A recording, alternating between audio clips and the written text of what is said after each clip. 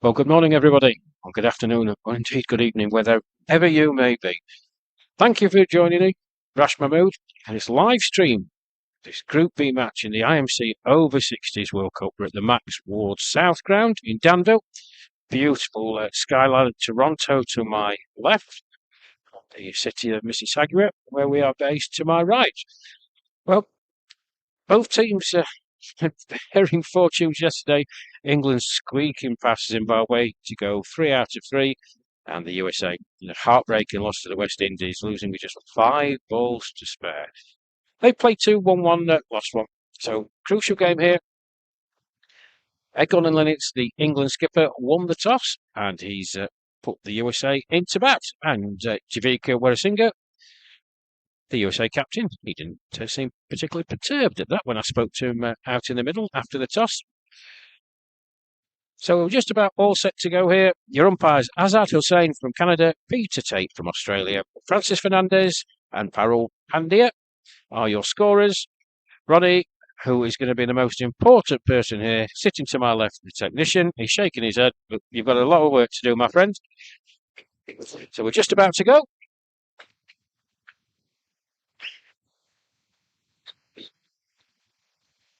Mark Wilson from Yorkshire is going to open up from the far end. Unbelievable spell of bowling yesterday, folks. 9 overs, 4 maidens, 1 for 8.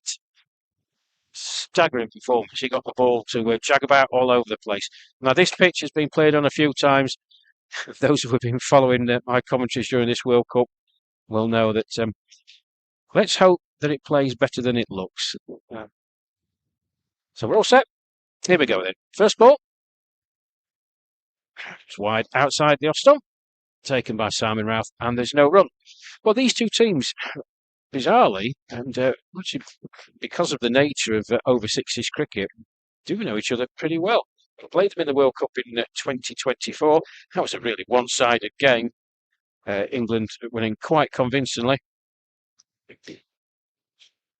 Oh, there's an appeal for LBW. Straight up, he's gone.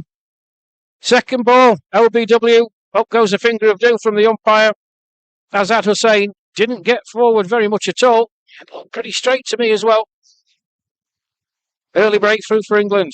The USA lose their first wicket. Oh, they've got a bowl pulling straight on these pitches. It's the old adage. Full and straight. Batsman misses you hit. You're gonna give the umpire something to think about.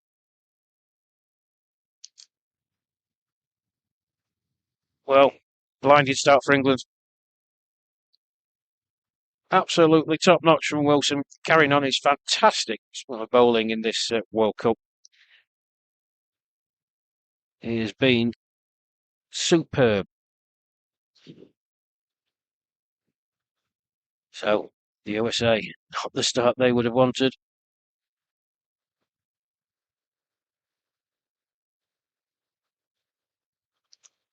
There you go, right on cue. He's a good lad, he's Ronnie.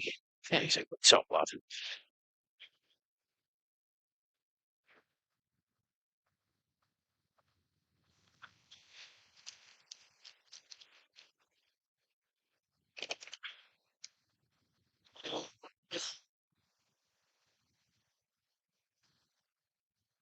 So Mahmood Shahid, the man out. So he didn't get forward at all.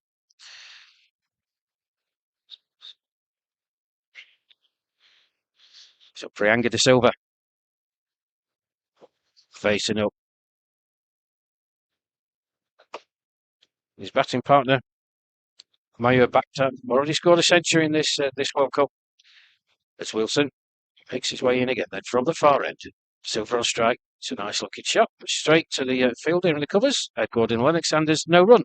I was saying these two teams met in the 2024 World Cup. They did on the 13th of August. So, 2024 they played. Very one-sided game. England really convincingly by 9 wickets, I think, in the end. 110 or so the USA scored. And off the mark. De Silva just into the offside. And the USA up and running. 1 for 1.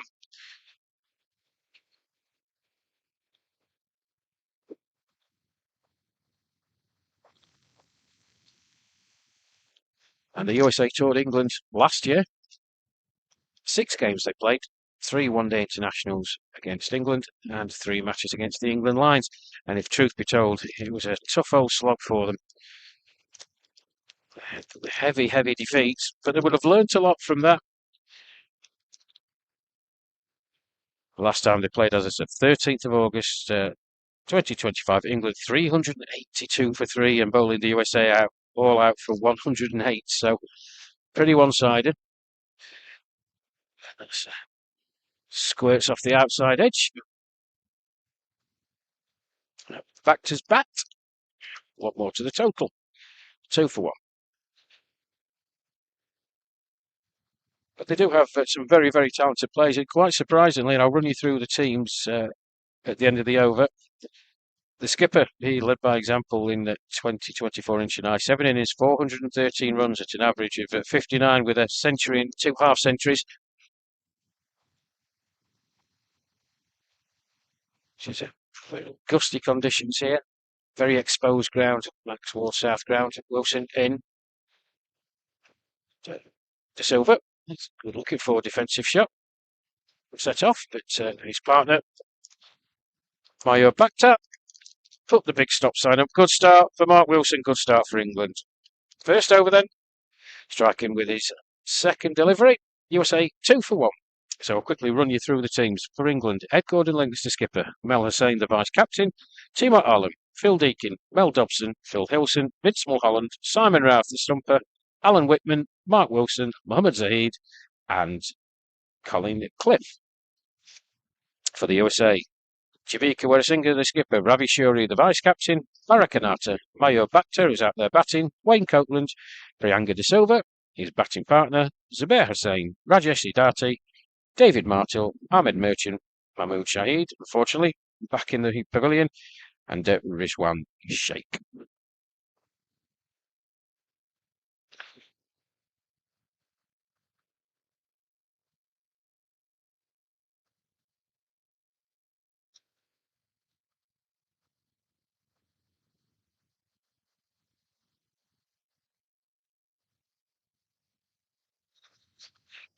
Trying to see who's coming to bowl on from the highway end. The cameraman just blocking my view. Umpire Tate just checking that England haven't snuck another fielder outside the 30-metre circle. I think it's Mel Hussain. I'll have to crane my neck round. Yes, it is. Oh, that's in the air. It's expansive drive. Good contact made. There's cool. Oh, misfielded. Well, it's good contact made. And 4 runs, and that's Colin Cliff. It is. So a good shot by Bhatta. Said he's in fine form, a century already. Showing his intent from the off. Just planted that foot, lofted it over covers. Despite the best efforts of Colin Cliff, you can see here, folks, he in truth made a bit of a Horlicks of it. 9.3, I think we'll give him there, Ronnie, for his dive. Bless him. 6 for 1, the USA. So please do get in touch with us on the YouTube feed, folks. We had a great time at the Pour Coffee Ground yesterday. Loads and loads of comments. The Alan Whitman fan club were out in force, but please do get in touch. I'll do my best to read out all the comments that I can.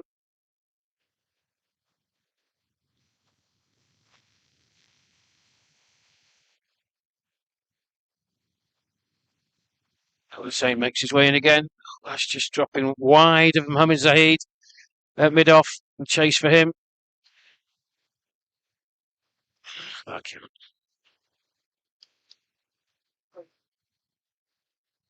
2 more to the total.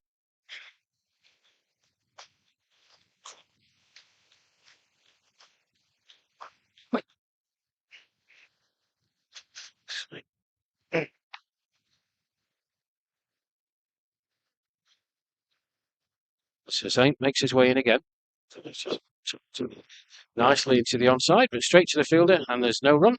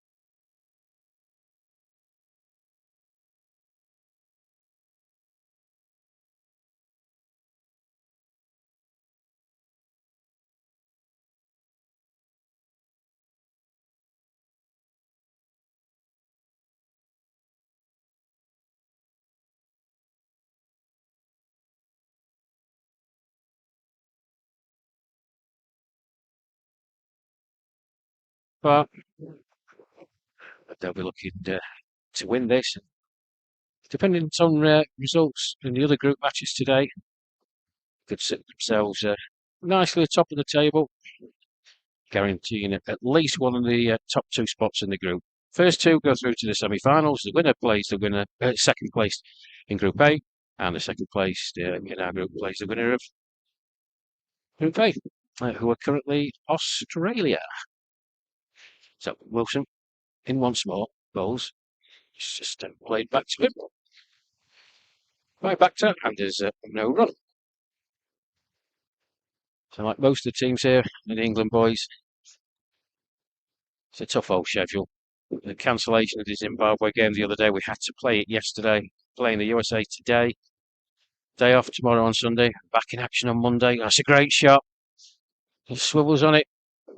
It's running away towards the boundary and gets there.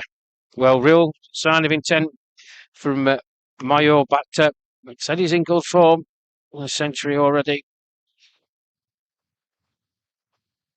And that time just a touch short from Mark Wilson. He did sit up. You see here on the replay. Yeah, you can see there, he just sat up. He had all the time in the world and just rolled his wrist on the ball and he flew away across his outfield, I have to say, for four. See his second boundary. So Wilson makes his way in again. This time, a bit more respect to the ball as he plays it back to the bowler, and there's no run.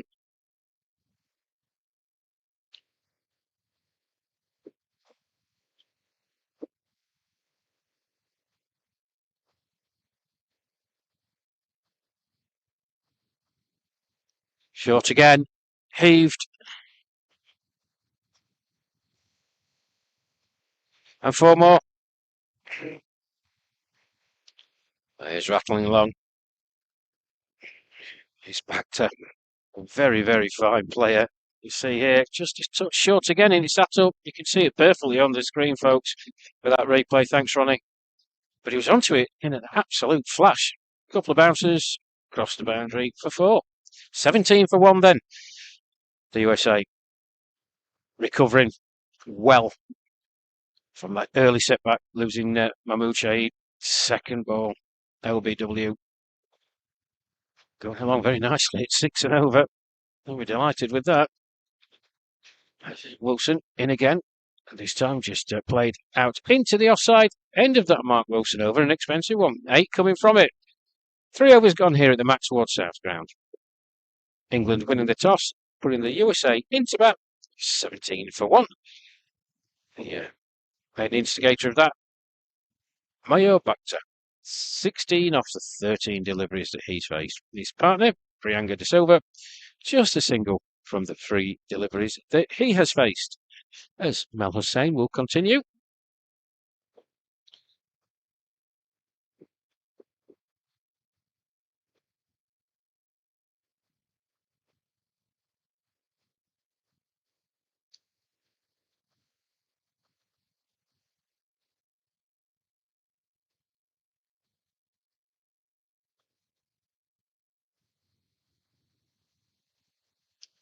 It's a touch expensive as well in his first over, was Mel.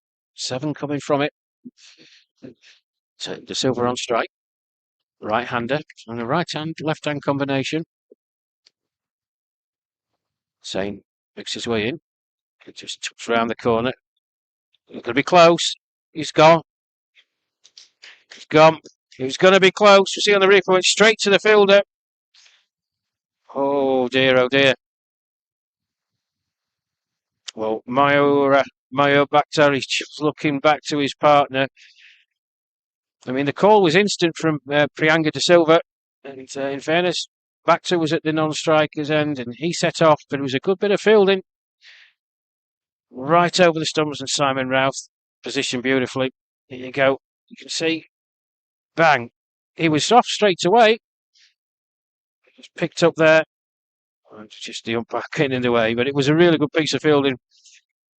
Straight over the stumps, and Simon Routh had the very simple task of removing the bail. So the very dangerous Mayo Bacta departs, run out, the score on 17. USA lose their second wicket.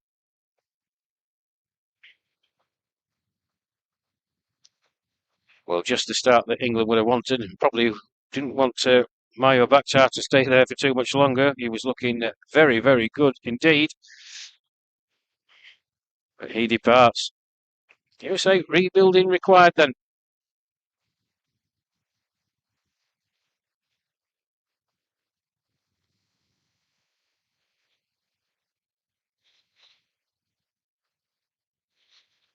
Well, first on the chat, on the YouTube stream, is the wife. Hello, wife. What are you laughing at, Ronnie? I'll get done if I don't mention her. Hello, wife. Hello, Mel. Thanks for getting in touch. Come on, England, she says. She's a big miss. Massive part of the England setup is my wife, Mel. You are missed by everyone here. So thank you for your continuing support from across the pond. So yeah, please do get in touch with us, folks. Love to hear your comments. I think the outcome of this game will be. And any other observations about the streams that have taken place so far? There's lots of technical issues yesterday in the game that England played against Zimbabwe. So it's the skipper. Skipper's job required. Javika Weresinger, top bloke, is Jeeves. Really, really nice fella. As an excellent, excellent batter. And as good as he is, I'm sure he wouldn't have wanted to come in at this stage. Rebuilding required. Fine, fine stroke maker. And one of the nicest people in Masters cricket you could wish to meet. Genuinely nice bloke.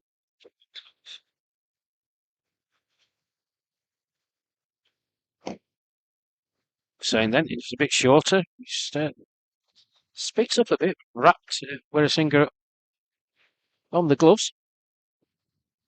Tripled out into the leg side, and there's no run.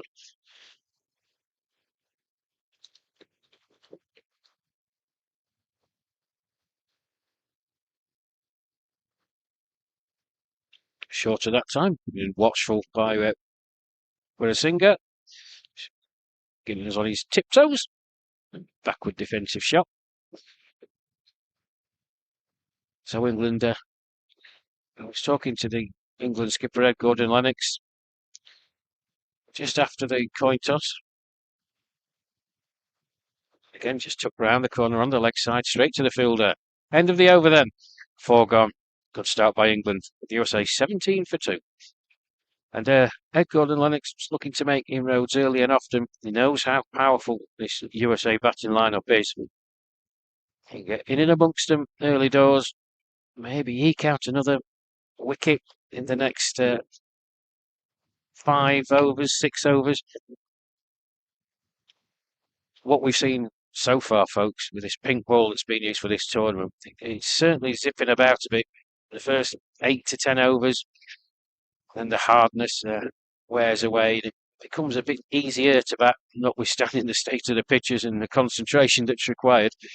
If you can utilise the ball in the first few overs, get 2, 3 wickets, it does stand you in good stead. And that's exactly what England have done. And they'll now look to turn the screw. Make it very difficult for the USA boys. If a chance comes, you snaffle it. You make them work for every single run. As Wilson makes his way in again from the far end. Oh, that's just popped into the air. Not the most convincing of shots from Prianga de Silva.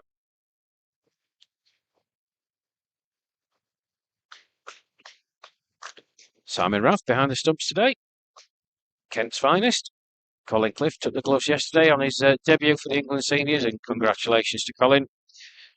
And a very proud moment for you and your wife Alison, who's here, and your friends and family back in Nottinghamshire. Kept wicket superbly well. Had a dismissal as well. Nice catch. And opened up the innings and batted superbly well yesterday. But Simon Rath with the gloves on today. Oh, that's gone. Nice juicy half volley outside off stump. And Prianga de Silva climbed into it, lofted over mid-off, good shot, 21 for 2.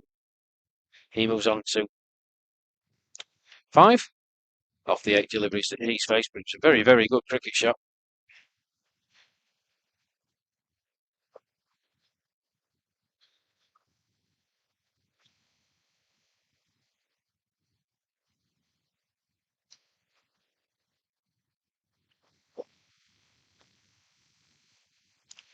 And thank you to Ella Whitman. Ella, you must have been proud of your dad yesterday. Ella says, excellent start, England. Well, it is. Thank you for taking the time to get in touch, Ella. And the Whitmanites, the viral sensation, your dad. But sterling performance yesterday. Cool, calm heads were needed. And they came in the form of Hampshire's Alan Whitman. Well, a bit expensive for Mark Wilson, uncharacteristically for him. 3 overs, 1 for 14.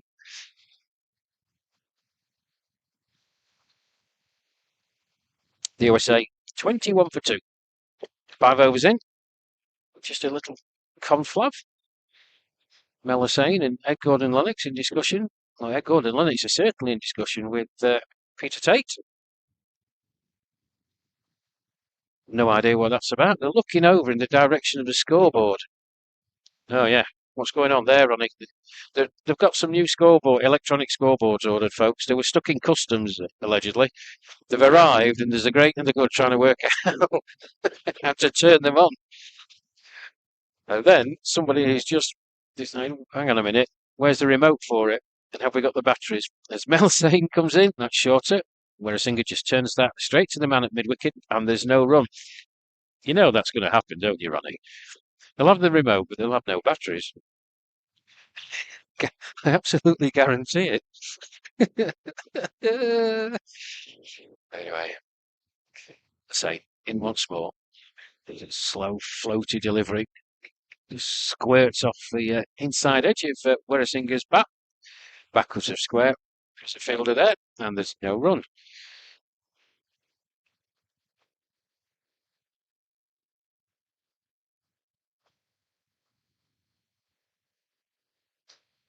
Oh, it's appeal for LBW. Been a big appeal as well.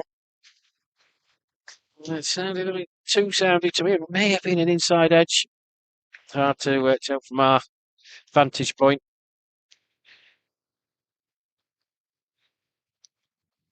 Barker, Werasinger, he didn't look unduly perturbed. Umpire Hussain, he was unmoved. It's an ugly looking hike to the leg side. Should be just the one. It is, as you see, Alan Whitman, 17 on his back, make his way in from his position at the deep mid-wicket boundary. 22 for 2. Yeah, as you see on the replay, I mean, he's a very accomplished player. He's a very powerful player as well, but just sort of, oh, yeah.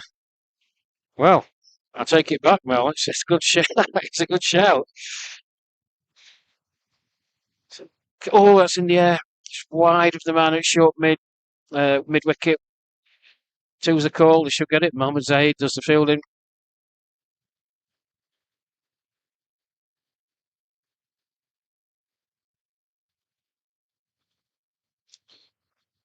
Oh, Wednesday or 1 up. Well done, Wednesday. Football League season started last night and after matches today. So a dot ball to finish from Melisane and a decent over as well. 3 overs from him, no wicket for 10. 6 overs gone here at the Max Ward South Ground in Danville, just outside the wonderful city of Toronto. It's a bit windy, a bit blowy, and the temperature is markedly cooler than yesterday. England making a good start.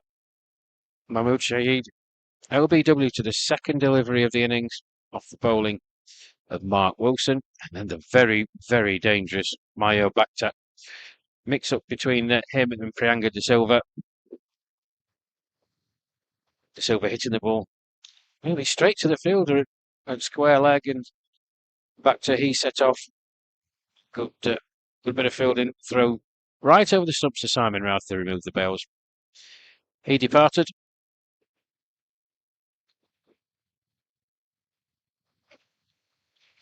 And it's the USA skipper.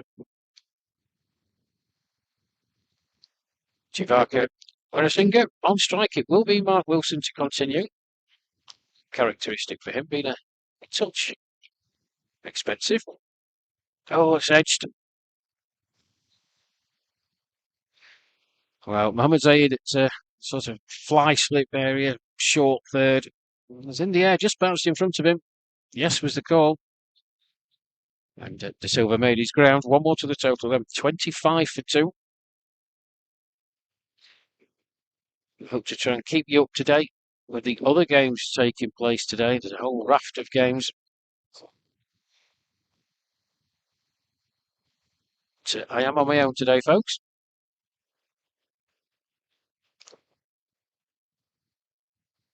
But we'll try and go through the other fixtures as and when we can. Probably at the 15 over mark here, when drinks will be taken. Wilson then, in once more. Bowls. Silver just watches that. Well taken by Simon Ralph. Runs it through a bit quicker. A bit more bounce as well.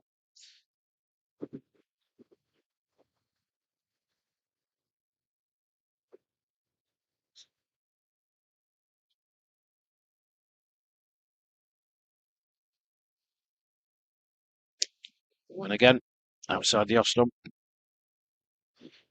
Left alone by De Silva.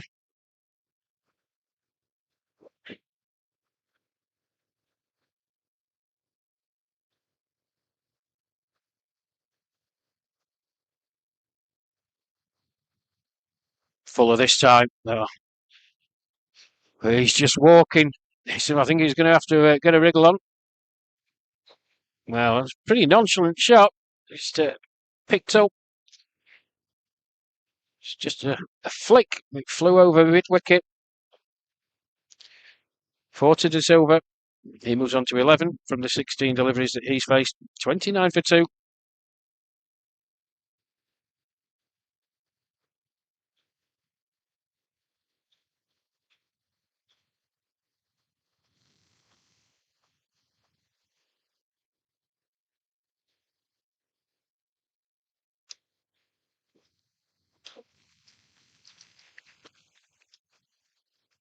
Fielding there.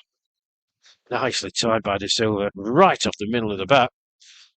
Dot ball to finish then. 7 gone here at the Max Ward South ground. USA losing the toss, being put into bat. 29 for 2. Prianga De Silva, 11 off 17. And the USA skipper, Chivaka Werasinga, 2 from the 10 deliveries that he's faced.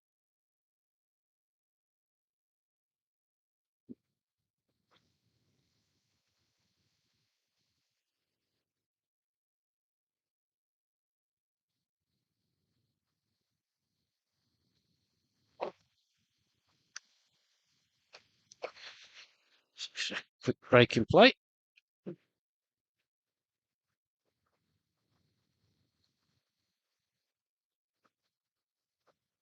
Prianga De Silva ties up his shoelaces.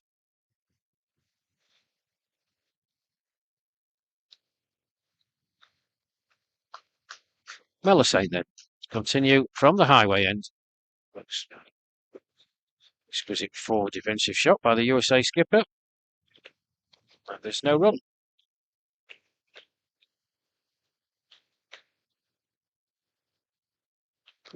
There's Ian Barton. Signal's up next to me. It's always a worrying sign. Hey, Barty.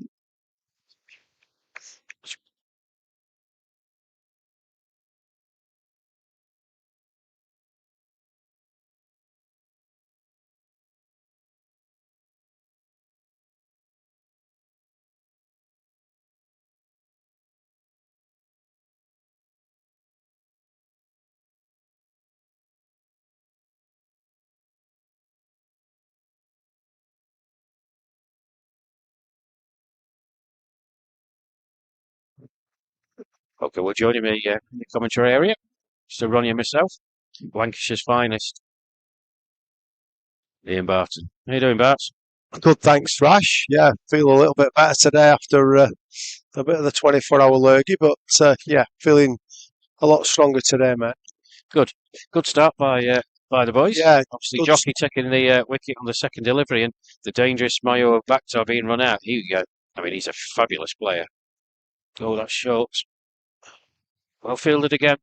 But to get that run out, he looked very dangerous. Yeah, he did. Take some rebuilding for the USA, but just the start that the England team would have wanted. Yeah, definitely, Rash. I think Jockey as well. It's good that Jockey ran out the left-hander because he was struggling a little bit bowling to him, wasn't he? And I think he hit him for a couple of fours, and I can't get him out. I'll try and run him out, and he did.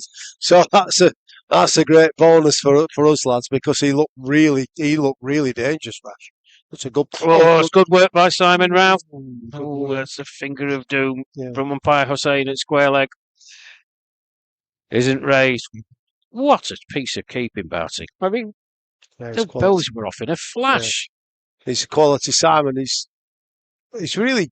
I think his confidence is so high, Rash, because of the fact that obviously he's come here now and he's obviously the first choice keeper because unfortunately Steve Aston broke his arm, didn't he? Playing in the Premier League in Staffs a few weeks before the tournament. So, Ronnie's just gone back. Just have a look at this glove work, folks. Quick. I mean, yeah, that's terrific, isn't it? Look at that.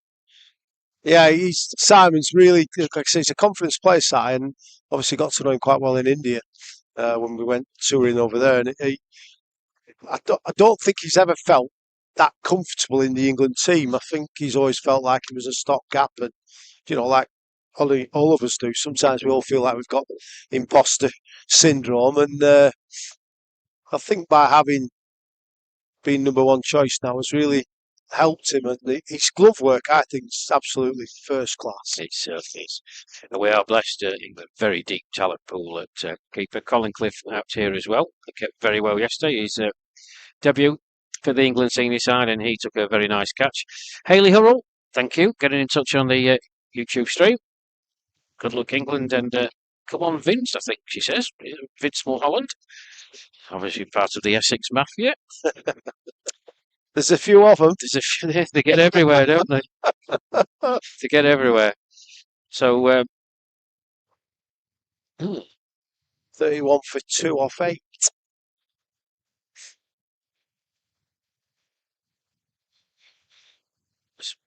Mark Wilson continues. It's chopped into the offside and there's no run. Straight to Timor Harlem. Just juggles it a bit. But, good stop.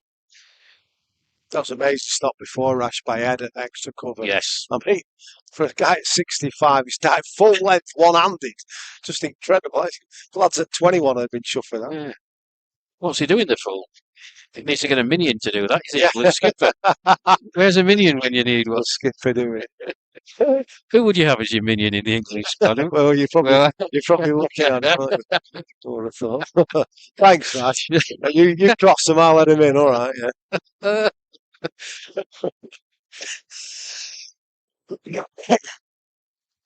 Yeah, it's just the athleticism of the show, Barty, and all of you. You're an absolute inspiration. All the teams out here, this level of commitment, high standard of cricket. And I think that's what amazes so many people who casually tune in. They see people throwing themselves around. There's no little intent and determination. And the Zimbabwe boys yesterday, that is the best since I've been covering England the last 2.5, maybe 3 years. Without a doubt, that is the best fielding performance I have seen. They were unbelievably good yesterday, Barty, weren't they? They were, and I think it really, it was a real bonus for them, wasn't it? They pushed us so close, and they're a great set of lads, and they've only got such a small pool of players to pull from in Zimbabwe. And I think they said they've only got sort of 20 or 30 lads who play, whereas we've got 4,000 or something ridiculous on a Tuesday. But the thing with the Zimmy boys, that they're unbelievably competitive, aren't they, as a race? And it's great. They were just a great bunch, and they fielded brilliantly yesterday. So Wilson makes his way in again then. Rolls just outside the off stump. Backward defensive shot by the skipper. Out into the covers. The maiden, better from him. 5 overs, 1 for 19. 31 for 2. 9 gone. What do you think, looking at this track? I mean, obviously it depends on who's batting on it as well, Rash, but what do you think could be a competitive score on that wicket, mate? I think if you can get somewhere near 170, Yeah. you're doing pretty well. Yeah. Yeah. It's I find it really hard to describe these tracks. I was talking to Peter Tate, the Australian umpire who was standing at this end, and we were having a laugh about the Terremoto ground the other day because I have never seen anything like that in my entire cricketing life. Which one was that? When we played the West Indies. Oh, crimes. It was that bad they called you in for advice, didn't they? Go on, tell the listeners. Well, well, yeah, obviously I do I do quite a bit of groundwork back home at Longridge, and as does Jacko doesn't he, for his team He at does. Hopkinson, and Yeah. I think Colin Cliff does as well back in Nottinghamshire. And yeah, it's just a shame because the actual here, the vast majority of these grounds are actually have got the right setup, haven't they? The decent grounds. The squares are all on the top of every single ground. All the outfield runs away from the squares. It's just unfortunately the grounds people who work on them have never been given the right information about how to prepare cricket wickets, and it's such a shame because basically if they'd have got 2 or 3 people over in sort of April time, May time, we could have made decent wickets because everything's there to make a decent wicket. It's just the preparation. They're just doing the wrong things all the time, and they just seem to think that if you could put a heavy roller on it, roll it down for 12 hours for each wicket, well, it's going to be a good wicket. Well, obviously it's not. And I think, from what I can gather, there's that much cricket played here by the Asian community on these grounds, isn't there? That I think they said they played on something like 16 hours a day at the weekends, and so they have obviously one game following another, and yeah, the wickets they're not great. They're not great for batting on at all. And one of the things we found about speaking to the other members of the other teams, such as break-offers, haven't really missed anything. Appeal for IML the same. Not given. Just a one from it, then 10 overs gone. The USA 32 for 2. The finesse players, I'll put it this way, the finesse players. Should we just have another look at that LB appeal by Melisane? It's USA skipper. It's a decent shout, It's below the knee rolling. It is. Didn't really take a massive step forward. Simon's not really gone up. No, he hasn't. Anyway, 32 for 2. Yeah, the finesse players, the ones who like the ball to come onto the bat, they're finding it hard. Whereas the more aggressive players, that's no disrespect to the finesse players, but the guys who normally hit it hard and belt, they're finding it easier. They're scoring. The likes of Timor Allen has just been exceptional, and the England skipper, Gordon Lennox, they're naturally aggressively hard hitting.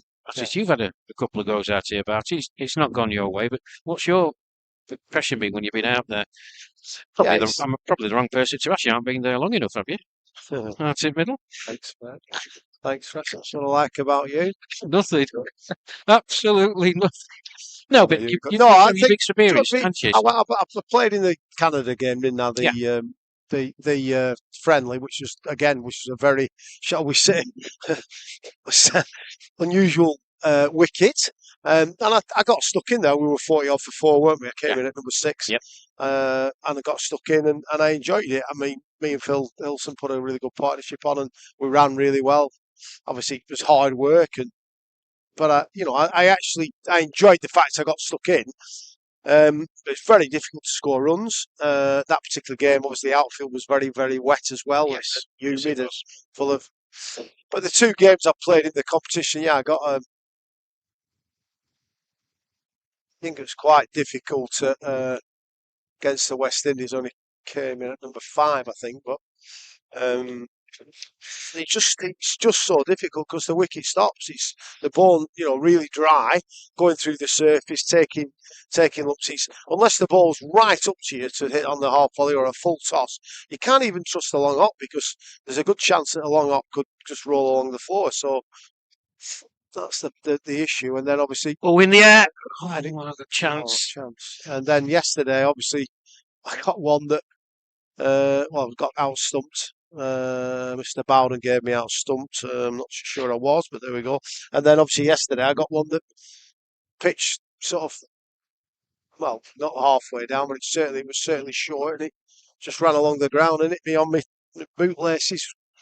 So it's hard to judge really, Rash, but just difficult to bat on, mate. Yeah. Really difficult. Well, chance with that previous delivery, Mark Wilson. Would have been a very, very good catch. Yeah, just stuck his hand up. Let's just see on the replay now. Thank you, Ronnie. The jockey, he's a tall lad, but just have a look at this. De Silva, bang, uppishly. Oh, good effort. Good effort. Thanks, Ronnie. Oh, that's edged through the slips. Chase for Mohamed Zahid. Should be the 2. And it is. Pretty decent over again from Mark Wilson. 11 gone here. 35 for 2. I think you could see then Rash with a caught and ball chance. The ball's just stopping. It's well, not stopping, but it's going through the surface, and people who play cricket will describe it as stopping, and so you can't really play when it's a length ball. You cannot play with any confidence through the line. It's Mel Hussain had one yesterday, didn't he, Bart? Before coffee, it was just back of a length actually, and has it quite nicely, and he belted it through mid-wicket for 4. The next delivery was exactly the same, but it stopped on him. He was through his shot, and the ball reached him as his bat was actually going round, and it took a bottom edge and cannoned into the stump. So, yeah. It is, and particularly when you've, I know from a personal point of view, when you've been playing on good tracks all season, and then you come here and play on these, it's a real test. Well, just a comment on the YouTube channel, 01 Redleg. I think they were still building snowmen on them in April and May, Bart. Sorry, say that. They're building snowmen on these pitches in April. Well, yeah, because obviously, over here the winters are cold, aren't they, and lots of snow. But as like I say, I don't think. I actually think that given the right professional cricket groundsman, you could make all these into really good cricket ground. The grounds are nice. So every ground we played on, the actual, the look of the ground, the make of the guy is great. Yeah. It's just the wickets are just so poor because Fuller this time. He's gone for it. It's high in the air. Should just bounce in front of the fielder. It does. Well, and you can't blame the batsman for what he's seeing there. Rash is again. Mel's put it up there. It's in the slot to hit but not timed at all. So 36 for 2 then. 11.2 overs gone. Been good for Mel Hussain into his 6th over. Just 14 runs from it. Great shot. Oh, that's a good shot. Bit of hesitation from the fielder. This long chase. And it gets there. And a good throw in. But a nice shot. Nicely controlled by the skipper. Werasinger. 38 for 2. He moves on to 7. Characteristic. He's normally a very, very quick scorer. Is Javaka Werasinger. 7 off 27. His batting partner, Priyanka De Silva, 14 off the 27 he's faced. As Mel Hussain drops that a bit shorter. Yeah. There's a classic example. It's right on cue, Barty, of what you were saying. It's just, to be honest, that's a better length on here. I know, back home it's not, but it just puts the doubt in batsman's mind if it's just back of a length. You really don't know if that's going to come on or just stop in the wicket. Whereas he's thrown that right up there. No chance. Well, it was hit powerfully. He ran in the covers, or just wideish of the covers, but straight to him. And De Silva was off. He was down the track. You see here, just played out. Yes, no, after you, Claude, and there you go. You see the fielding. I fancy if that was gathered cleanly and back at the stumps, the USA would have lost another wicket. There ain't no harm done. 12 overs gone here at the Maxwell South Ground. This Group B match between England and the USA in the IMC Over 60 Cricket World Cup. We're at Danville, just on the outskirts of Toronto. The USA losing the toss, being put into bat by Ed Gordon-Lennox. A disastrous start for them. Second delivery of the innings. Mahmood Shahid, LBW, the bowling of Mark Wilson. And Mayur Bhatta, he was the next man to go. He hit some very lusty blows and looked in good nick. Already a centurion in this World Cup, as I mentioned, folks. He was run out. And that's the skipper. Chivaka Wirasinga and Priyanka De Silva charged with rebuilding this USA innings. Wilson continuing bowls to De Silva. Orthodox forward defensive shot. Plays it back down the pitch. And there's no run. Ian Whitman says, "Oh, the Whitmanites, they're out in force. Nearly broke the internet yesterday with Slim. Go England." Excuse me. Very steady bowler. He's Mike Jockey Wilson. Particularly dangerous to right-handers, who tends to just get a bit of movement away, swing and movement away from the right-handers. He does, yeah.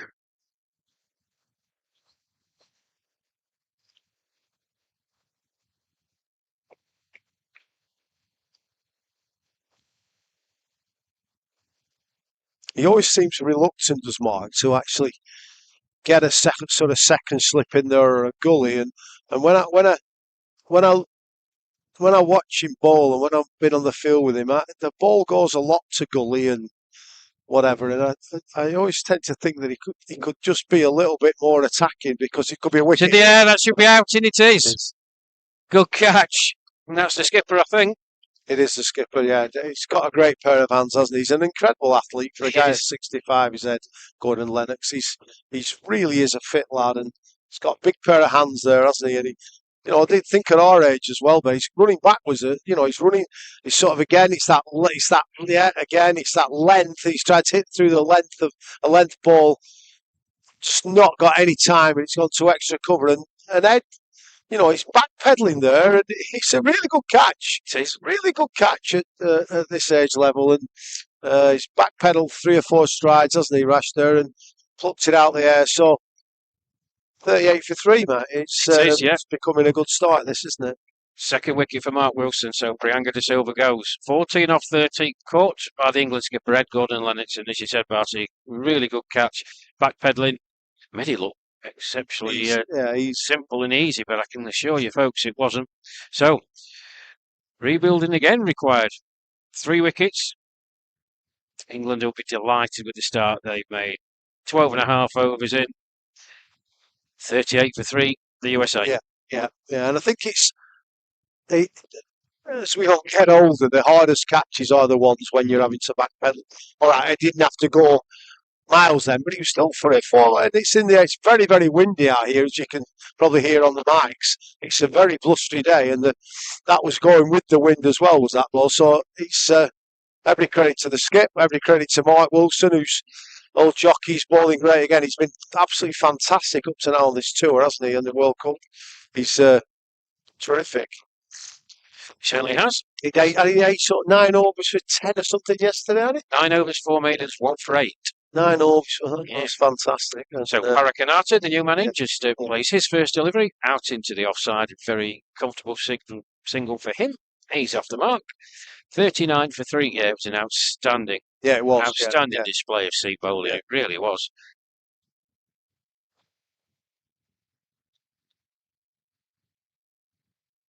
Oh, that's in the air as well. That should be out. He's got just in front of the fielder.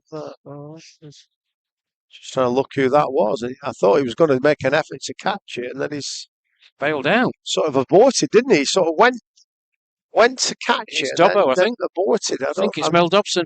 Yeah. Is it Mel? I think it's Dobbo, yeah. Let's have a look on the replay. The teapots are out, so he's obviously upset that he didn't manage to... So look on the left-hand side of your screen, folks. Yeah, getting mistimed. You could see there, right off the splice of the bat. Oh, he didn't really pick it up. It's difficult to pick up. Yeah, it's Dobbo, number 5 on his back. Yeah. Mel Dobson. Yeah, we're disappointed there, Mel. I think, difficult to tell for me and Rash. We're probably nearly 200 yards away from the incident, aren't we, mate? So it's not... But it looked like it was up in the air, and Mel looked like he was going to get to it, and then he just sort of... I don't know. I think the wind die on him. The wind knocked it down, and he heard. He didn't get there, did he? He didn't even make it. Now this is going to be a vital spell coming up. Now I think shouldn't it? We've got Phil Deakin coming on. Yeah. And Deeks, Deeks will be, he's honest enough, played a lot of cricket, and he's just not got it right yet. This in this World Cup for somebody who's as great a bowler as what Phil Deakin has been for over age group cricket, over 50s and over 60s. His radar's not just been on it, but he's not. He's up with the bowling. I don't really think it suited him opening bowling with these balls. So be interested to see what he's like coming on after 13, 14 overs today. Well, it's a full toss to start with. And the skipper misses out. Hits it straight to the man at point, and there's no run. He's been complaining about not being able to grip the ball properly, Yes. Barty. When you put these new balls, I think when you're trying to bowl, it's a bit different for Mellor saying because he bowls sort of sliders, doesn't he, and whatever. And He does. I think Phil has struggled with the new ball. I just really hope he can get his confidence. He's a little bit, shall we? He's not just as confident as he usually is because obviously it's like anything, isn't it, in cricket when if you're not taking wickets or you're not scoring runs, your mind plays tricks with you. And just hope that he can get back on it today. Yeah, it's been obviously over and above the grip issues, which is obviously going to affect you as a bowler. It's the length that he's really struggled. Normally, he's metronomic, is Phil Deakin. He is, man. He puts it in the same spot all the time. Oh, he's got him. Right on cue. Yep. There you go. Off stump, not back. Yorked him. The skipper is removed. Javika Weerasinghe, clean bowled by Phil Deakin for 8 off 34. The USA 40 for 4. Yeah, great. It was a great delivery. He's really flighted that up there, Rash, hasn't he? Yep. And he's actually yorked himself, the batsman, because of the fact that I think you thought initially to come for it, he's sort of gone back and he's yorked him. It's a great delivery, great flight from Phil. Phil's a big tall lad. He's 6'4", and when he usually tries, great. He's yorked him. Absolutely beautiful delivery. And and that's great for him because obviously, speak to Phil quite a bit. He's been a bit not down in the dumps. That's too harsh a phrase. He sets high standards, and he knows that he's not just got it right yet. And like you're saying, I think bowling with a new ball has really affected him, and particularly when there's dew on the ground as well. And I think that was great to see because he got revs on that ball and he put it up there and it dipped on him, didn't it, at the end, and shocked the USA batter. And that's a big wicket. That's 40 for 4 now. It's game on. And I think looking at our team, Phil Deakin's a class bowler, and we want Phil Deakin on form because he can have a big say in these next games that are coming up for England. And an on-song Phil Deakin. Get his confidence back, Rash, and he can hold an end up for 9 overs and then take 2 or 3 for less than 30, and that's so valuable out here. It's Wayne Copeland, left hand, I think, the new man in. Yeah, he's a decent batter as well as Wayne. Wayne Copeland. Wayne Copeland, okay, good player. Yeah. But to left-hander to left-hander. So all things being equal, slight advantage for a leg slip. I think a leg slip. Orthodox slip. No, offside. Sorry, offside field. Deakin then in again. See, that's better again. He's Phil straight away today. Mix up again.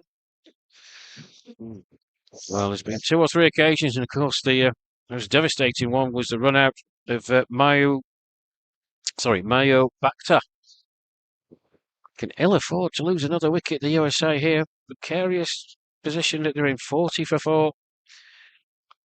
And Ed Gordon-Lennox, the England skipper, will be delighted. But it's now the onus on the England players out there. Press home your obvious advantage. Get another wicket before the drinks break. So. It's turned into the onside, and there's no run.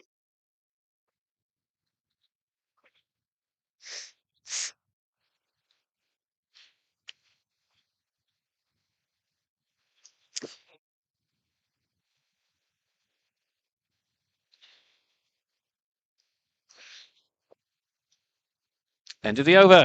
And a good one from Phil Deakin, a wicket maiden to start. And as you heard Ian Barton say, confidence will be surging through him. And from an England standpoint, you hope that that continues. 14 overs gone down.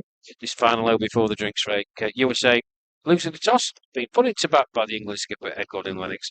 40 for 4. And I'm just reading some comments. Yeah, the wife's beating on again. Yes, Deeks. And then Stu. Hi, Rash. It's Stu from England 50s. Delighted to see our big brothers doing so well in Canada. Go well, boys. Thank you, Stuart Falster. Nice to see Stuart and the over 50s boys at Dunmow the other week before we flew out. Yeah. Thank you for your kind words, Stuart. And we wish the over 50 boys all the very best in their World Cup. Hyderabad, it's taking place, Barty. January, February, is it? Yeah, January, February, I believe. Yeah. The over 40s, Guyana in October. Yeah, it's wonderful to see all this age group cricket. The 50 lads, the over 50s. I mean, to play against those lads was a real eye opener. It was just like nearly playing first team cricket again at club level. Some of the lads. Well, not some of them, all of them were tremendous cricketers, and obviously there's a big difference between being 50 and 60, as we all know. But Matt Jevons' run-up was outside the 30-metre circle. Yes, it was. And he was quick. And accurate. He was a very good bowler. I said to the lads, I thought David Willey had just walked onto the ground at Dunmow. Didn't he have a very similar, his set up and his action, his run-up, and so similar to David Willey, and he's probably similar sort of speed, which is a bit disconcerting when you're 62. Can you imagine him on one of these pictures? Yeah. No.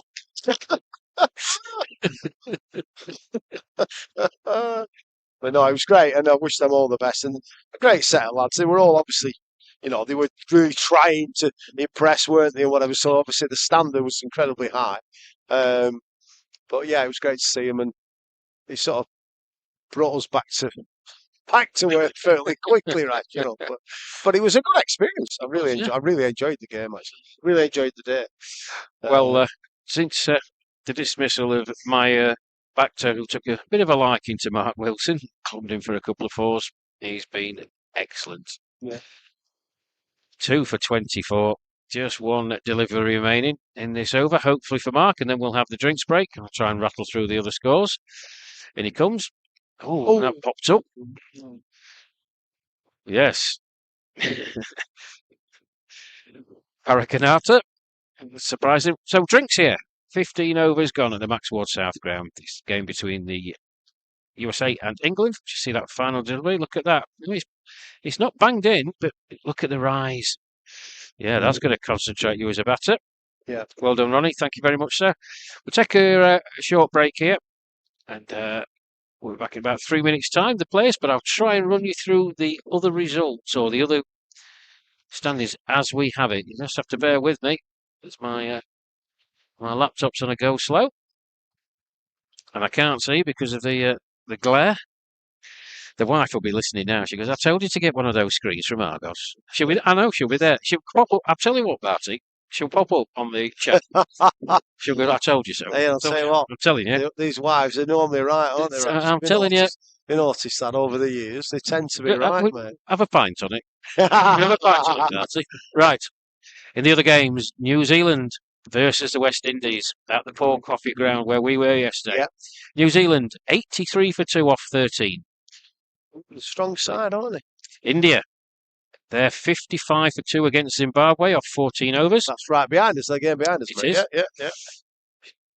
They're playing, as Barty says, behind us on the Max Ward North ground at the Iceland Cricket Ground. Sri Lanka, 30 for 1 off 11 against Canada. And at the other ground at, that's it, I think. Yeah, 1, 2, 3. That's it. It's the 3. No Australia games today. Just 4 games today. 1, 2, 3. 2 and 3 others, yeah. 4. Yeah, just a 4. So there you go. It's a quick rundown.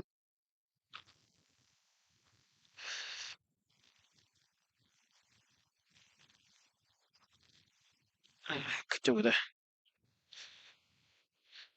Yeah, it's good to see. I was just looking at that ground behind us, Rash, and colours are great. The vibrant colours of the Zimbabweans in the sort of the bright red, and the Indians in the sort of it's not sky, but a little bit darker, but it's sort of vibrant, those two colours. And Zimbabwe have come back well there. Actually, they got off to a flyer, India, but they've come back to take a couple of wickets. But yeah, today we're going to be chuffed with this. It's a great. We've done well, haven't we, Rash? In the games that we've played, the first 15 overs, we've been well on top. And what we've tended to do is we've slipped as the games have gone on a little bit, as the innings have gone on, because it's hard to keep the intensity with these grounds, and they're very open. And it's like yesterday, I think, were they 30 for 5 maybe? Was it? Yeah, there was 30 for 5 and 66 for 8. But it's 66 for 8. 66 for 8, yeah. To get up to 128, it's great. that's not great for us, though, in a way. I know it was hot and humid yesterday, Bart, but there was a definite drop-off. But you've got to give credit to the Zimbabwe. Last 2 wicket pair, they were outstanding.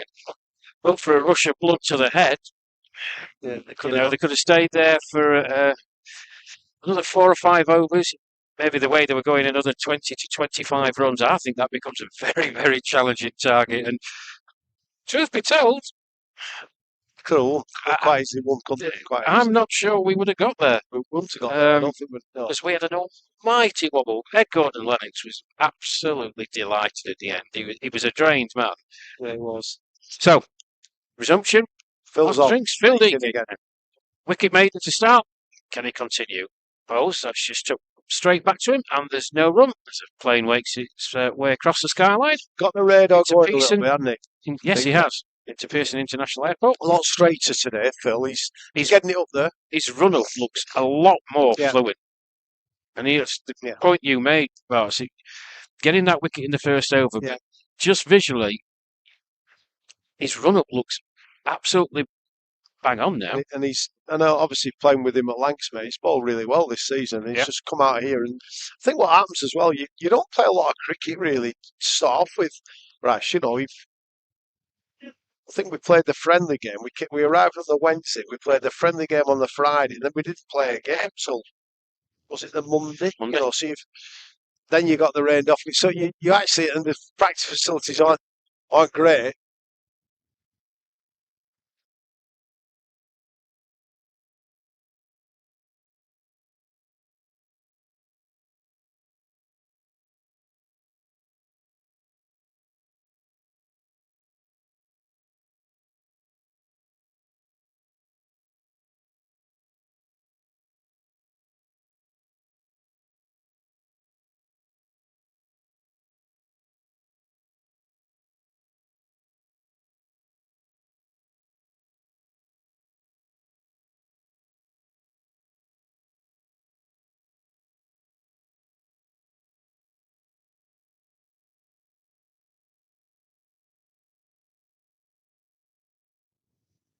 Live and kicking again, up and about.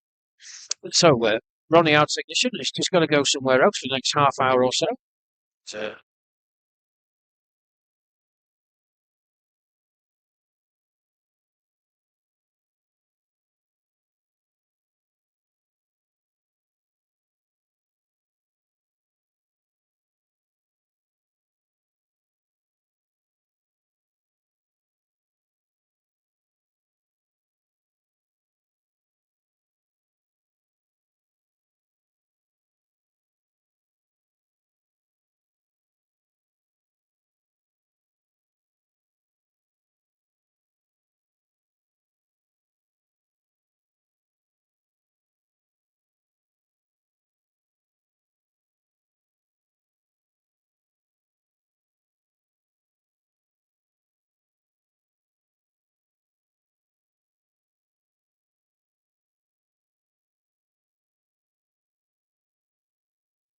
Right, welcome back after the drinks break, everybody.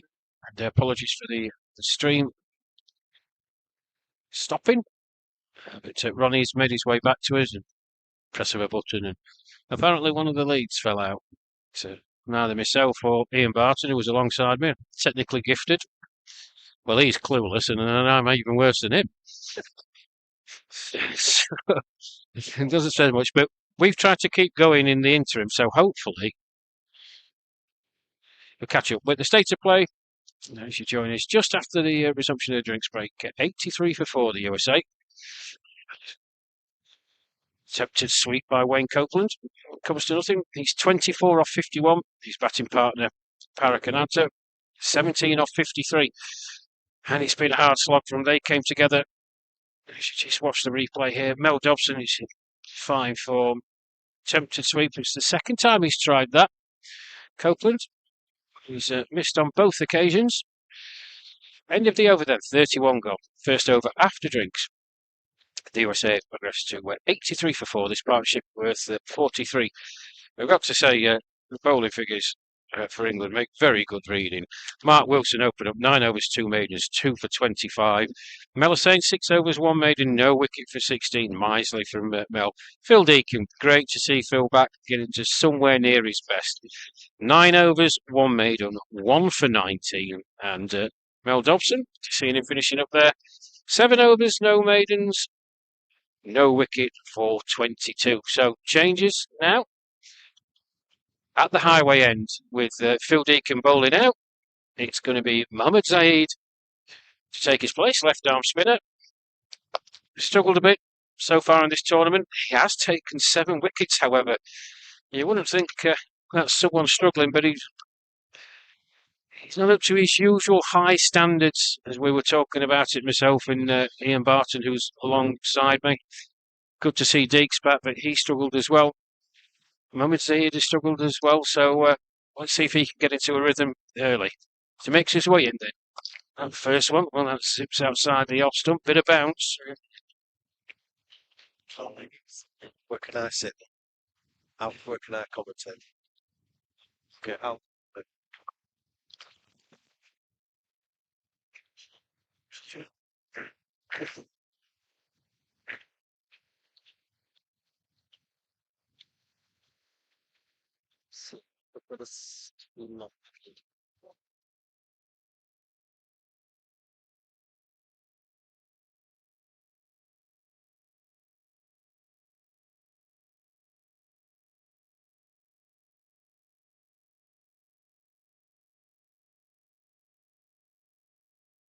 Four for 4.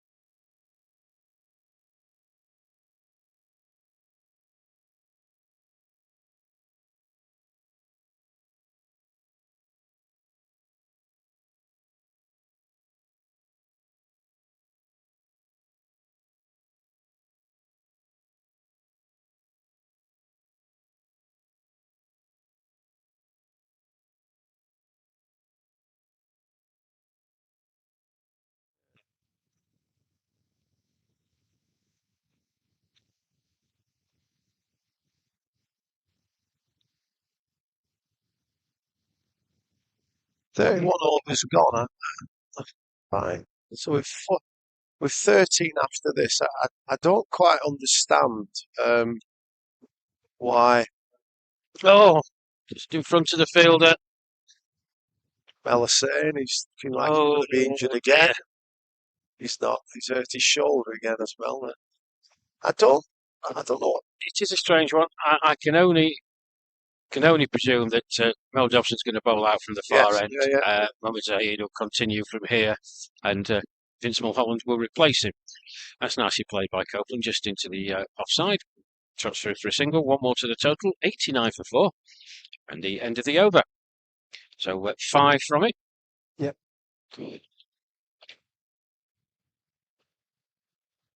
6 from it, actually. I think, is it? 5. Oh, sorry. I thought. So Mel Dobson is going to continue from the far end. 7 overs, no maidens, no wicket for 22.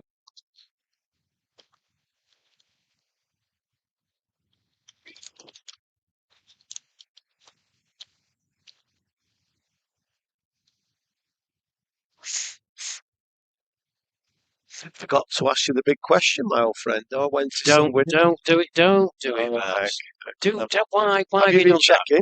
I'm not saying I'm not. I don't know. I was just showing an interest in the owls. I didn't always Oh, he's bowled him. bowled him.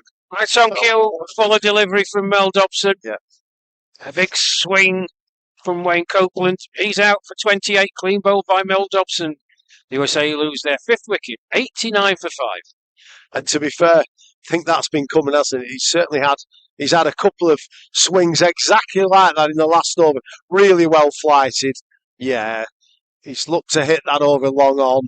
I noticed that Ed Gordon Lennox has put a deep long on, a deep mid wicket, and a deep square leg for Mr. Copeland, and obviously he's looking to hit to the leg side against the spin.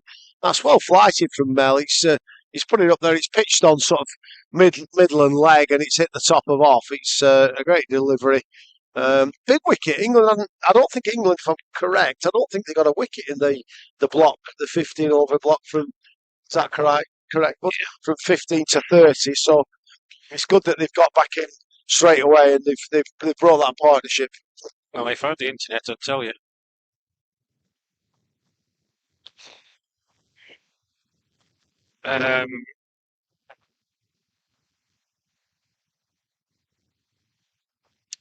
That's right.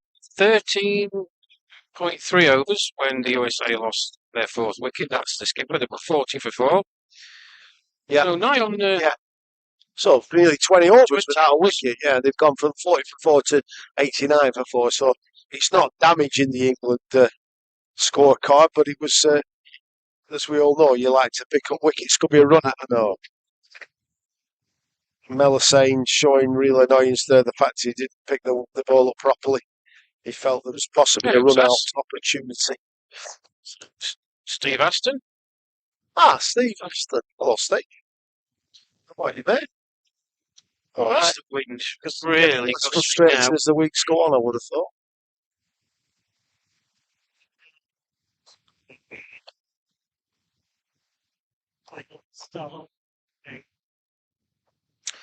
The new man in at the non-strikers end now, having got off the mark first delivery, Zubair Hussain. Fuller. It's just nicely dug out, actually, before it's coming into the onside. Parakanata. 1 more to the total then. 91 for 5.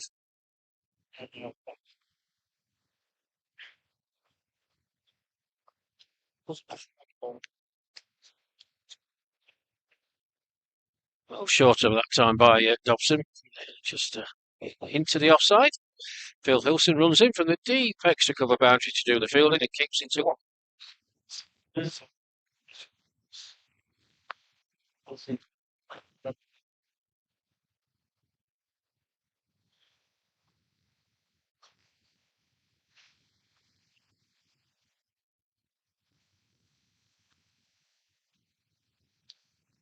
He's back in his crease again. Nicely played, actually. Again, to repeat. Phil Hilson runs in, keeps it to 1. End of that Mel Dobson over. 8 overs for Mel and a deserved wicket with the first delivery. Beautiful flighted delivery that Wayne Copeland couldn't help himself. Tried a couple of sweeps off, but Dobson with no success. 1 shot over long on. She connected with very nicely indeed, and it was an authentic cricket shot. That kind of just a bit more flight, a bit more guile, and he just couldn't resist. His eyes lit up. Swing and a miss, and the off stump was hit as Mohammad Zaid, and his second over, 6 coming from his first one. Just needs to tighten up a touch. A bit fuller that time. Just squirts out into the onside with fielded at mid-wicket, and there's no run.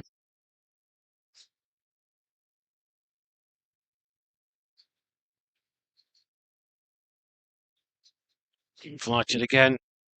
And it's just played down the ground. Full delivery.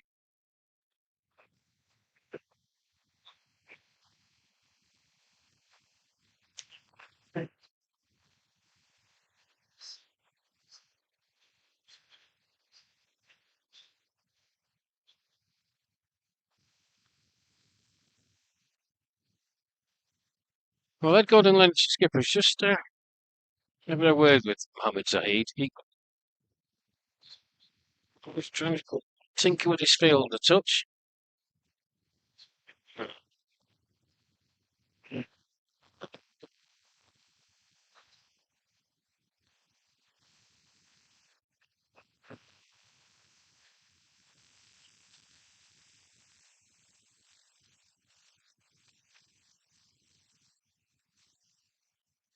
It's a wide-ish delivery. Peter Tate had a good look at that. He decided it was just within the tram lines. 94 for 5. There's a appeal for LBW on a full fighter delivery, but I think it was going down leg side.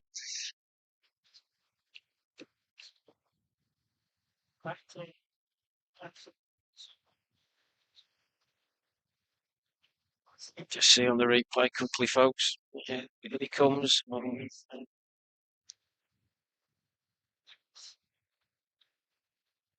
Yeah, very optimistic. He hits the outside of the front pad, clearly going down leg.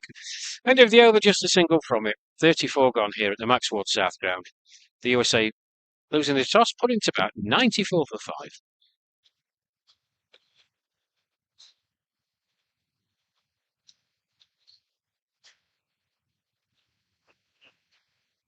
So to get you an update from the other games taking place.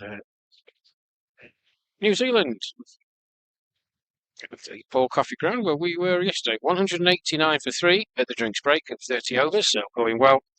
Good platform for them to put the foot on the pedal. India versus Zimbabwe taking place behind us. India 141 for 4, 29 overs. Sri Lanka and Canada. Sri Lanka 83 for 4, off 25 overs. So that's the state of play as it stands. She's played again out into the offside. Phil Hilton again runs in from the boundary to do the fielding. One more, 95 for 5. Nice. Yeah.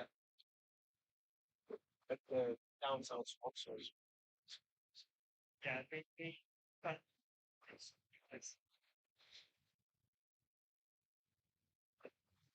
full toss. Oh, he's missed out. Missed out Zabir Hussain. Straight to the fielder. Shortest mid wicket.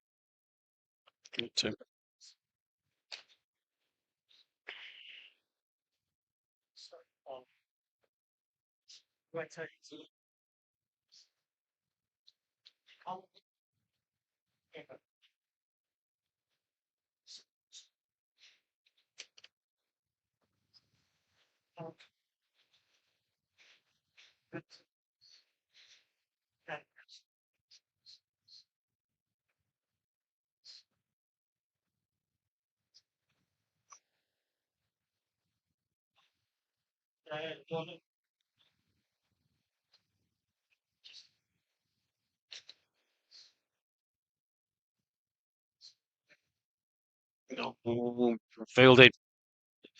Well, Parakanata thought about having a go at that. Hit it into the onside. Good fielded by the England skipper, Gordon Lennis. And him scampering back into his crease. And final delivery from Mel Dobson. Well, it's a good set of 9 overs for Mel Dobson. 9 overs, no maidens. 1 wicket for 27. Excellent return by him as well.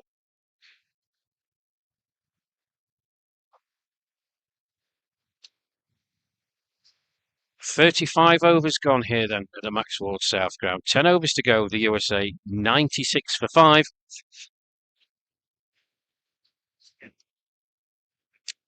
Mohammad Zahid's going to continue from the highway end.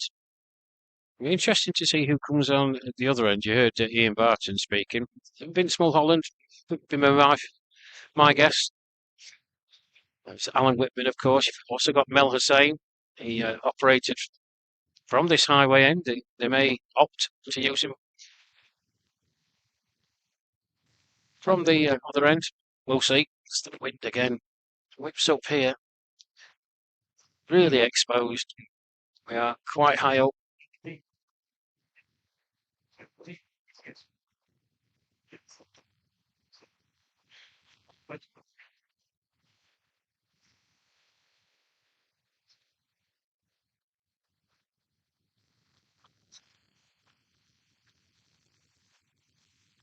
And that's show up.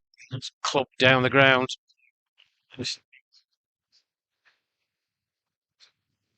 Straight to the fielder though.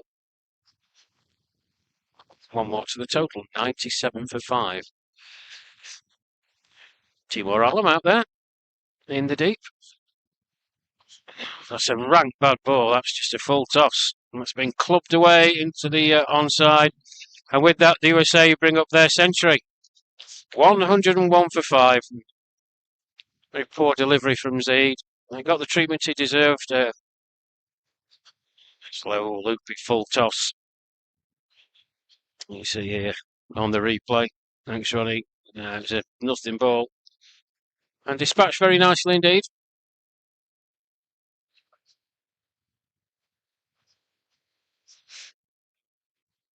So he moves on to 27. Parakanata. He just cross-bats that back to the bowler. Weird looking shot. I'm quite sure what he was attempting to do there.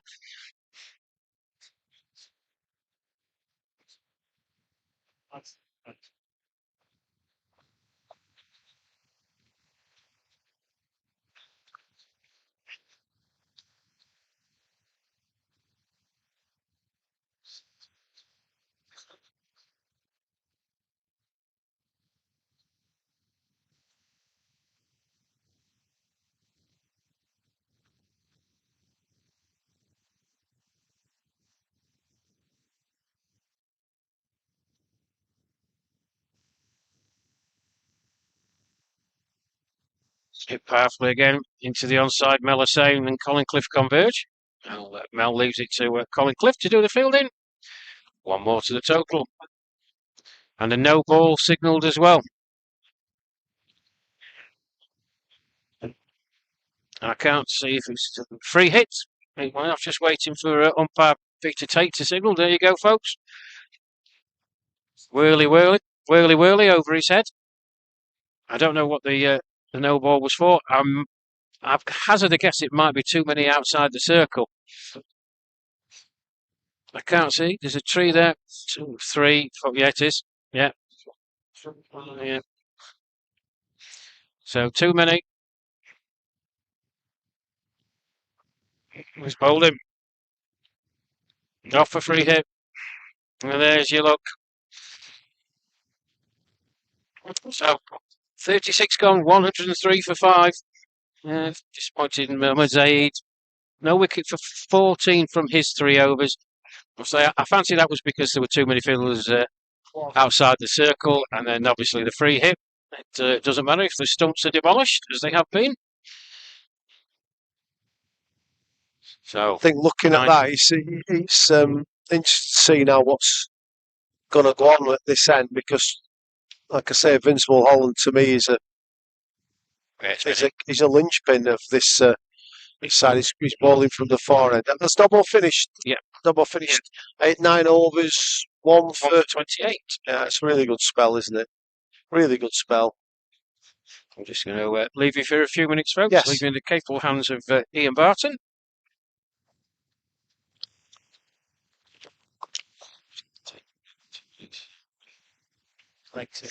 Okay, so change of ball at the far end. Mel Dobson finished. Vince Mulholland comes on for his first ball of the day. 36 overs to go, so there'll be Vinny will be bowling 5. I would have thought at this at the far end. Looking at the field here now with Parak on strike.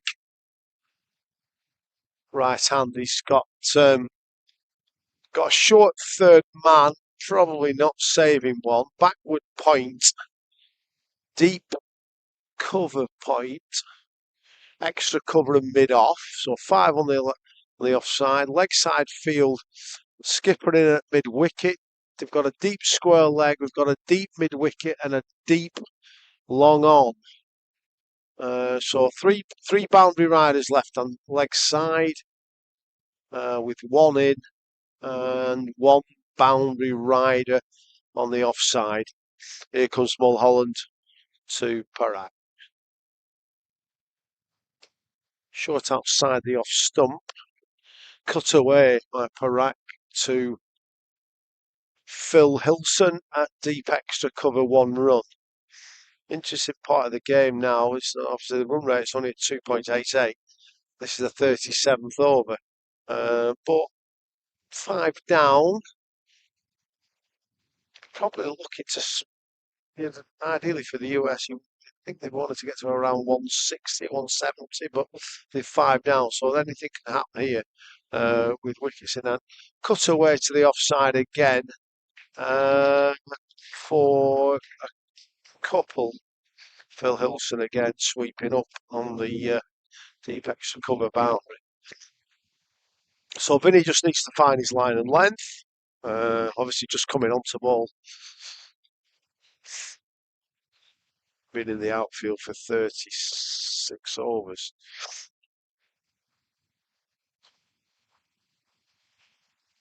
In comes Mulholland to Zabir. It's outside the off stump. It's got an inside edge. It's gone down to short final leg. Fielded by Timur Alam. And they've scampered through for the 2.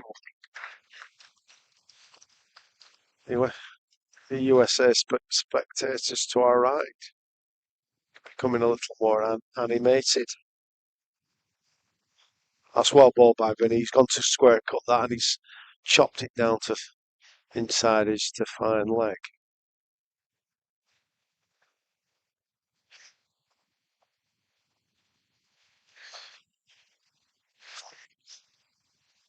This is only the USA's third game. England have already played 3-1-0-3. USA have played 2-1-1 and they lost by 1 wicket yesterday to the West Indies. So a reasonable side. You'd expect England to be able to beat them, but on these wickets, anything's possible. And obviously, England are going to bat second on a wicket that's been used many, many times, so it'll not be easy. In comes Vince Mulholland to Zabir. It's nice and straight, just dab back down the track to Vince. 108 to 5, 108 for 5 off 36.3 overs.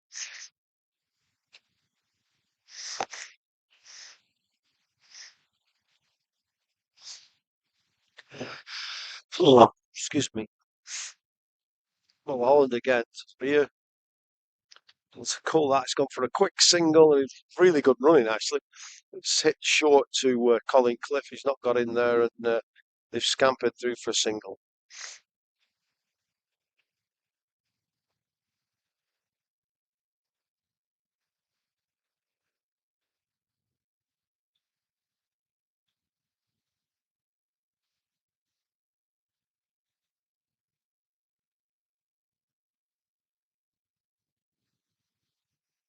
It's no run this time. Cliff's got in a bit quicker there. It's the end of the over. It's gone for 6 that over. When he's Mulholland 1 over for 6.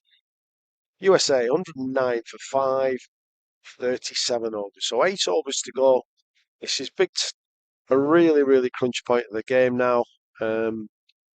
England certainly don't want to be chasing 170 on this sort of wicket. So I'd be interested to see what happens in these next 8 overs. It is still going to be Mohammed Zaid bowling this end. He's bowling to, forget this right, he's bowling to Barak, he's bowling to Barak, who's a right-hander. His field is a long on and a deep mid-wicket and a deep square leg. And that's short. It's fantastically fielded by Ed Gordon-Lennox at deep extra cover, but I have a feeling he may well have hurt himself. It wasn't a great ball. Short. Ed's down here injured. Mohammed, he's took a painful fall. Heck of a stop. Rash has just rejoined me to my left, and it crashed off the back foot, hit really hard. Ed Gordon-Lennox has gone full length, made a brilliant stop, but fallen very heavily. And as you know, as we say, that we're of an age. Ed's 65, and yet he's dived to his right like he's 25. But he's probably feeling 65 now, and he's landed very heavily. The physio's on now to deal with the injury. Looks potentially his shoulder as he's fallen heavily on his right hand side, but he's getting back to his feet now. He's made a very nice stuff. He's headquartered in Lennox, ex-military, and he's up and about, which is great to see. Lovely to see that he's okay again. That's fine. Welcome back, sir. Yeah, thank you. I've just left the commentary position for a bit to stand in the sun because this wind is billowing here. It's my back. It's absolutely killing. No, I've tried it. I've tried it with my jacket. It's still going through. We're in a little wind tunnel. Jacket. So I was in the warmth. Yeah. It's quite nice in the sun. Yeah. But yeah, that was a superb piece of fielding by the English skipper. He's still really a bit gingerly, but unbelievable athleticism. Mohamed Zahid then continuing. No wicket for 14 so far. 3. Oh, another free hit. Another free hit. So there's what's gone on there, lads? So are we thinking again? Too many people out. Oh, so wide. One has to ask why has this happened twice. We need to find out whether it's. I can only presume it's too many fielders out, but it's not. It's another free hit, of course. That's the thing. 111 for 5. So 4. There's 4 in. That's played uppishly. One bounce, Timor Allen. Out there, 3/4 of the way back to long on. Yeah, it's. I can only presume it's too many men out. I don't think it's a front foot no ball. I'd be amazed if it was. That's played into the offside this time. Hilson coming in from deep square leg. Should just be the single, it is. A little bit of a mixed bag from Zeddy. He's not going at a big rate, but just looks a bit off it again. Yeah, he's clubbed through towards what a stop again. What a stop! Gordon Lennox, one-handed, diving this time to his left. He's an absolute, he's an inspirational figure to the team, isn't he, with his fielding? I think, and if you look at to the right-handed, we've got a deep square leg, a deep mid-wicket cow corner.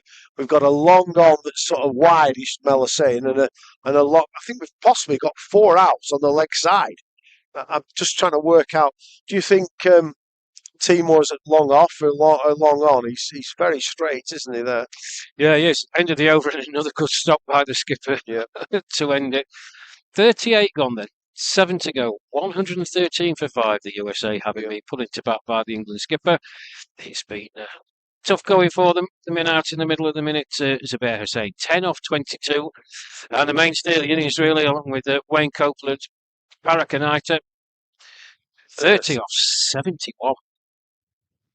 And Vince Mulholland.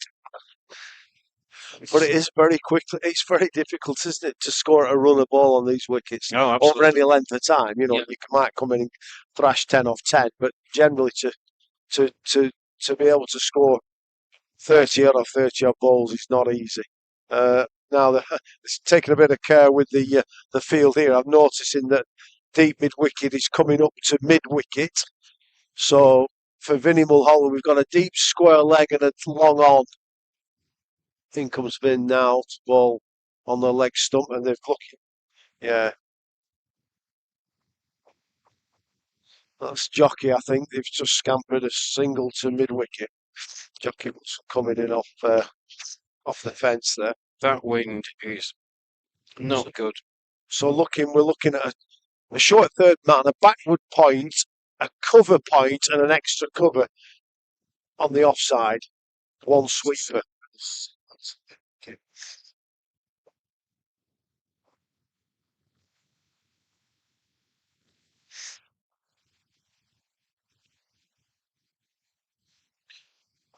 So do keep your comments coming in on the YouTube channel.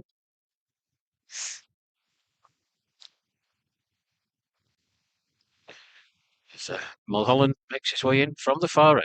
It bowls. It's just tucks very nicely into the leg side. It's a long chase here for the fielder. There's a slight hesitation between the batters, but Melisane had an awful lot of ground to make up from his position. 2 more to the total then, 116 for 5, and USA just gaining a bit of momentum. Doesn't seem like much, but in the big scheme of things, it certainly is. 4 or 5 and 6 and over. Yep. That'll see him nicely through to a target somewhere around 150, that's sure. Looking to get away with that, Mulholland. Mistimed by Hussain. No ball? Is it a no ball? Straight to the fielder at point.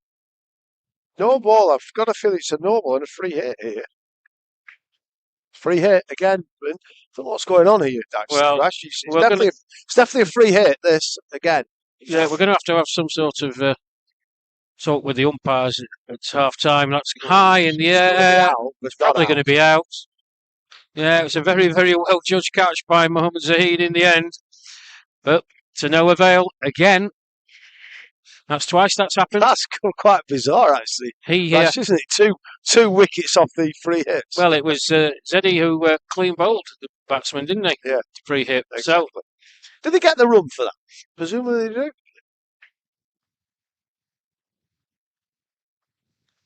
Off a free hit, if you hit the ball in there and it's out, you can't get a run, surely, can you? Don't think so. No. Even though they did scamper a single, but I would have thought that's not.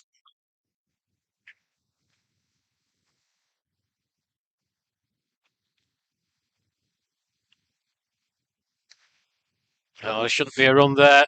There is. Oh, a direct hit and he's out. I was saying there shouldn't be a run there. That's the intent that you want to see. Yeah. I mentioned Mohammad Zaid and the other a few overs ago not being aggressive enough. Yeah. Well, you can't lay that accusation down at the feet of Timor Alam, number 11. It was always going to be tight, but it was a really good pick-up. He was in quickly, picked it up, direct shy at the stumps. Here we go, folks. Have a look. Just dabbed into the offside. Timor Alam is just out of your shot, but it's a really good pick-up. There you go. Oh, we've just gone a bit too far. You can't see it, folks, unfortunately. Well, good cricket. It's a terrific bit of cricket from Timor Alam. I mean, you've got, you look at guys here in their early 60s, and to pick a ball at one and it's sort of back cut, isn't it? It was directly to him. Obviously thought he could get in from the non-striker's end, but he's picked it up one-handed, direct hit. Obviously difficult for us to tell at this angle that we are, but umpire, no hesitation, run out. Fantastic work from Timor. Yes, and that's Zubair Hussain. Run out. Timor Alam. One stump to aim at. Yeah. He's out for 13 of 26 deliveries. Super bit of fielding. And that's the intent that I was just mentioning and highlighting. And I think it's fair to highlight it, Barty. You want to restrict the runs as much as you can. Put these USA players under pressure. On these wickets, you have to. If you're in on the one, you've got to save the one, because the wickets are not easy to bat on, and you can. I've just been speaking to Stevie Aston, who's obviously first choice England wicketkeeper on normal. Obviously, Stevie's broke his arm playing in Staffordshire for his club side on a Saturday. He broke his arm maybe about 5 or 6 weeks ago, and Stevie was saying that. Oh, that's in the air. Just short of the fielder. The Aussies, when he watched the Aussies, it's tip and run on these wickets. And if you're on the one, you have to save the one, because the easiest way to get runs on these tracks is to tip and run. And it makes a heck of a difference when you've got somebody like Timor who can throw the wickets over from 25 yards. That's brilliant bit of work. Well, the new man in, Rajesh Idati. Yet to get off the mark. Now, a lot's going to rest on Parakananta. He's still there, and he does get off the mark and squirts off the outside edge.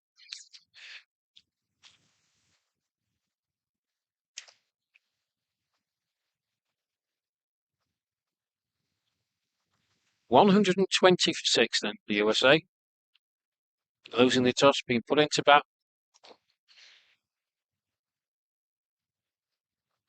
Right on cue. And we're seeing this now, aren't we? The fact that, and it's good cricket because England have got the fielders out. I think we've got 4 out on the boundary. So if that's the case, there are singles out there in the circle. I would be looking at it the other way, Barty. Yeah. That's a filthy full toss. That's played out into the offside. Long chase. Timor Alam out there. They've run 2. Are they content with 2? Yes, they are. 123 for 6. The stage they're in, I'd advocate getting more fielders in. I'm with you. Absolutely. I would be looking to stop them pushing and running because by which case they've more chance of them trying to play the big shot that could get them out rather than giving them a chance to just because all right, with 5 overs to go now, if you get 6 and over off that, 30 runs. What 153, 160 on here, won't be that bad of a score if they bowl well. Absolutely. Well, I get that. But it's not won't be over easy. No, and much like the Zimbabwe game yesterday, folks. 66 for 8, Zimbabwe were. Managed to get up to 128, and England got there in the end, 131 for 7, but it wasn't easy, and you don't want to be giving easy singles away. No. Be said, as you heard Ian Barton say, 5 overs to go. If they can go up 4 or 5 runs and over, get up towards 150. That is probably going to be a decent score on this track as Mulholland makes his way in. And that's thickish edge, running away towards the boundary. Timor Alam does the chasing. Got 2. Looking for 3, but just 2. Phil Hilson, running round. He's hobbling. Doesn't look the fittest, does it? Looks to me, Phil, like he's got a bit of an injury to his groin. Groin area, yeah. Well, he's just trying to work on it very gingerly.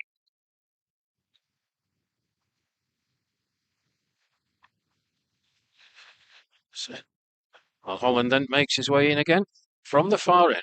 Bowls, that's a nice full delivery that just played down the ground. Easy single there.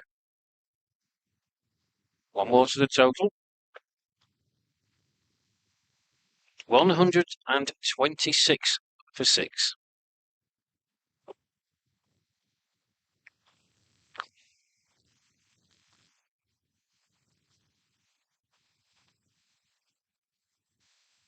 Here comes Mulholland again. Oh, he's managed to stop the single there. Vince had a full length dive with his foot. Missed it, but a bit like Norman Hunter. Yeah, it was a little bit, wasn't it? Yeah, a bit of Norman Hunter. I think Jockey Wilson has managed to come back and save the single, but yeah, a late lunge from Bite Your Legs Norman, wasn't it? Yeah. We're showing her age, Rash, aren't we? We are. Well, Holland then in once more. That's a nice full of delivery, but nicely played in the end, straight down the ground. Should be just a 1, and it is. 1 more to the total, 127 for 6. Once the umpire gets clattered by the ball then. Over. Oh dear. Yeah. So England keep up the good work that they've done. I don't want to undo it. No, it is. We really do need to. It is difficult to say a par score on these wickets, but isn't it? But that's a good shot again. Give Vinny his due. He's bowling a line and length that can only be driven to mid on. But yeah, it's good bowling from Vince. I'm not taking that away. He's a very, very competitive man. He's actually bowling to his field. Yes, these singles aren't going to hurt England that much, but it's a cumulative thing. So we've got 128, 1 ball, 5 off the over so far.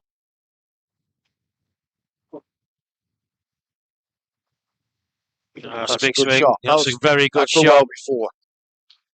It's a straight. Yeah, there you go. And that's what I was talking about. 4 through mid wicket, but beautifully executed from Rajesh Dati. 9 off that over. Just watching the replay. Picked the length very early, and that's beautifully dispatched through mid wicket for 4. Well picked up, Ronnie. Thank you. So 9 off that over bars. 132 for 6. 4 overs to go. I just think with Vince, I thought it's a personally, he's been very impressive, hasn't he, up to now on the games.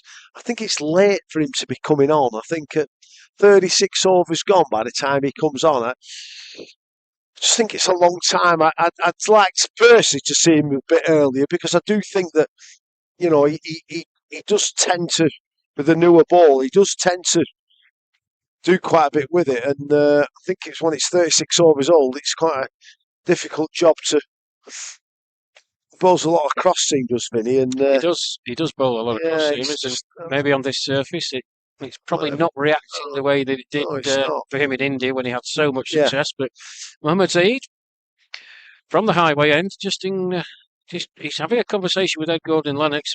There's a lot of finger pointing and gesturing. He's moving his fielders out on the offside. Short again. Yeah. He's played out to that fielder. Deep extra cover boundary. One more to the total.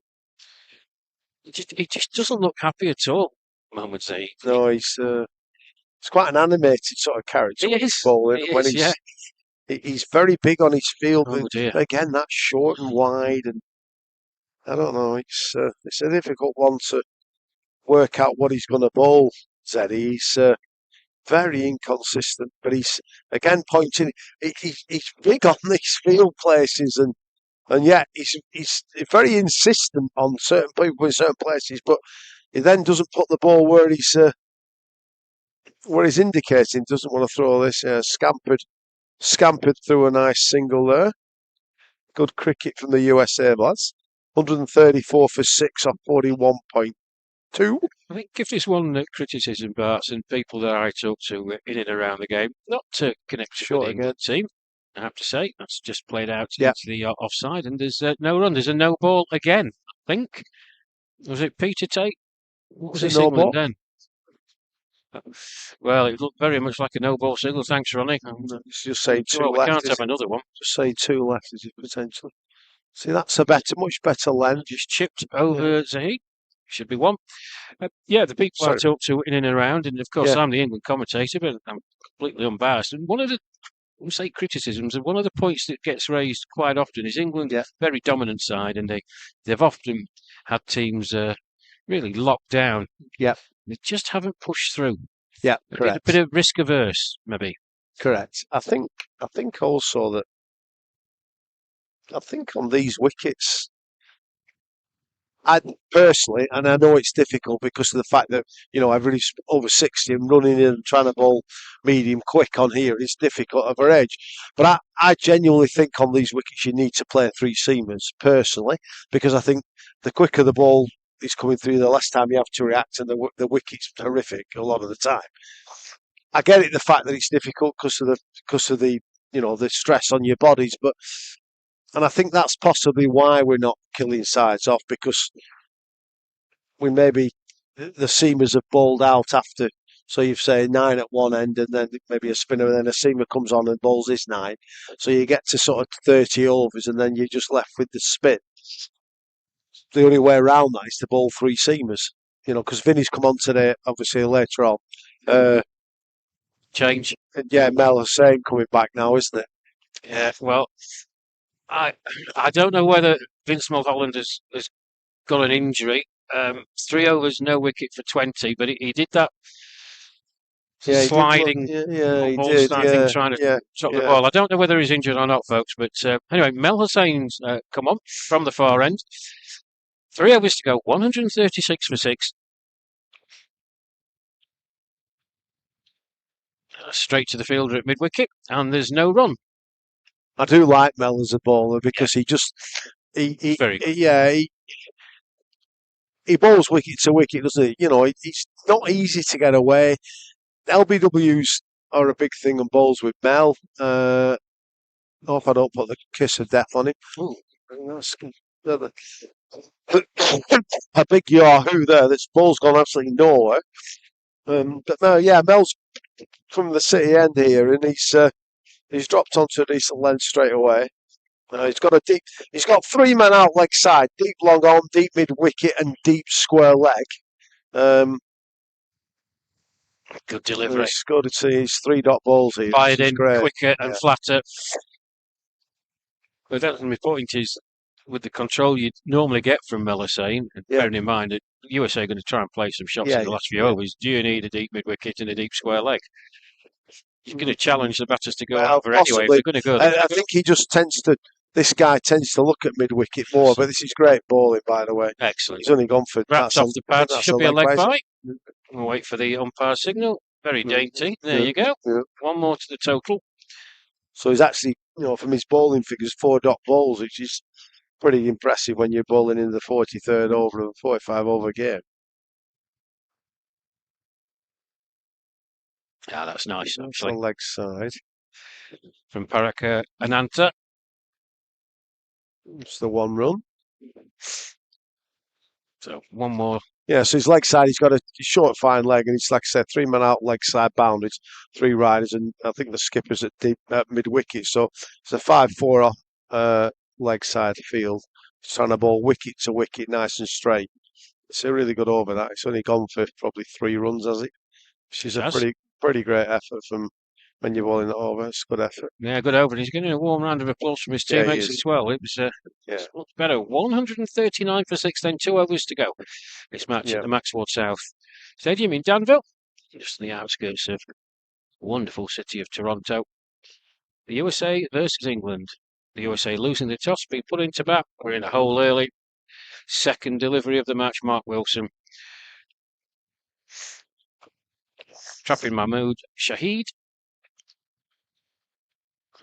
40 for 4 at one point. And a nice little partnership that was built up. Wednesday 2-2. Did get beat 3-2, didn't it? 1. What, 2-1? That's me. It's good news. That's a big. Could be out here, stumped. I would have thought. Did he get back in time? No, he's not given. Simon Ralph thinks that was out. It looked out. He did the old helicopter swing, didn't he? He managed to get his bat backing down in time. Well, he's done very well to get his bat back down. I thought it looked out from where I was, but we'll have another look on the telly now and see what I think on the TV screens if we get a chance, but not at the moment. Oh, he's had a real this time now. Yeah, he's had a real heave-o at that as well. This is important, actually. These last 2, if you look, Mel's over went for 3. This is 2-dot balls, and good. This stage of the game, it's really important. This. He's moving his feet. We really need this post out of the way. Really, we're in a bad place. It's a bit short. It's high. Top edge. It's not going to get to Phil Wilson, though. I don't know. He's misjudged it, Phil, but they've only got the 1. Bit of a spin there, and Swan. So it's not 140 for 6.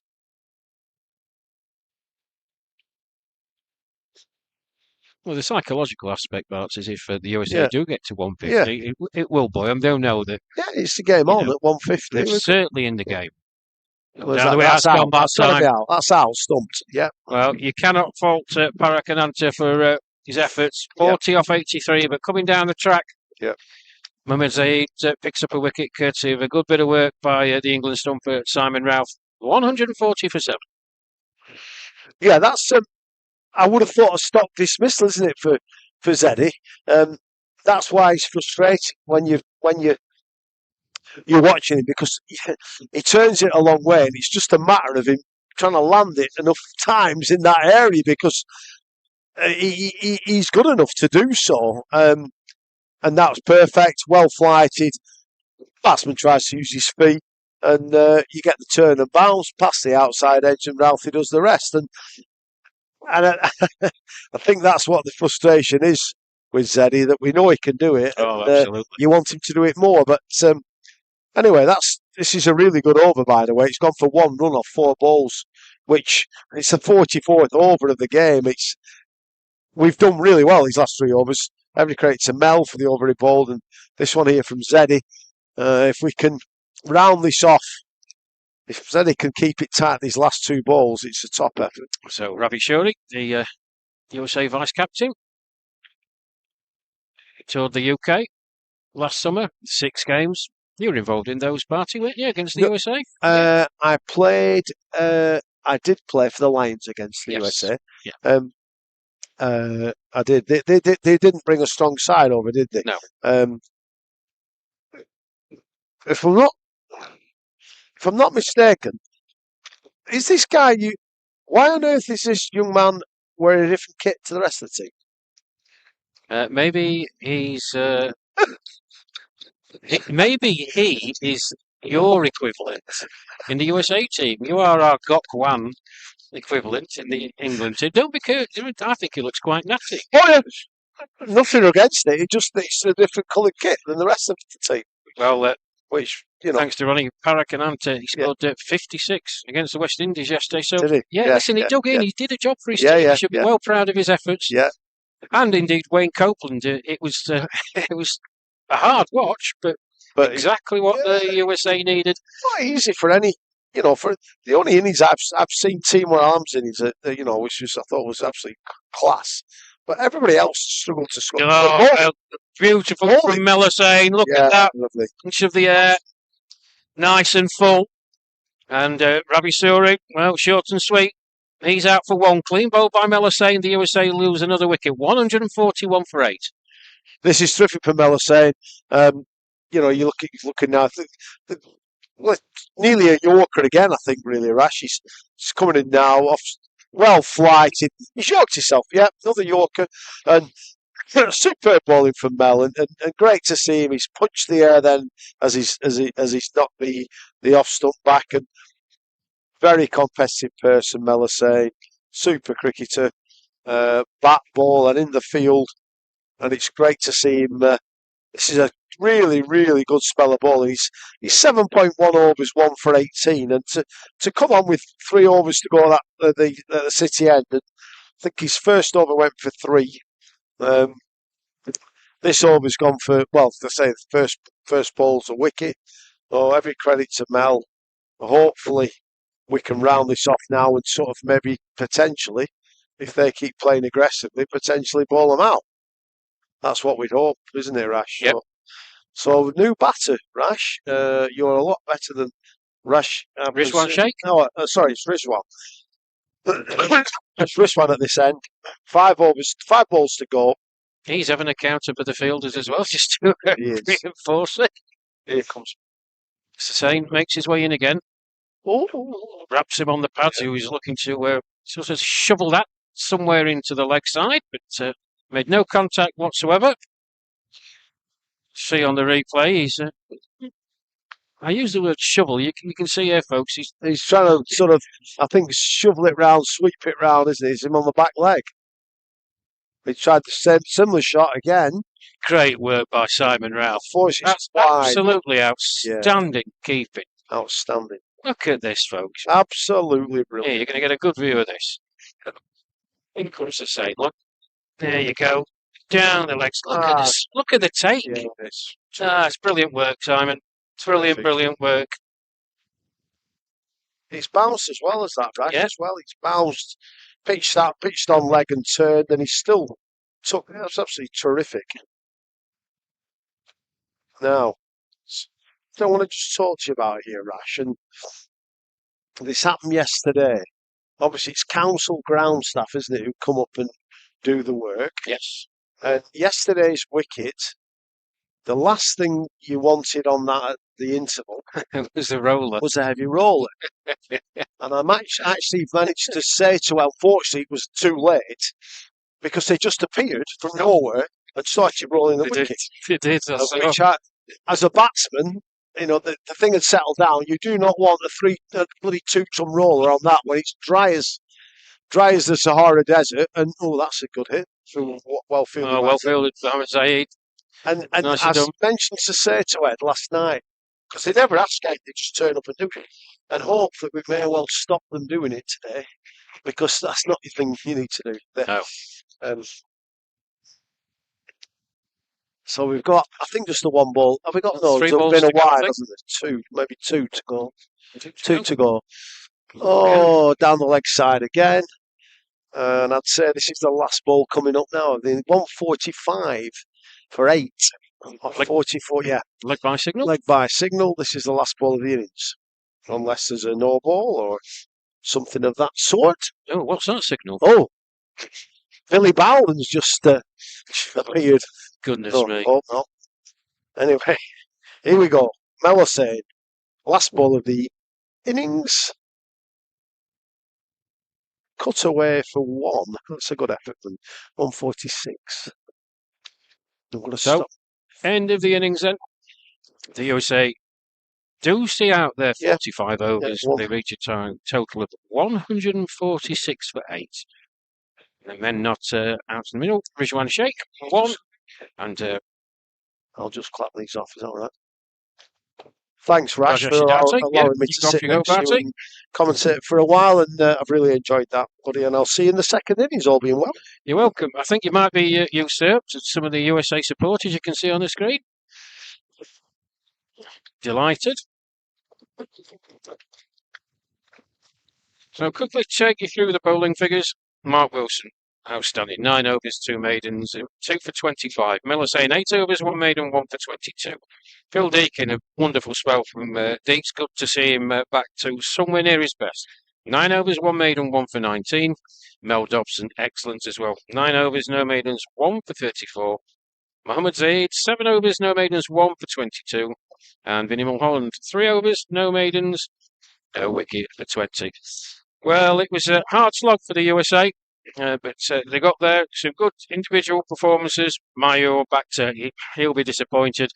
He's such a talented batsman. He was run out in the second wicket to fall after losing Mahmood Shahid to the second delivery of the innings. He was trapped at LBW by Mark Wilson. Did a really good partnership between Parak Ananta and Wade Copeland. Ananta, the wicket-keeper, scoring 40 off 84 deliveries, and Wayne Copeland 28 at 57.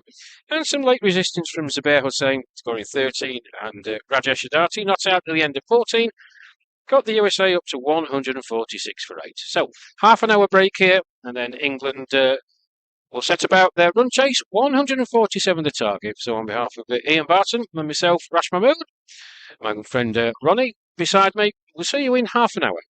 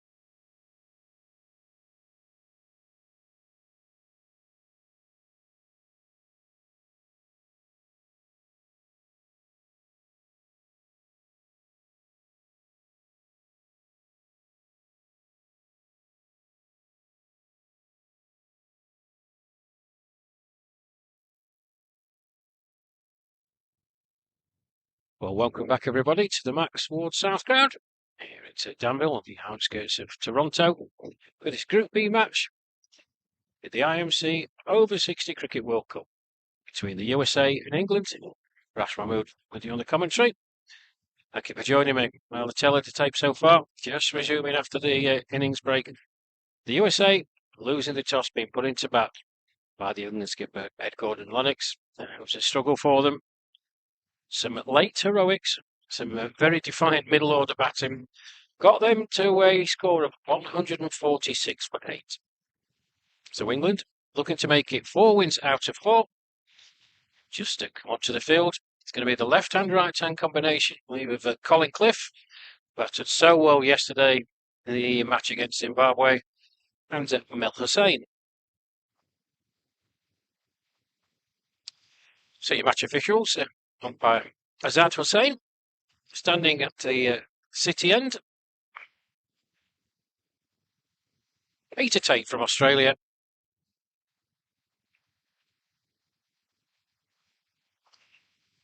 Your scorers Francis Fernandez and Parul Pandya. And our technician today, next to me, is Ronnie. So as I said, England 3 out of 3 so far. The USA, it's their third game. Won one, lost one. They're still in a decent enough position in the group. And they'll be hoping that they can secure this victory over England to propel them further up the table. For England, they know a victory would pretty much guarantee them one of the top 2 spots. So away we go. First delivery. Dave Martill, left armour. First delivery to Colin Cliff, and he just plays a pretty nice looking orthodox forward defensive shot into the offside, and there's no run. Well, it was hard going for the USA, losing a wicket off the second delivery. Mahmood Shahid trapped LBW off the bowling of Mark Wilson, and it got worse for him. Just a few runs later, Mayo Bakhtar, wonderful, wonderful batsman and very, very gifted. So a couple of lusty blows for 4. It was flighted by Martill. So couldn't capitalise Colin Cliff, but he was run out. But, they got to 40 for 4. It's a real struggle with Wayne Copeland and Parakananta. Parakananta batted so well yesterday against the West Indies, and that heartbreak loss by to the West Indies.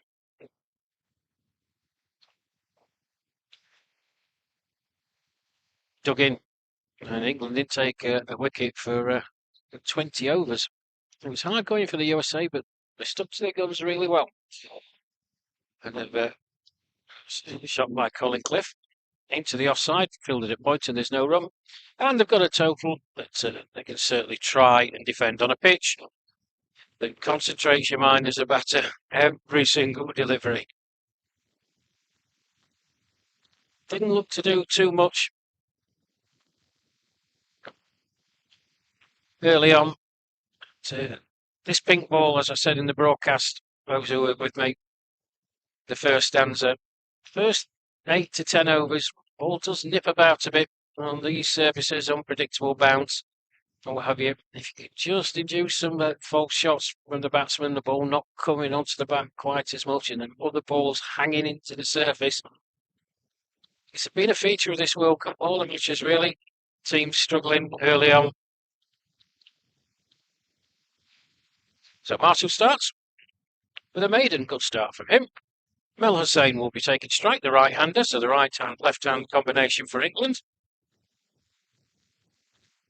As the wind whistles through here as well, the sun's out, but wind is very, very gusty. We're exposed up here, high up. Looking to my left, the beautiful Toronto skyline with the CN Tower prominent in the distance. To my right, the city of Mississauga. But it's absolutely perishing. We're in a sort of wind tunnel here, sort of pagoda type structure, open at all 4 sides.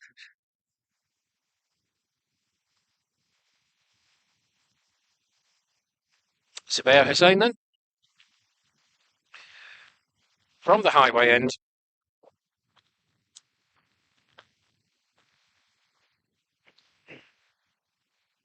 His hat on, his baseball hat, back to front, very natty he looks as well. So Hussain just plays that into the offside and there's no run.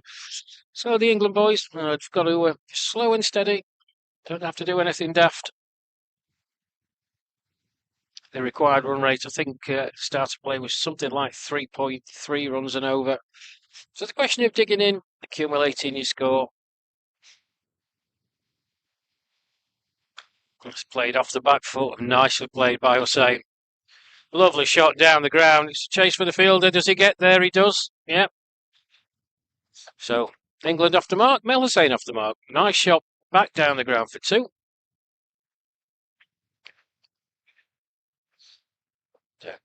All of you, wherever you are in the world, please send your comments in on the YouTube stream.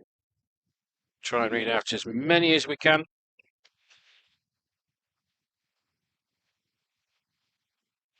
Oh, that's an appeal for OBW. I think it's going to be close. Well, Peter Tate not moved. Loud appeal by the USA side. It's a bit of a loopy delivery. I think Mel Hussain was actually deceived in the flight. That's played down the ground again. Should be just the one, and it is. 3 without loss.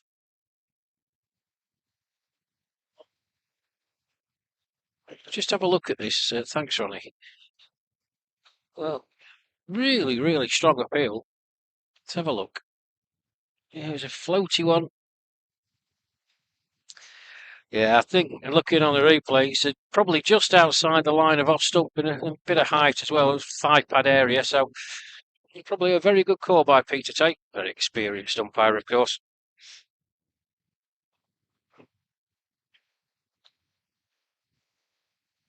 Some changes being made in the field.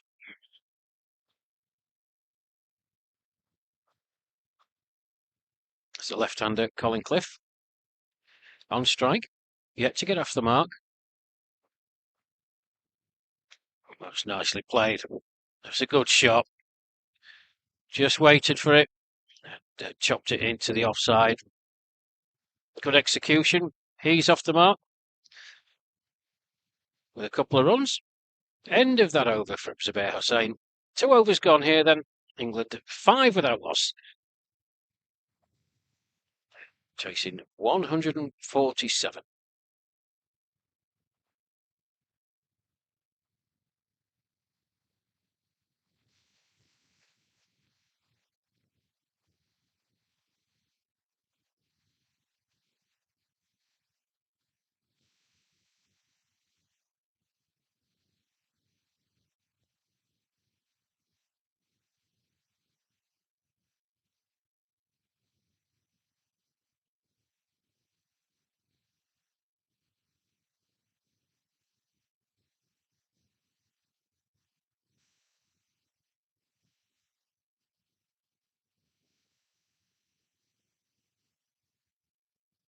So David Martel, continuing from the city end, as a plane makes its way into Pearson Airport to our left.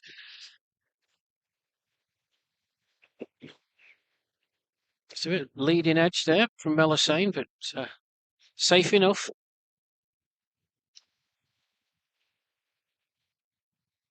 Those of you who were on the broadcast with us yesterday, the Zimbabwe game, that Mel's just been trying to work on his footwork a bit.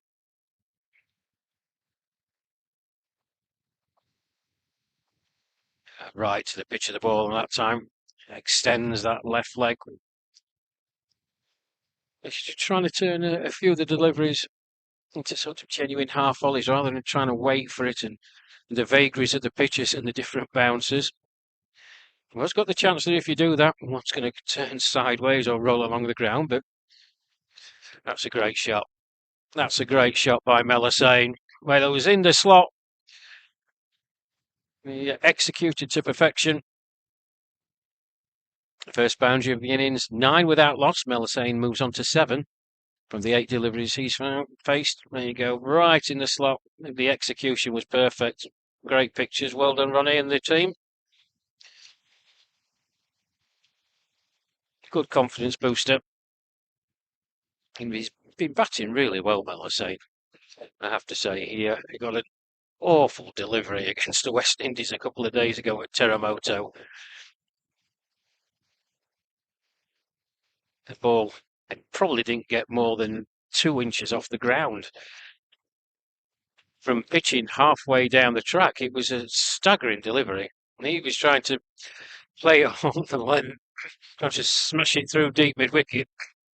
It just didn't get up. And smashed him straight in front. And he was out there. And he got one yesterday against Zimbabwe. Again, just stopped in the pitch. He was through a shot, thick inside edge. And that didn't get up at all. You see the vagaries of the pitch going back this time. It's not easy for them out there. So for the USA to get up to 146 from the position they were in, that was a tremendous effort. But you just saw on that delivery, folks, it just didn't get very high at all. As Marple makes his way in again, that's flight at this time and nice to turn round the corner. It should be just the one. And it is. 1 more to the total, 10 without loss at the end of the 3rd over.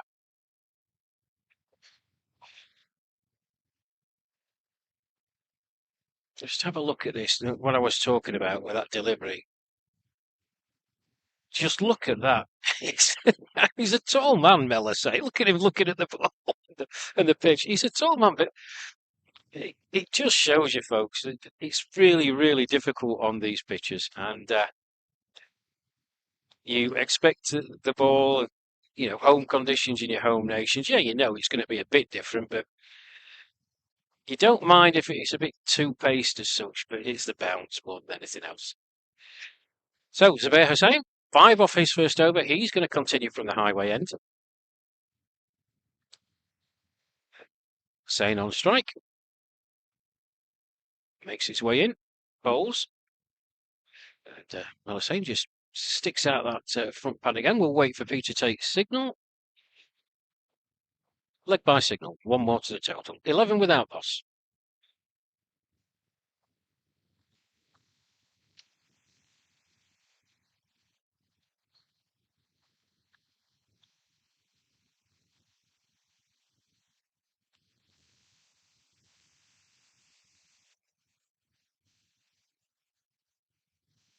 Left-hander Collincliffe on strike. 2 from the 7 deliveries he faced, and it was a very nice way to get off the mark. Just watches that outside the off stump, and there's no run.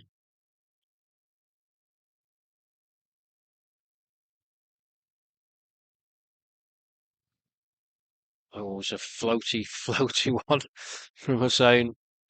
So much time to think about where to put it, Collincliffe, but he ended up doing not a lot with it.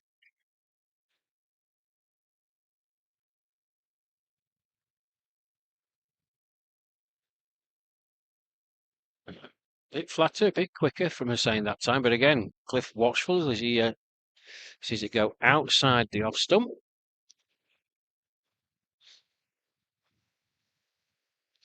The Maltese Falcon, Mr. Paul Bradley, sidled his way next. No, he don't want to talk to me. He wants to use my power source to plug his iPhone in.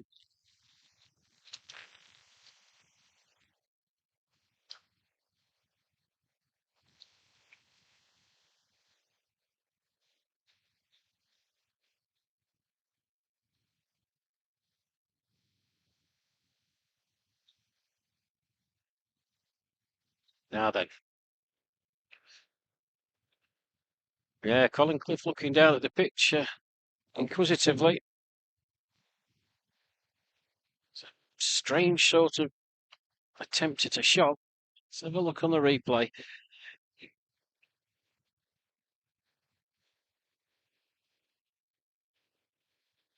Yeah, we chased a wide one. You could see it moving away. He's just planted his feet really and swung the bat at it. Lucky not to get an edge. Anyway, end of that over. 4 overs gone. England chasing 147 to beat the USA and make it 4 wins out of 4 in Group B. 11 without loss. David Martill from the City end. Melisane on strike. In he comes, bowls. Nicely played by Hossain. Just waited on it. Just dabbed it into the offside and there's no run.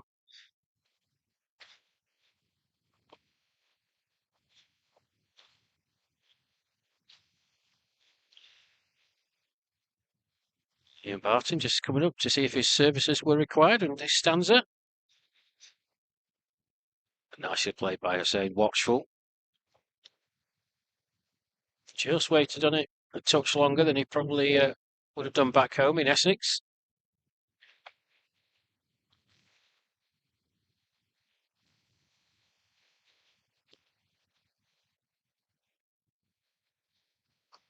And again, good delivery from Martill on the spot.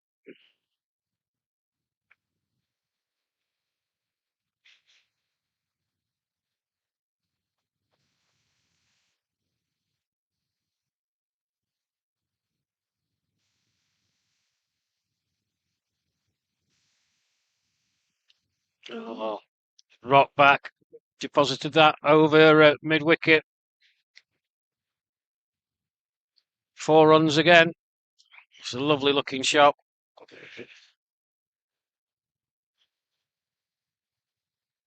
He moves on to 12 off 16. His second boundary, 15 without loss.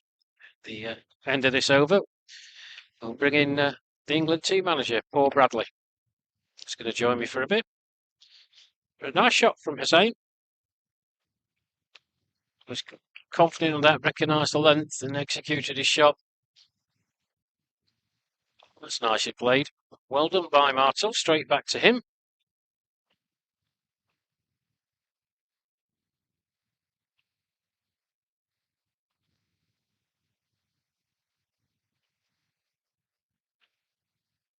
A couple of spectators are shooed away by umpire Hazard Hossain. Absolutely no regard to what was going on in the cricket field, just waltzing past the sight screen. As Martill makes his way in then. Oh, it's a full toss. That's clubbed. There's a fielder out there in the deep. Coming back for a second, they're going to have to hurry on. Oh, it was a late. He's running by Colin Cliff, I have to say, but 2 more to the total. 6 off the over. 5 overs gone here at the Maxwell South ground in Danville, in the outskirts of Toronto. 17 for England, chasing 147 to win. Good afternoon, Mr. Paul Bradley. Good afternoon, Rash. How are you, sir? I'm very good. I'm very good. You're going to have to explain something to me. Go on. The temperature outside here must be 28 degrees. It's a beautiful day. The sun's shining and it's blue sky with an odd little bit of cloud.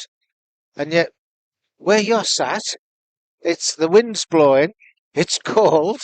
This is like you're back to commentation on cricket on ice in San Moritz, and I'm looking out at the sunshine. Yeah, well, me, Ronnie, and our wonderful cameraman are absolutely frozen.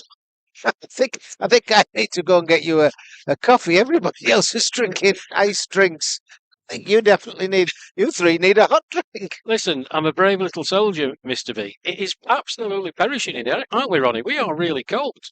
I've got my jacket on. Ronnie's got his long sleeve on. I'm going to go put a coat on and come back. Well, you're more than welcome to do so. It's Colin Cliff, just watchful, plays that. But on latest Hossain delivery, out it to the offside, and there's no run. On a serious note, it's a beautiful day. We're seeing the planes take off and land. There's clearly 2 runways because of the way they're coming in or taking off. And what a view from the top here, looking down on, and I guess it's downtown Toronto. Yeah, the CN Tower. And you can see the CN Tower. It's fantastic. But of course, you are up on the hill here, and it is a little bit open, hence the wind that's blowing across. Oh, it's a appeal for OBW. I think it was a bit leg side, if perfectly honest. Colin Cliff looking to play the sweep shot. Optimistic appeal, shall we say, Mr. B? Yes, I think so. But what an excellent performance by the the fielding team when we were bowling. Yeah. Really solid team performance, restricting the USA, who have come on leaps and bounds. They're getting stronger and stronger as a team. It was a very solid professional performance. Yes, it was. Just, as we have done in all our games, actually, Paul. It's something I'll bring up at the end of this over. Oh, that didn't get up very high at all. Colin Cliff looking to play that square of wickets on the offside. 6 overs gone here then. 17 without loss, England chasing 147. You just see on the replay. Thanks, Ronnie. Could see him there. Not got up very high at all. Look where the keeper's taking it. Yeah, it's difficult because so many games in such a short space of time.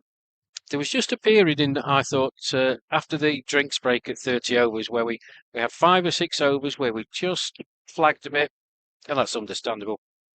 Played yesterday in different conditions. It was not as windy as this, but the temperature was higher and the humidity was higher, Paul. But they stuck at it well. Melasane coming back at the end and bowling very, very well indeed. And that was Zaid as well. David Martell from the City end then. Slip in place. Zaid just watchful. Forward defensive shot. Out into the offside and there's no run. Your thoughts on the England progress so far, Paul? 3 out of 3 so far. They're hoping to make it 4 out of 4. Obviously with victory over the USA today. But it's been a good workout, really, in all 3 games. Yeah, it has. Each game's been a little bit different. Saying goes aerial again. There's no one out there. Deep in the leg side. We'll wait for the umpire signal. I think they're going to have to run them.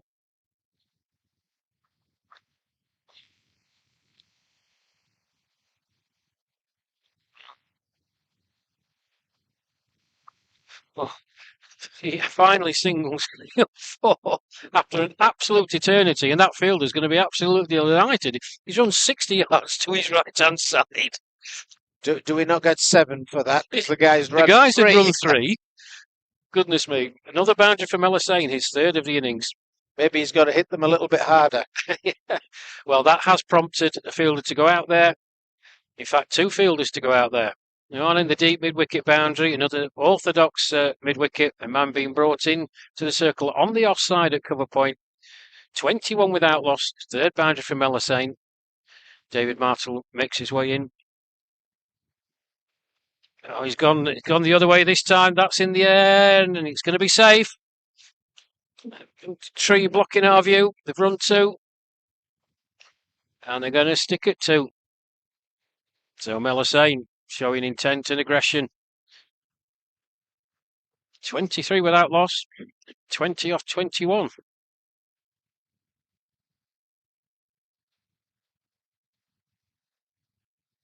He's been in good nick, hasn't he, Mel?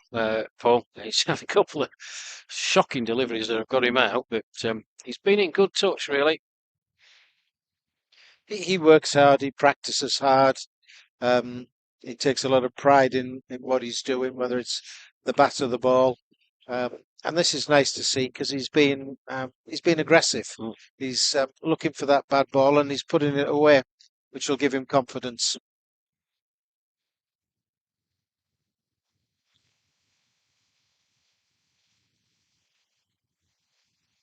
Again, he's a bit disappointed with himself. I thought he played that well. You can see him just tap his bat down in the crease. Quite execute to perfection. I think he was trying to run that between slip and gully, but the intent was there. Good shot. Oh, good thought process. That's off the back foot this time. That's a wonderful shot. Absolutely glorious shot. Off the back foot. Very Ed Gordon-Lennox like that, Paul. Whistled across the turf.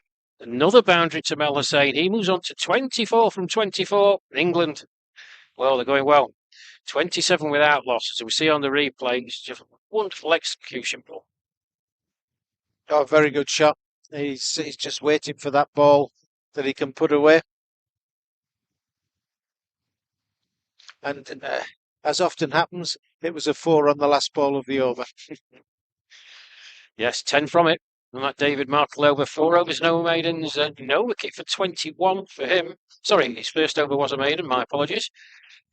Bowled it to Colin Cliff. And Colin, as he did yesterday, big moment for him. His wife present and all his friends and family watching on to get his England cap eventually, after the skipper had handed him his own cap. He finally got his well-deserved England cap. And he batted very well yesterday under tricky conditions, a very gritty and determined Zimbabwe side who were playing on the pitch behind us against India.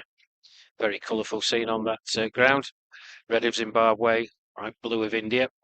Hussain in, and that's chopped away. Tried to use his feet, the fielder. There's going to be runs there, at least 2.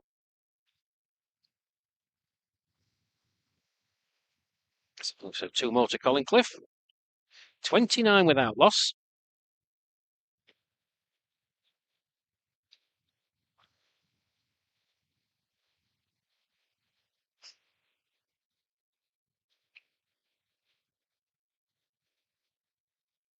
That field has just been pushed further back, square of the wicket on the offside, going to about 3/4 of the way back.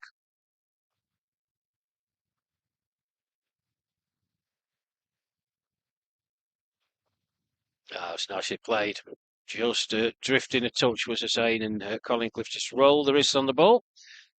Just tucked it away nicely backwards to square on the leg side and ambled through for a single. 30 without loss. Paul, you were out there with me this morning. We were having a good old look at the pitch. The pitches have been a big topic over here, and it would be remiss of me not to ask you, having been here 3 years ago for the Canada Cup, you just break off as Hussain comes in, full toss, deposited down the ground, fielder running in. Yeah, good fielding, keeps it to 1. I know that was a hot topic of conversation 3 years ago, the pitches. It hasn't changed in the intervening 3 years.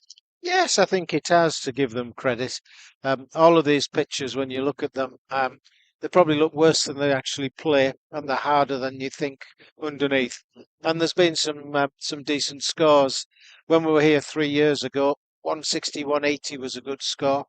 But I think, it's interesting. A couple of the guys have come up to me, and they've actually made the comment, what a good cricket wicket this is today. Good. And that there's a bit in it for the bowler, and there's a bit in it for the batsman. Which is exactly what you want. And it's a good cricket wicket. So credit to them. The setup's so different to what we're used to in the UK, where we'll have a groundsman who's looking after the facilities. Here, these are park facilities, and it's the park staff that look after them. So it's not their only job. Yeah. Well, a single off the last ball of that Hussain over. 4 from it. Single to Colin Cliff. 8 overs gone here at the Max Ward South Ground in Danville. England chasing 147 to record victory over the USA. This Group B match in the IMC over 60 World Cup.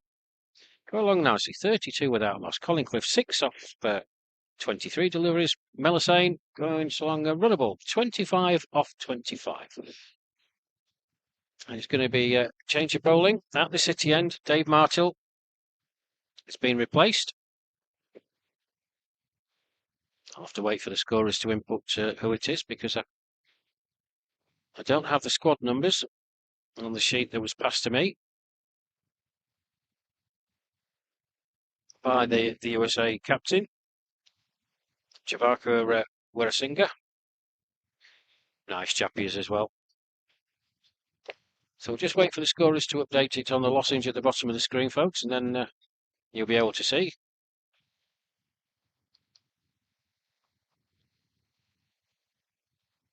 Oh, Colin Cliff, I can tell you, he's on strike.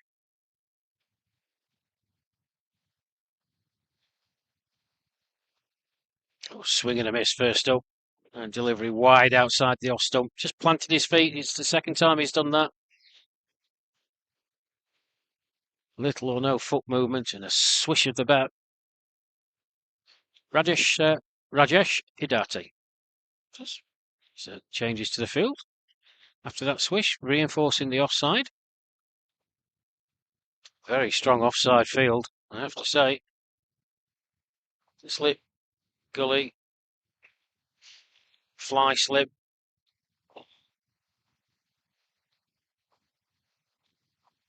Man at cover, orthodox, mid off. A man back 3/4 away. Long off. Long on. Wide-ish mid-wicket.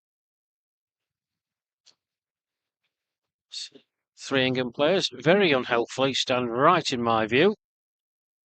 And Phil Deakin, he compounds it more by moving to his left. He's not a small window, is he, Phil Deakin? No. And I'm being polite when I say that. Anybody who knows Deeks will know exactly. He stood right in front of me. I can't see the wicket. Not a care in the world.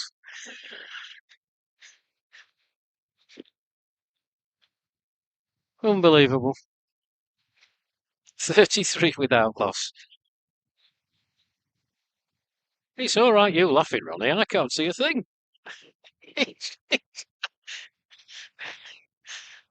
There's appeal for OBW. No movement from the umpire. Again, I think that was rather optimistic. Mississauga stuck that big left leg down the track you see here on the replay.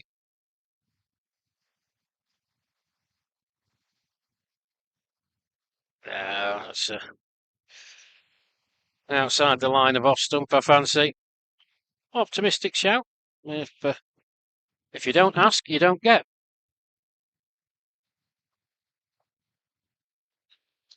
Well, Mark Wilson's decided to take Phil Deakin's place and stand right in front.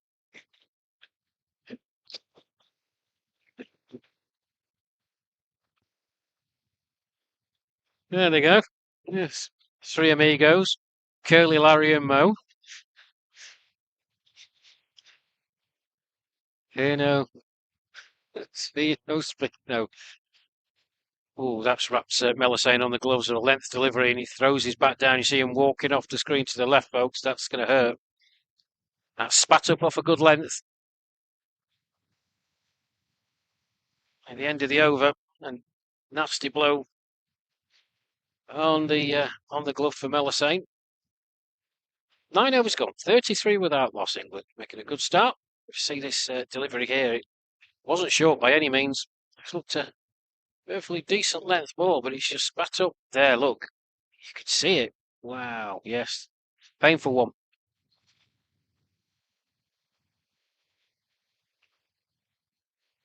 So 147 the target. England going along very nicely indeed. Required run rate 3.17, going along at 3.67. No major alarms so far. Colin Cliff, he's going to be taking strike. 7 off 26. Melisane 25 off 28. Another 114 needed. 36 overs to get them in. But Zubair Hussain's going to continue 4 overs. No wicket for 10 so far for him.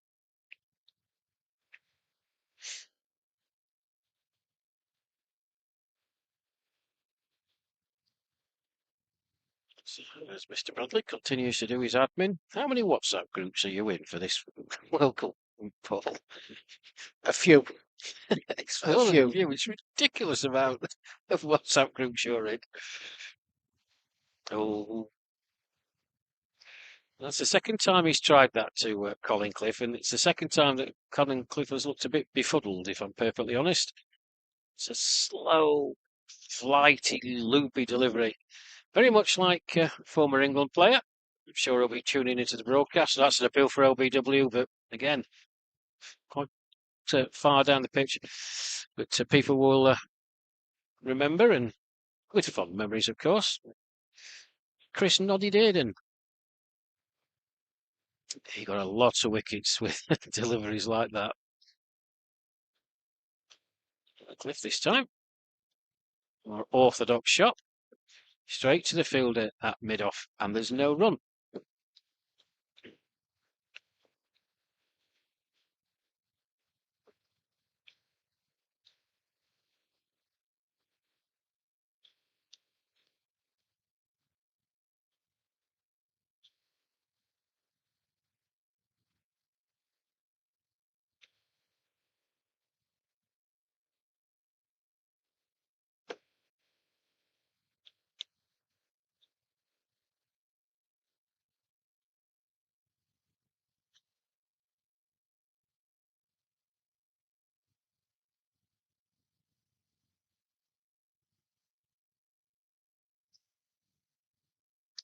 End of that over from Zubair Hussain. 10 overs gone here.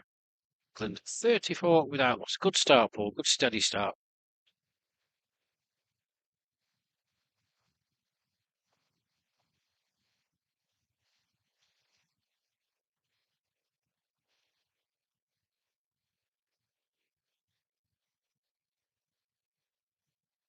So a little conflab taking place between Peter Tate and the USA skipper.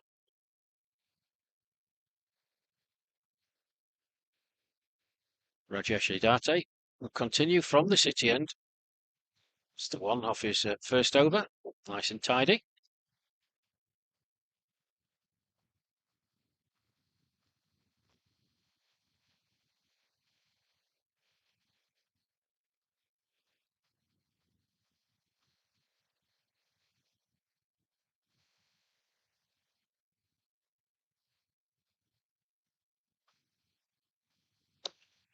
Idate makes his way in. And another swish. Right, Cliff. It's the third time. Thick edge. He's going to get 2 for it. Oh, again, not the most convincing of shots, but 2 more to the total, 2 more to him. 36 without loss. He moves on to 10.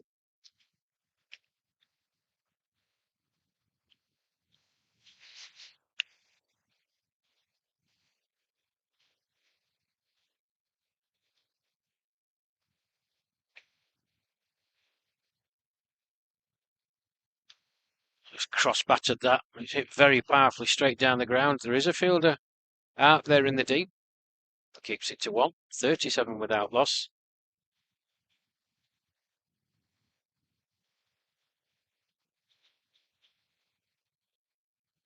Again, this left-hand, right-hand combination just prompts a change in the field with a change of batters.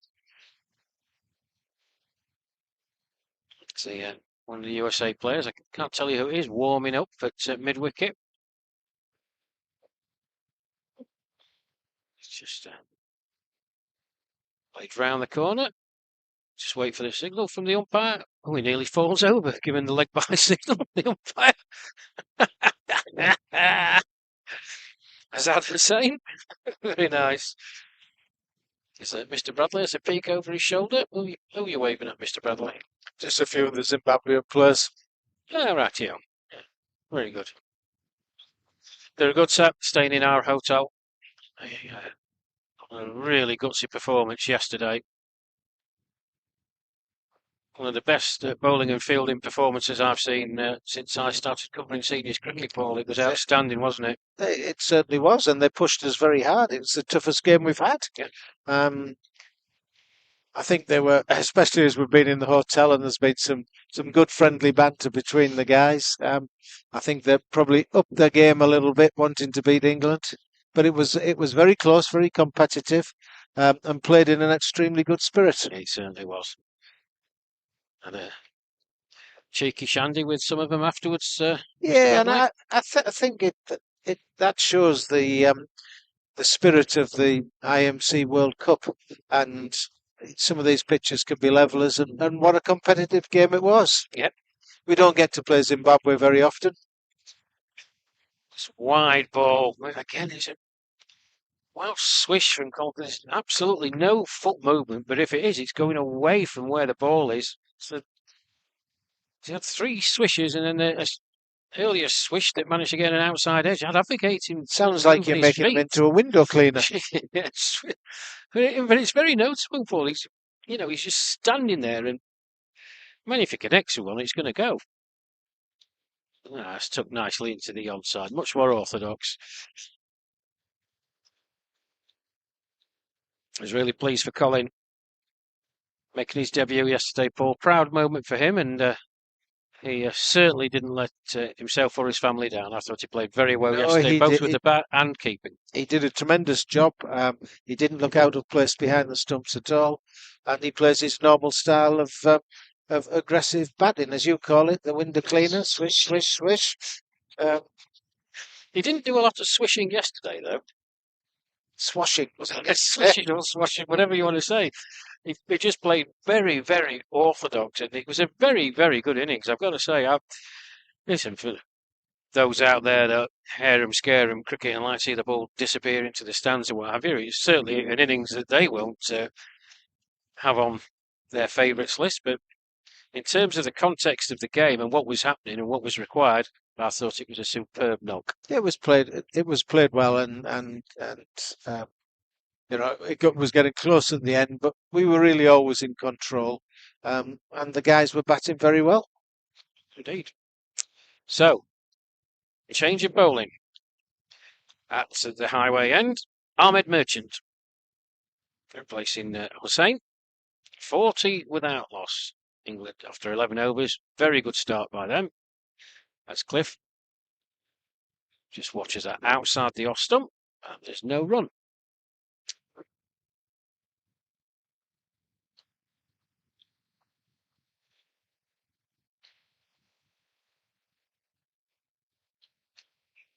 This time connects nicely, but there is a man 3/4 of the way back. See him do the fielding there.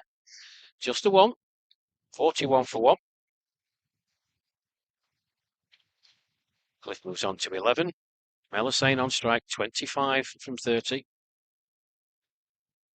And Colin Cliff, I thought I saw him in the previous over, just arching his back a bit, looking to loosen up. He was getting worked on by the physio prior to coming out, Paul. I don't know whether he's got a problem with his lower back, but he keeps on working it, trying to stretch it out. Well, with the number of games people are playing, there's bound to be a few aches and pains, and it's very important to have a physio. Vicky's become an important part of the group squad. He is. He's a good lad, isn't he? He's a very good lad. You've not availed yourself of his services? No, I've not tweaked anything yet.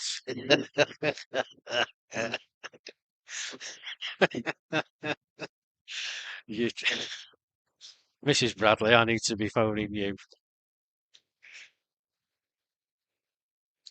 It's a nice shot by Cliff. Well dug out, nicely played. Full control on that occasion, just down the ground. One more to him. Will Mrs. Bradley be watching, do you think? I don't think so at the moment. She's got a few of the little Yes. bits and pieces to keep her busy, but Sean and Luke will be watching. Up the borough. Opening Yeah, day victory for the borough today, was it not? yes, it was. They came from 1-0 down to beat Lincoln City, who will make their debut in the championship. 2-1. Good crowd, 31,500. So, a good start to the new season. Still cricket season, but football started. Yeah. It's played into the offside by Melisane. Good running. Didn't travel too far into the offside, but well done by the England boys. 4 off that over. 12 overs gone. 44 without loss. It's a very good batting partnership between the two guys here. We're slowly but surely acquiring and building a partnership. And as you said, 44 for none of 12 overs is a great start. Yeah, it certainly is.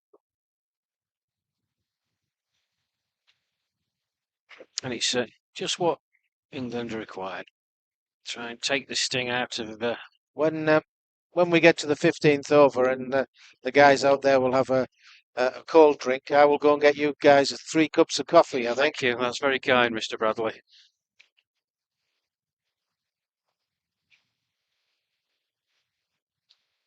Shot. Beautifully timed by Melisane. That's running away. He's just pulled up before the boundary edge, I feel. That look was certainty that he was going for 4. Anyway, 2, but beautiful clip off his hip. Very strong through the onside, isn't he, Paul Melisane, but particularly through the mid-wicket area. Yes, he is. Whippy.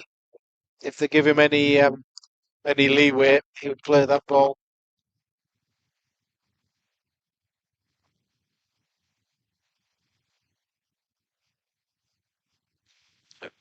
Hidate in once more from the city end.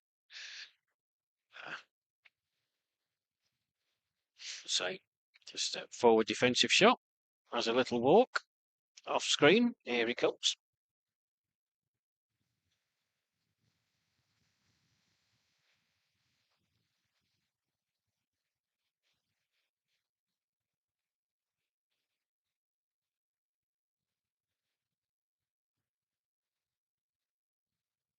This time just watches the ball outside the off stump.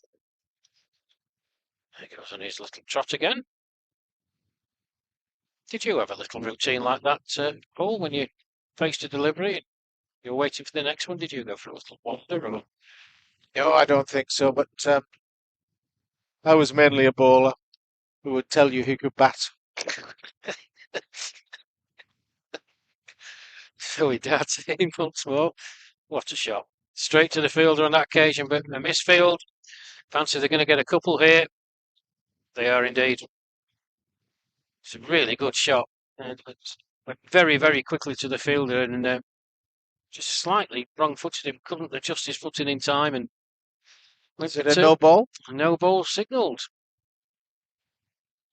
Oh, must be a front foot no ball. Oh, those of us who were joining us in the first stanza, look, just rocks back. And you saw the no balls and the free hits. I actually confirmed the umpires. They were for Mohamed Zahid, a front foot no ball. Just break off. He's gone aerial again.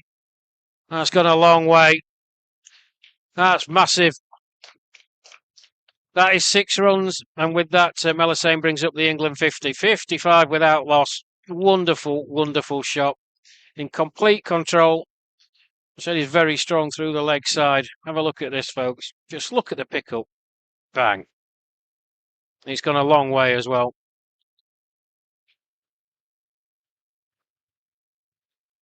He moves on to 37 from the 38 deliveries that he's faced.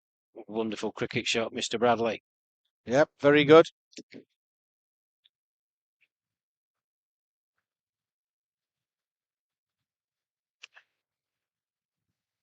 And Hussain just walking towards the boundary. Who's running out? Ian Bart. Oh, you've got him doing some work, Mr. Bradley. Look, that's Bart's coming on. About time. Sat here in the first half. The other guys in the A-team squad were saying he was neglecting his duties and spending too much time chatting to you guys here. He was making my ears bleed. He was. You think I can rub it on? World champion there. I think most people would agree with you.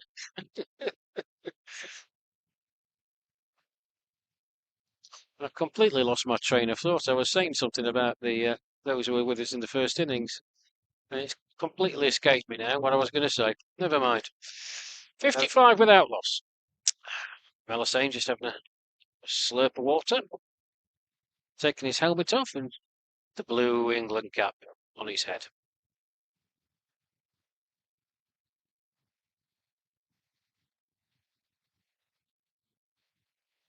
Just looking to our left, Paul, and the skyline of Toronto and the CN Tower. I mean, you could see it.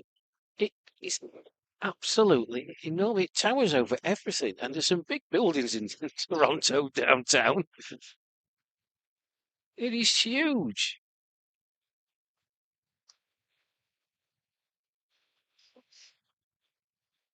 Yeah, the skyline from this ground is fantastic. I see another I plane believe the hill behind us, yes, above the first pitch, yeah. You've got a panoramic view all the way around. Wow. There's another plane makes its way into Pearson International Airport.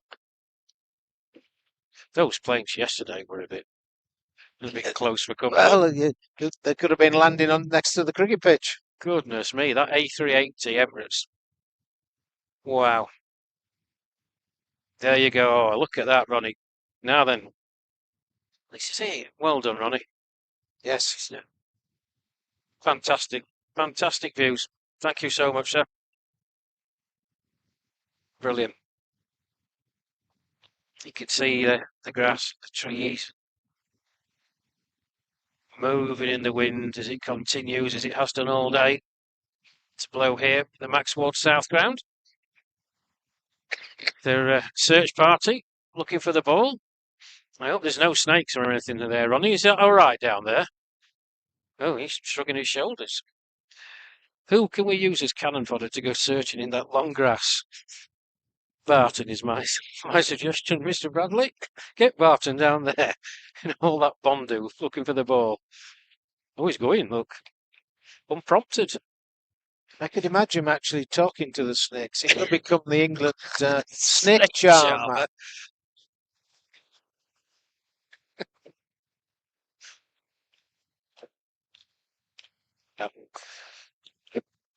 Mr. Bradley's just leaving us for a few seconds. Ed Gordon-Lennox, the England skipper, just having a word with him.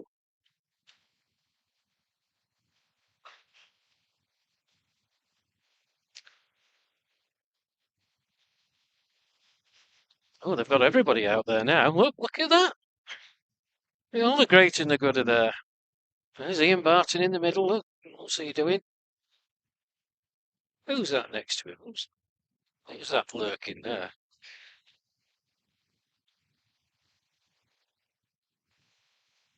Yeah, Mick Haynes, he's out there as well. Number 19 on his back. Look at him. Neil Brathwaite, Neil Jackson, Mark Wilson up at the top with the 3 lines on his T-shirt. All having a good stamp about. Should be like the 3-minute rule in golf. There they go, look.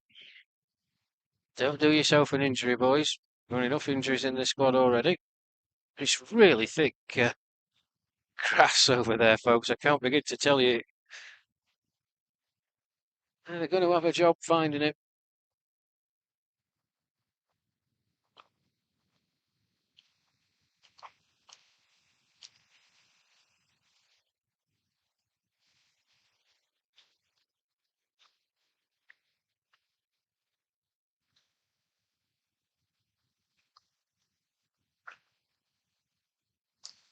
Well, surely there must be a contingent for this. We must have a box of cricket balls somewhere. I don't know what the rules are. It's been at this a good 5 minutes now.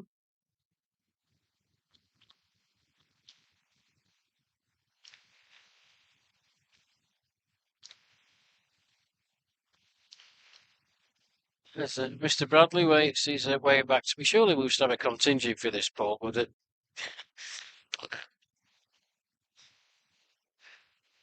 Yeah, the problem was that Mel has hit the ball out of the ground.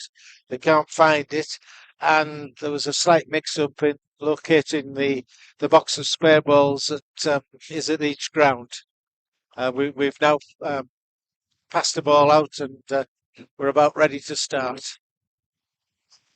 Let's see if Mel can hit another 6, and then we'll use another ball. Another ball. Well, it really was a glorious shot, I have to say, folks. Shot of the day for me. No, I'd agree with you. Timed beautifully.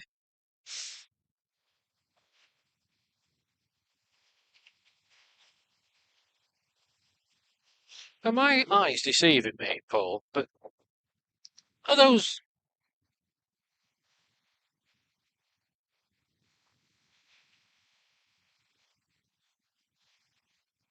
I'm trying to think. I think they may be the approach lights to the airport on here. Yeah, there's 1, 2, 3, 4. There's 2 sets of flight paths in. Yeah. I think they must be using different runways. Yeah. So we resume after the replacement ball. It's been given a wide to start with.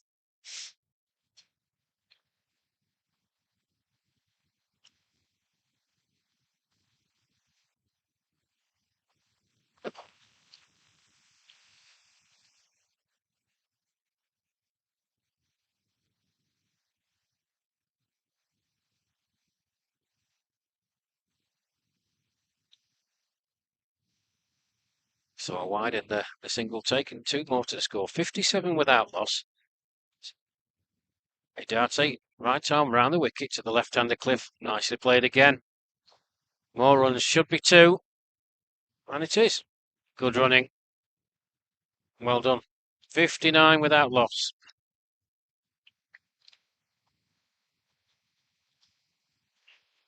Very good partnership.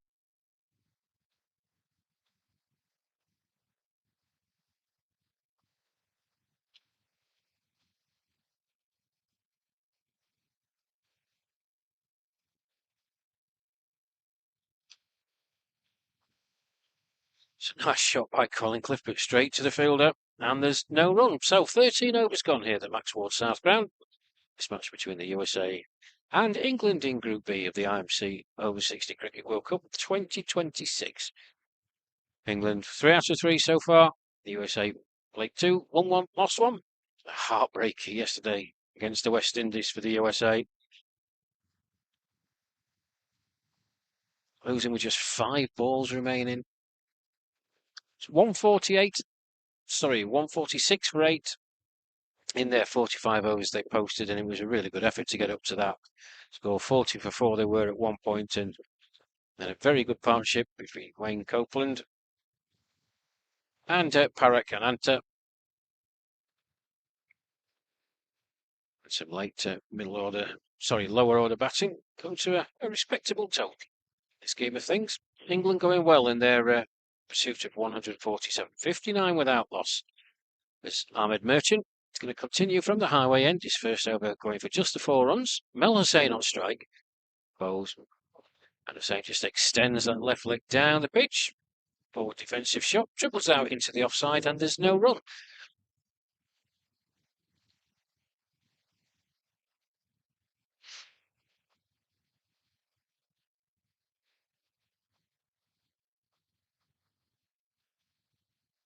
Shorter this time.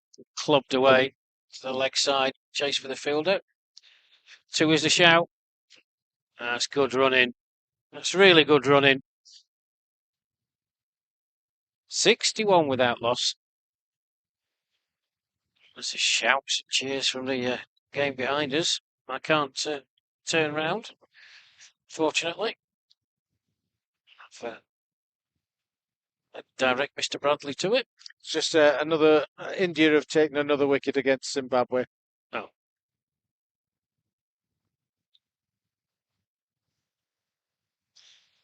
We'll try and run you through the scores at the drinks break at 15 overs, folks.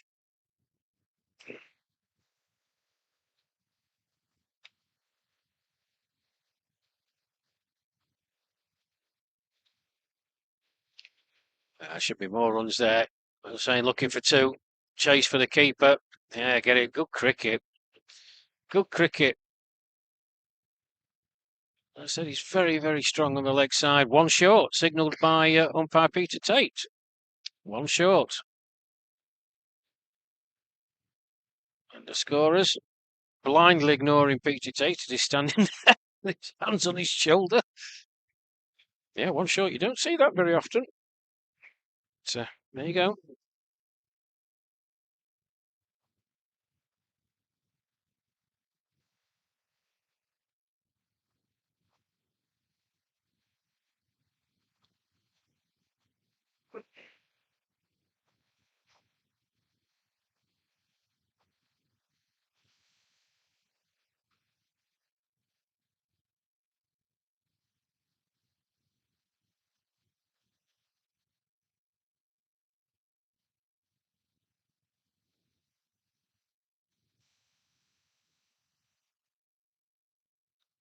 Oh, he's gone again, Hussain. That's going to be 1 bounce. Oh, it's a 6. It is a 6. Yeah, I thought it was going to be 1 bounce and then over. He connected with it so well. Second 6 of the innings for Mel Hussain. He moves on to 45. Look at this. It's just a pure strike, Mr. Bradley. Picked it up perfectly in the slot.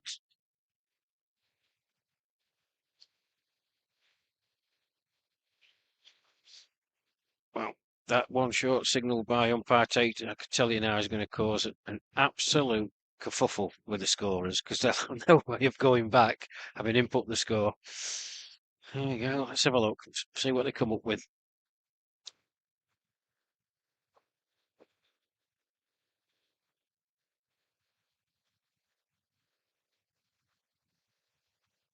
.68 without loss then. 14 overs gone after this over. There's going to be another change of bowling. Rajesh Siddhartha is going to be replaced at the City end. And I'll have to wait for the scorers to update me as to who's coming on.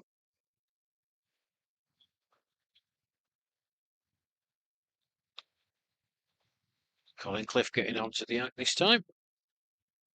straight down the ground. Just for one. Mahmood Shahid, as Ronnie informs me. Oh, you see, he's on it. He's on it. Like, he knows. He knows, this lad. You have to hire him, Mr. Bradley. 69 without loss. Definitely, if it's on your recommendation, not a problem. A bit of width off it.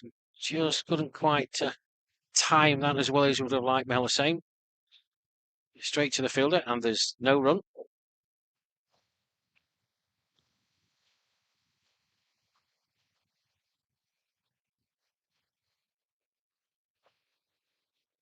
Oh, where's Mel going? A little trip off screen was Mel Hussein. He was trying to play that through the offside somewhere. Let's have a look at the replay. There you go. This is it. There he goes. Well. Managed to keep his footing. Well done, Mel. 41 off 43 for him.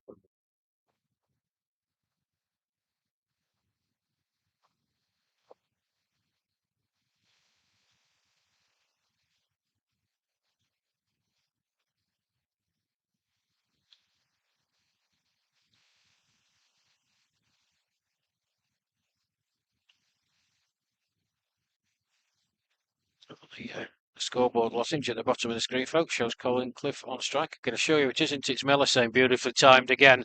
There is a fielder out there indeed, but he can't stop it, and it disappears into the Bondo again. 4 more to Mel Hussein. And off he goes into the deep undergrowth. He's disappeared from view. He has, he's disappeared. You don't realise there's such a slope over there. Look at this, folks, on the replay. Into position early. It's a wonderful cricket shot. And the search parties are wanted yet again. You need to go and get that other box of balls, Paul. Great timing. Great timing. Lovely cricket shot. He moves on to 46 from 43. I just flagged the delivery this time. Dug out by Melisane, end of the over. 15 gone. Drinks to be taken. England going very well indeed. 73 without loss, chasing 147 to win. And So is it a cup of tea or coffee for you guys? Coffee, please. I'll just quickly run you through the scores before turn off. New Zealand, well, second time they posted big in this tournament. 261 all out, with just 1 ball of their innings to go. In reply, the West Indies in trouble. 10 overs in, 31 for 3. India against Zimbabwe, the game taking place on the pitch behind us. India batting first, posting a total of 202 for 8. And Zimbabwe, according to my scoreboard, says 20 without loss after 8. Sri Lanka and Canada, Sri Lanka batting first, 189 for 9 off their 45 overs. Canada, well, losing wickets early again, the host, having a bit of a wretched tournament, truth be told. 9 for 1 after 5. So we're going to take a short break here. And, we're back in a couple of minutes. See how England get on in the second half of their match against the USA.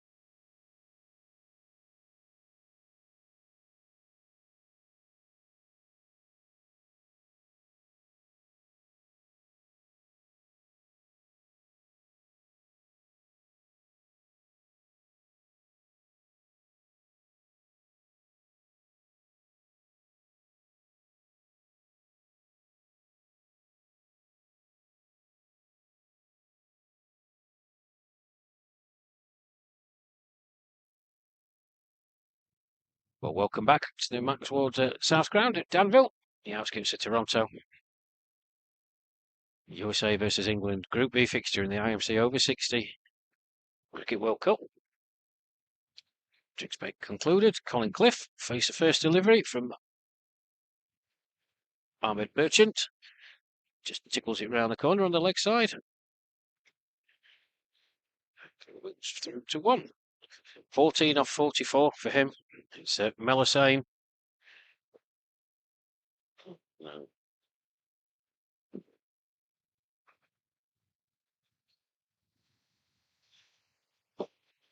Oh, Melisane is shown as reaching his half century.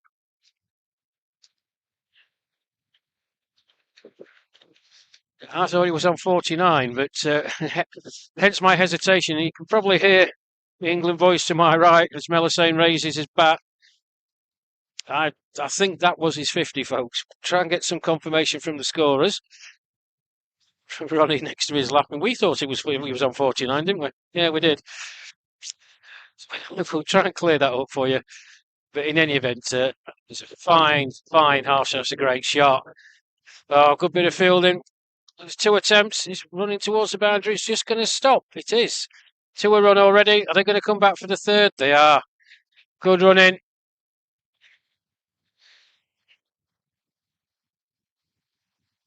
So, Simon Routh. How you doing, Ralphie?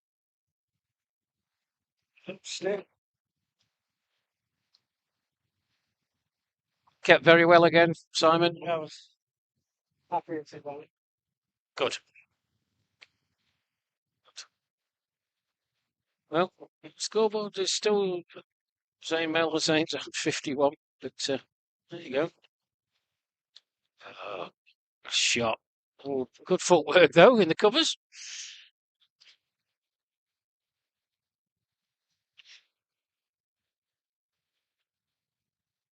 .79 without loss, 16 gone. Colin Cliff on 17, showing his Melisane on 52. It was a good 50 by Mel. Simon? Yeah, very good.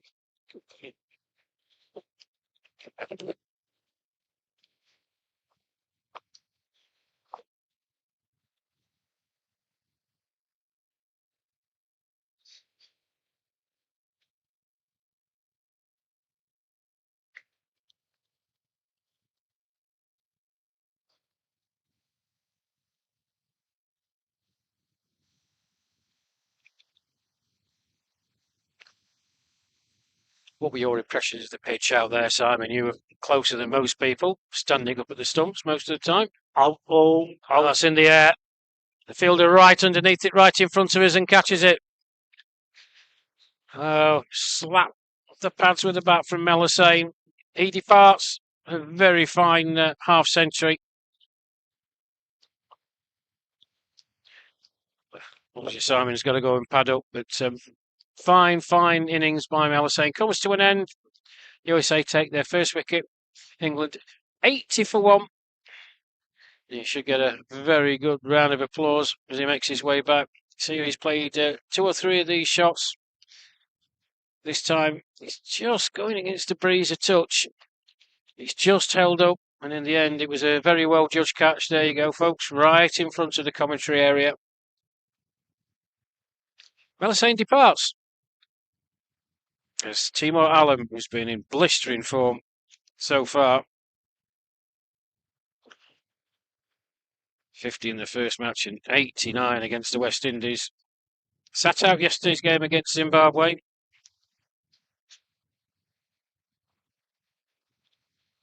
A fearsome striker of the ball, but he's tempered his natural aggression during the World Cup matches so far. Much more structured and steady innings from him.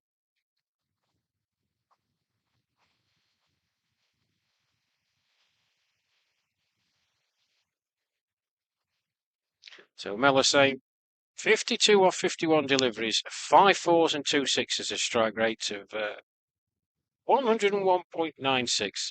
He was caught out in the deep and a well-judged catch by Zubair Hussain off the bowling of Ahmed Merchant. Last ball of the over. So 16 gone. Going along exactly 5 runs and over. You can see at the bottom of your screen, folks, the required run rate to 2.31. Good start for England. To press home. It's Colin Cliff. Oh, he's beaten. I'm not sure if that got an edge or not. The poor old keeper's having to trot away. There's no one behind him. 2 more. We'll just wait for the single from umpire Hossein. Eyes. Yeah, missed everything. 82 for 1.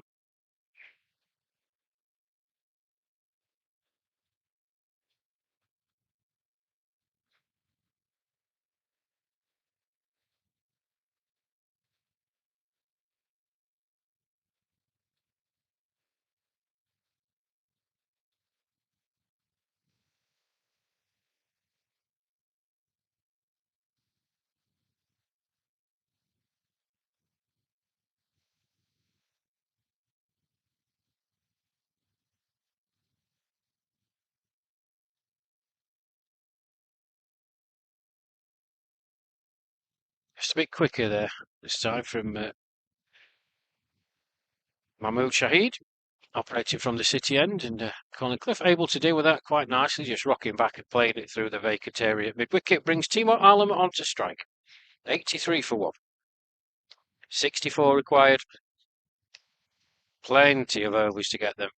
9 wickets in hand. And the USA making that breakthrough. They will hope that they can quickly add another with the new man, Timor Alam. But as I said, he's been batting very, very well. Up to class act.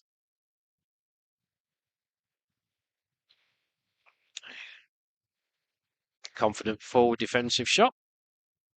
The first delivery he faces. Back to the bowler, and there's no run.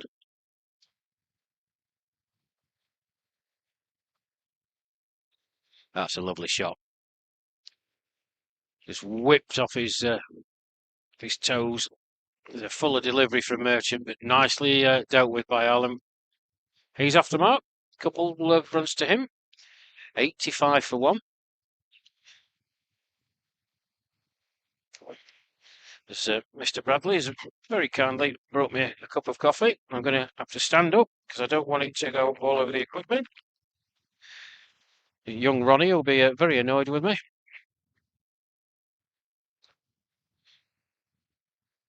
We think it's on Ronnie's sheet, Paul. England, India, Teramoto, it says.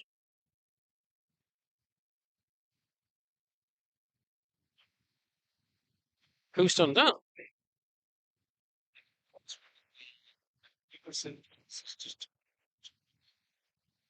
Goodness me. I hope we can get, I don't know if we can get that onto the screen, folks. We'll see if, I don't know if Ronnie can take a picture on his phone and transfer it across. What a picture that is.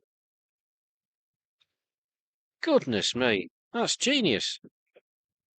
That's actually a photograph. It's not manufactured, Paul. Wow.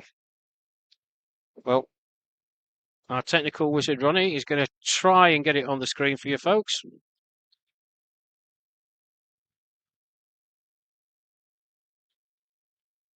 And even our cameraman's coming in to have a gander.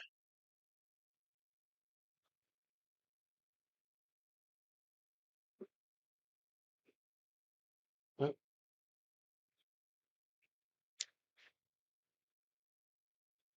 87 for 1 then. 17 overs gone. Ahmed Merchant from the highway end. Oh, that's short. It's played through the offside. A good bit of fielding one-handed. Prevents a run being taken. He's taken shots, so he's got it. But it's one of the. Have you watched him somewhere? So one of the US players has just sent it to me. Well, he's taken, so we've got it. Well dug out by Colin Cliff in the end. Misfield allows him to trot through for a single. 88 for 1. He moves on to 20. Timor Alam taking guard at the city end. 4 off the 3 deliveries he's faced.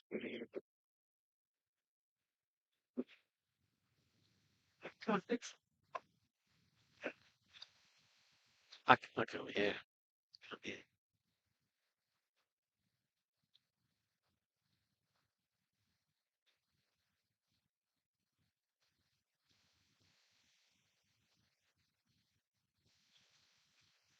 Yes, the wind continues to gust here.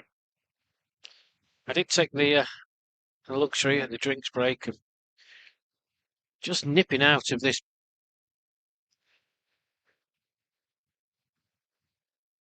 hut that we're under to go and watch a bit of the India-Zimbabwe game, and it was in glorious sunshine, and it's wonderful in the sunshine. It's just here, it's a sort of funnel neck for the wind, it's howling through. Very, very chilly, but beautiful day otherwise. Few clouds in the sky. Another plane makes its way into Pearson International. Wonderful Toronto skyline to my left, in the city of Mississauga to my right. Oh, another misfield. It's a bit sloppy from the USA. Yeah, when you haven't got a lot of runs to play with, you've got to make sure you're on point with your fielding.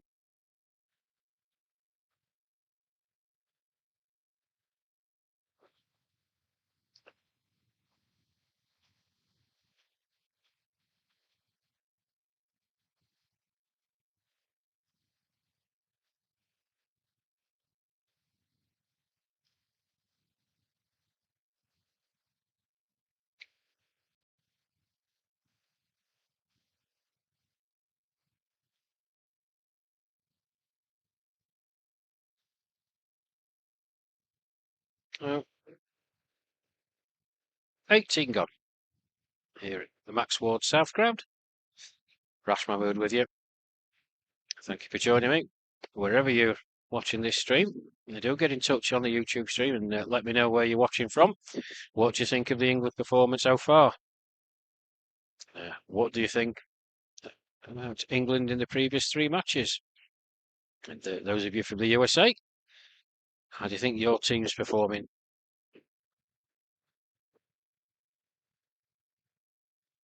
So please do get in touch. I'll try and read as many of the comments out as I can.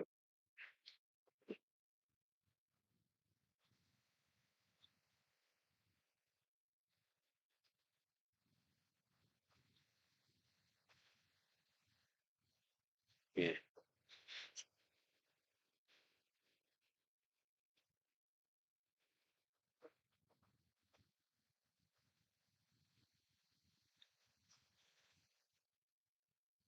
I believe it's going to be a change of bowling from the City end. There's a discussion between skipper and Peter Tate, the umpire. I'm not quite sure what that's about.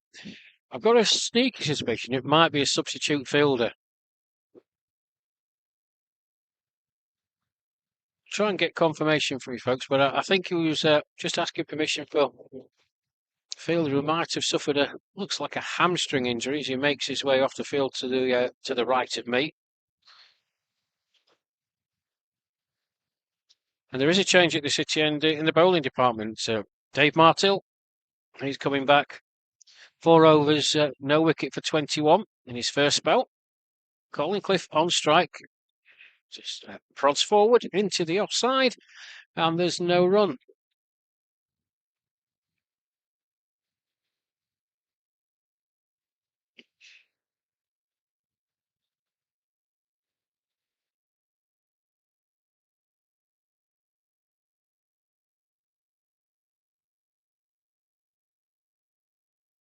Well, Ronnie, our technician here today with us, we're very grateful for his assistance and help. I think he's managed to get that photograph that was sent to Paul Bradley. It's a stunning photograph, folks. I can tell you, there's no AI involved in it at all. We'll just try and give you some perspective of where we are and what we can see from our vantage point. It's a staggering picture. And I'm sure if Mel Hussain gets hold of it, that'll be going pride of place in the East Wing at Hussain Towers in Essex. That's a fuller delivery. It just didn't time it properly, Colin Cliff. The intent was there, trying to play it through the cover area, but just a bit off the bottom of the bat, and straight to the fielder, and there's no run. So 4-dot balls from David Marshall to start his second spell. In again, bowls, and this time Cliff does connect with it. As an attempt to stop it with his feet. Well, the fielders have got a long chase now. Front two. And they keep it to 2. 91 for 1. And the scorers have still got the players are the wrong way round. Need to sort that out. I assure you, left-hander it is Colin Cliff, not Timor Alam on strike.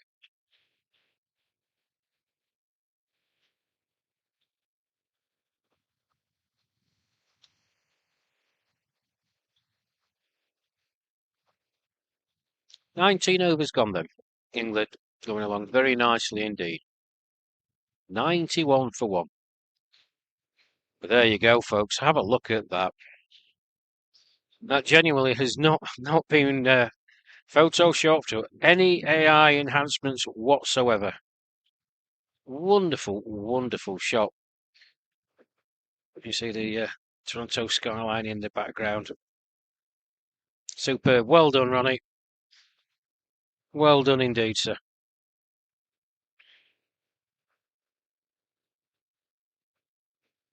Oh, yeah, that's definitely going in the east wing of the St. Towers. It'll be about 12 foot by 6.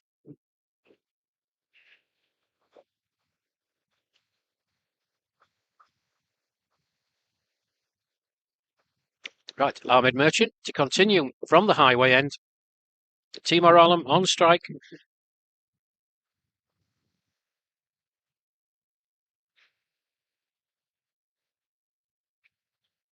Need to try and get a message to the scorers because their scoring system is going a bit wonky donkey. It's the right-hander Timor Alam on strike, not Colin Cliff. Alam just prods forward. Forward defensive shot into the offside, and there's no run.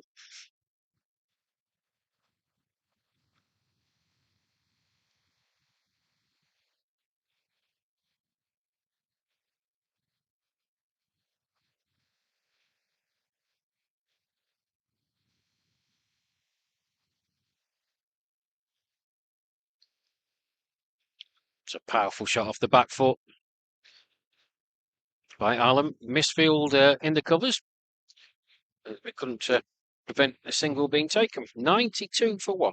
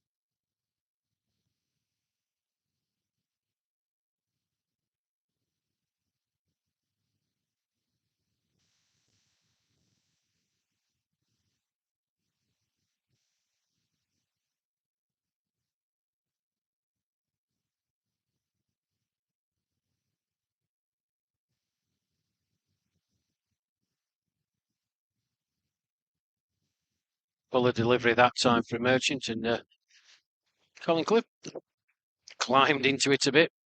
Square of the wicket on the offside. Another single to him. 95 for 1. 52 more runs required. Plenty of overs for England left. 25.2 to be exact. Sensible, steady cricket from here. We'll get them. Oh, that's a shot and a half. Goodness me. 4 runs to Timor Alam. That was absolutely dismissive. It has flown away to the boundary for 4. Just have a look at this. Push. Well, I said he's in good form, folks. He really is. It's a very, very fine cricket shot. He was on to 12. England 99 for 1.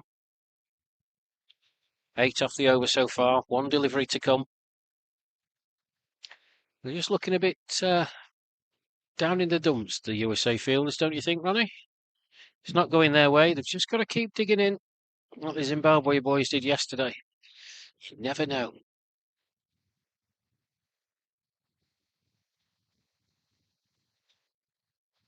Do the basics right. If a chance comes your way, got to snaffle it. Can't be disheartened. Cricket, as we all know, is a very funny old game. Those of you who saw the stream yesterday between England and Zimbabwe, Zimbabwe posting 128, and England were going along ever so nicely. No real alarms, and then the wheels started to come off.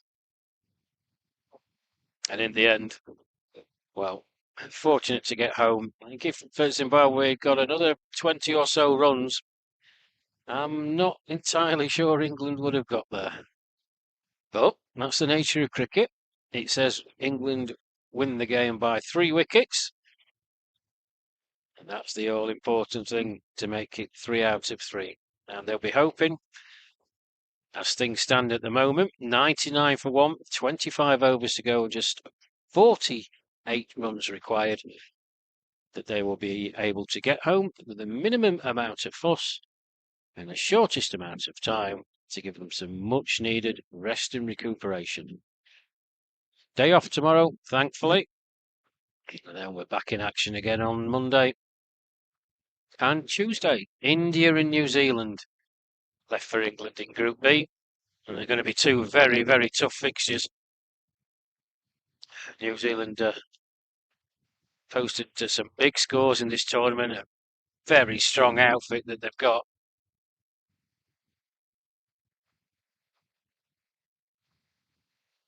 So, Zubair Hussain. His first delivery from the city end beats Collincliffe outside the off stump.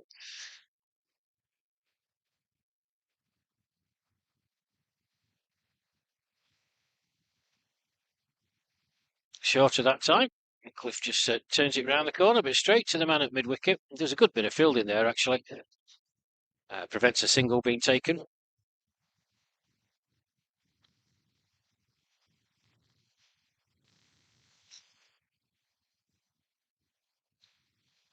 That's a nice shot through the covers.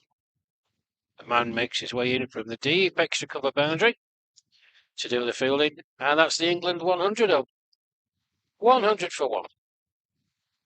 Collincliffe with that single goes to 24 from the 58 deliveries that he's faced. Timor Allen, 12 from 15. Sumptuous 4 in the previous over. Whistled away to the boundary.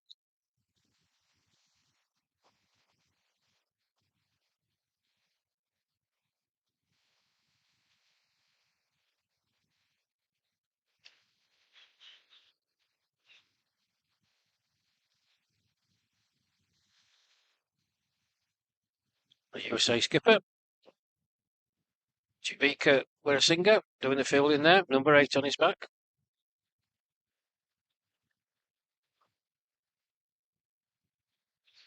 Saint in once more. Oh, it's a wonderful shot again by Timor Allen. That's a long chase for the fielder. Well, it gets a thumbs up of approval from Ronnie next to me. It just makes it look very, very easy. But I can show you on these pictures, it's not. But such is the confidence that he's batting with. You'll see on the replay, folks, how easy it is. It's the positioning of the feet in the first instance and the timing, it's exquisite. And then he backs that up. There's nothing worse for a bowler than to see that, I can assure you. Played round the corner, and then the next one, full face of the bat, Maker's name being shown to the bowler. You don't intimidate me. 102 for 1, 21 gone here at the Max Ward South ground. USA versus England. USA batting first. If you just joined us, thank you. Put into bat by the England skipper. 146 for 8 in their 45 overs. With the worst possible start. Mahmood Shahid out the second ball of the innings. LBW off the bowling of Mark Wilson. They lost wickets regularly. Were at 40 for 4 at one point. Good partnerships and good middle and lower order batting got them to 146. But Melisane with a fine half century for England. It's got England in the ascendancy here. Just for 45 runs needed. 24 more overs to go. I guarantee you it won't be 24 overs. It better not be, because I will be absolutely frozen stiff. So Dave Martin, well, he's changing ends, I think. Yes, he is indeed. Just chopped into the offside by Colin Cliff. One more to the total, 103 for 1.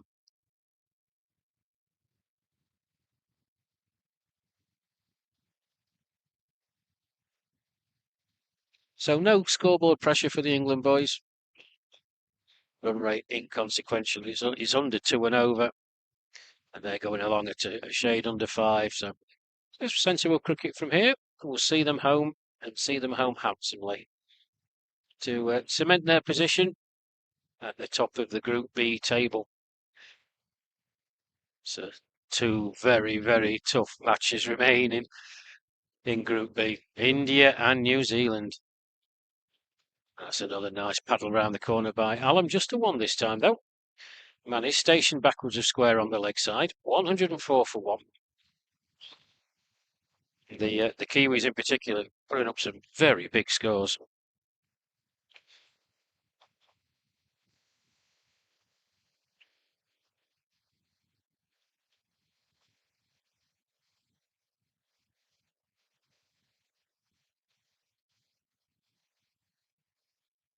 Just down the leg side. No, not signalled a wide by the umpire. Peter Tate from Australia, standing at the city end. In Group A of the competition, well, it's Australia leading the way.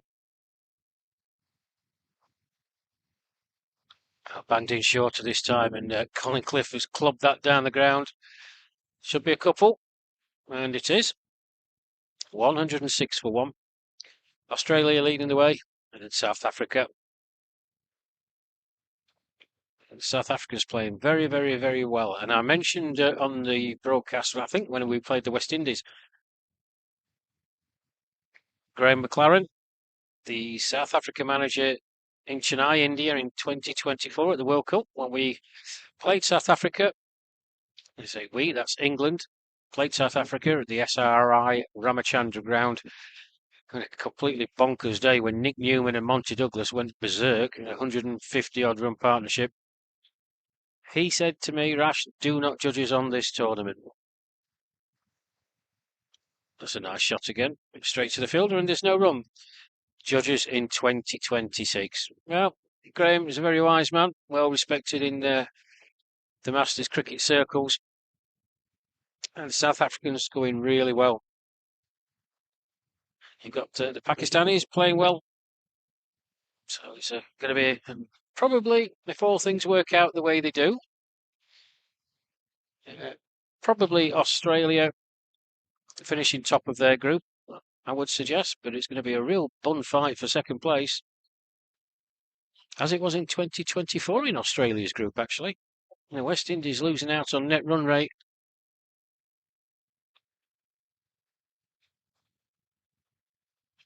They've played 7 matches, won 5 for the West Indies. The only team to defeat Australia in that 2024 edition of the World Cup. The tie with Sri Lanka was the crucial one. And they ended up missing out. But it was a proper bum fight between Sri Lanka, the West Indies, and Wales, actually, at one point. The eventual semi-finalists. I mean, England, Sri Lanka, New Zealand, and Australia. With Australia and England meeting in that final at the SRI Ramachandra ground, where Australia ran out victors by 8 wickets.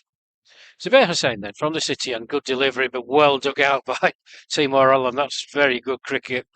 Manages to get enough bat on it to play it down the ground for a single. 107 for 1. You see here on the replay, it was a full delivery. Look at that. Right there, he's done exceptionally well, Timor Alam, to get a back to that and to play it down the ground to get a single from it.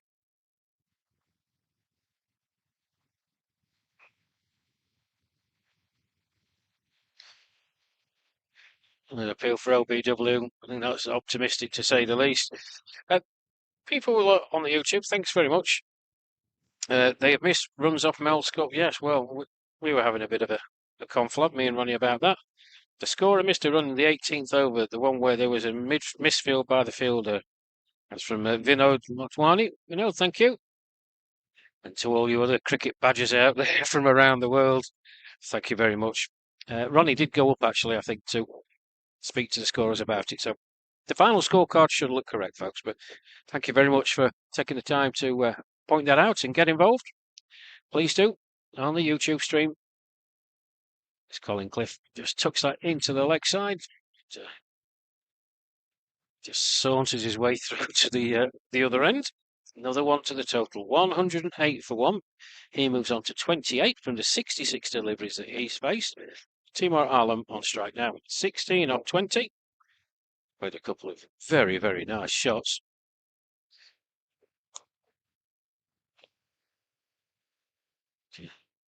The USA skipper, Jivaka Weerasinghe, just making some tweaks to his field.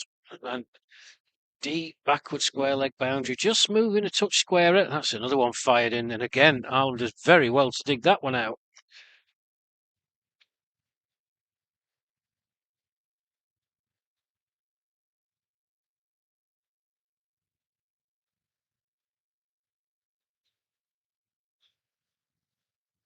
Dot ball to finish. 23 gone, just past the halfway point here at the Max Ward South Cricket Ground in Danville, the outskirts of Toronto, England. 108 for one, needing 39 more runs of 22 overs to reach their victory target of 147. There's more shouting and roping behind me, and me and Ronnie are turning round. We can't see. It really is a wonderful sight. It's these two grounds, high elevation. We're on the south ground, and obviously all the planes coming in and the vista of what's in front of us. And that picture you saw was obviously the Toronto skyline, but over to the right, city of Mississauga. It's just a wonderful, wonderful view. The thing that would make this absolutely perfect, Ronnie, is if we had some sort of wall behind us. I can't begin to tell you, folks, we are absolutely frozen. The things I do for my craft. It's yeah. Other than that, it's very, very good. You heard Ian Barton in the first innings talk about it. The pitches, yeah, we can talk long and hard about the pitches, and you know, they're probably not of a standard that you would expect in a World Cup. I think that's a fair comment to make and a fair observation. But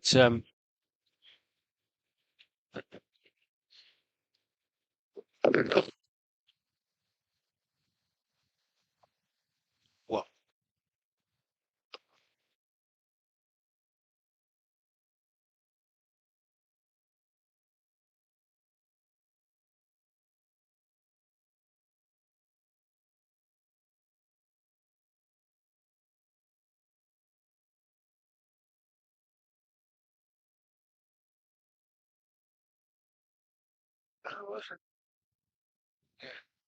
Very important gentleman. Onto the commentary.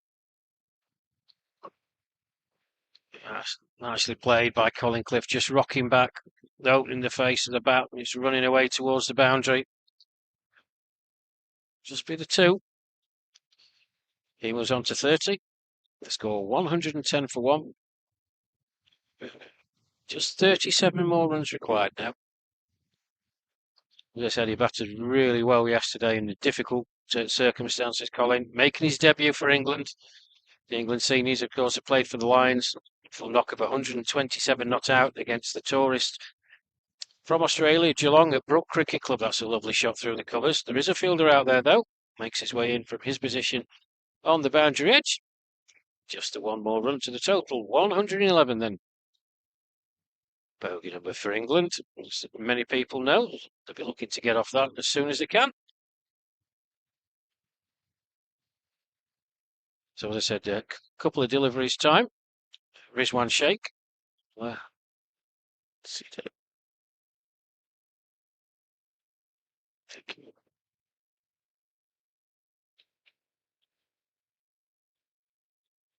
I'll introduce you to Mr. Canada Cricket. This is the man who feels all the phone calls, has all the worry, has all the heartache. He's even got his wife working here today. Yeah, she is. Entire family here. Akshay Pandya, nice to see you, sir. Thank you, Raj. Nice to be with you. This indeed a pleasure to share the commentary box with you. It's a bit windy.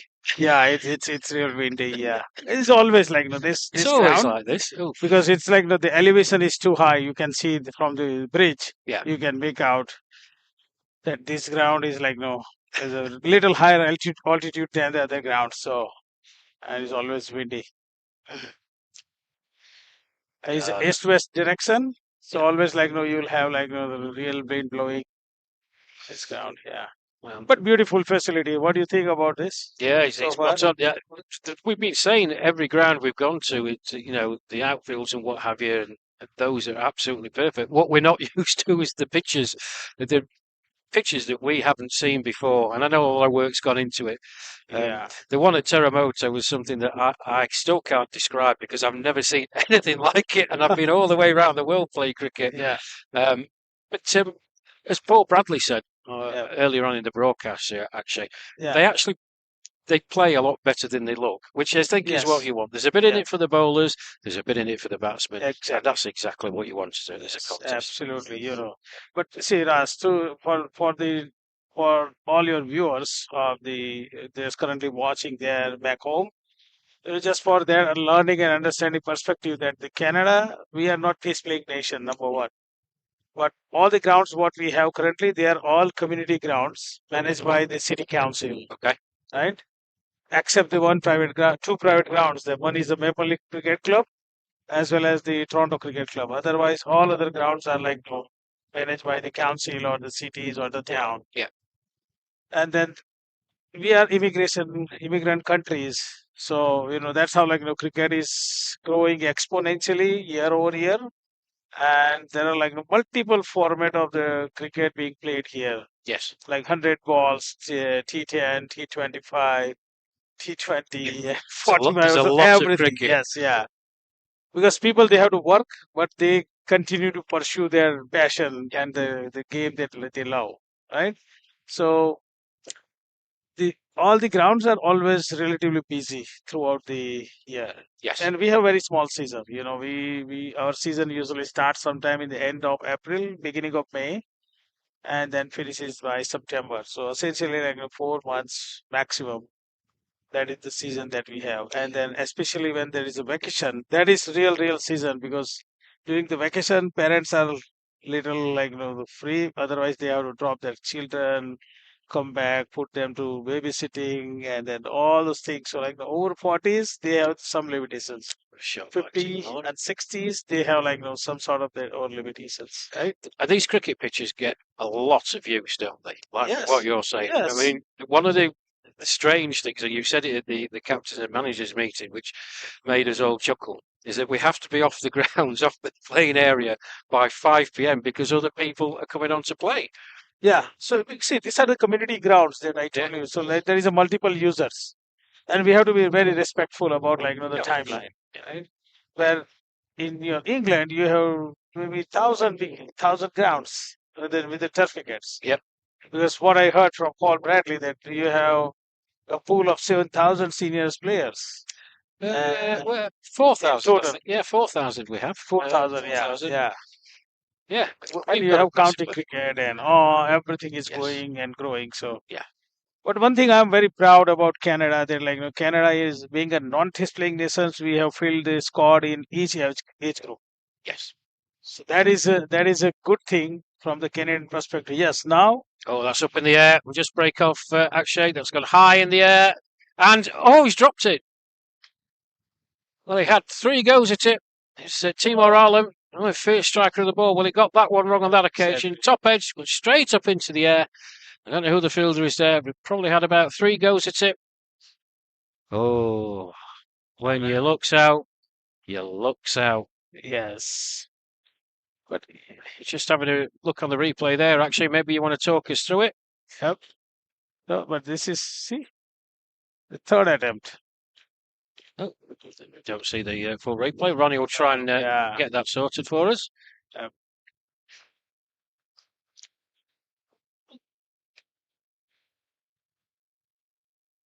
Well, that's where Ronnie tries to sort that out.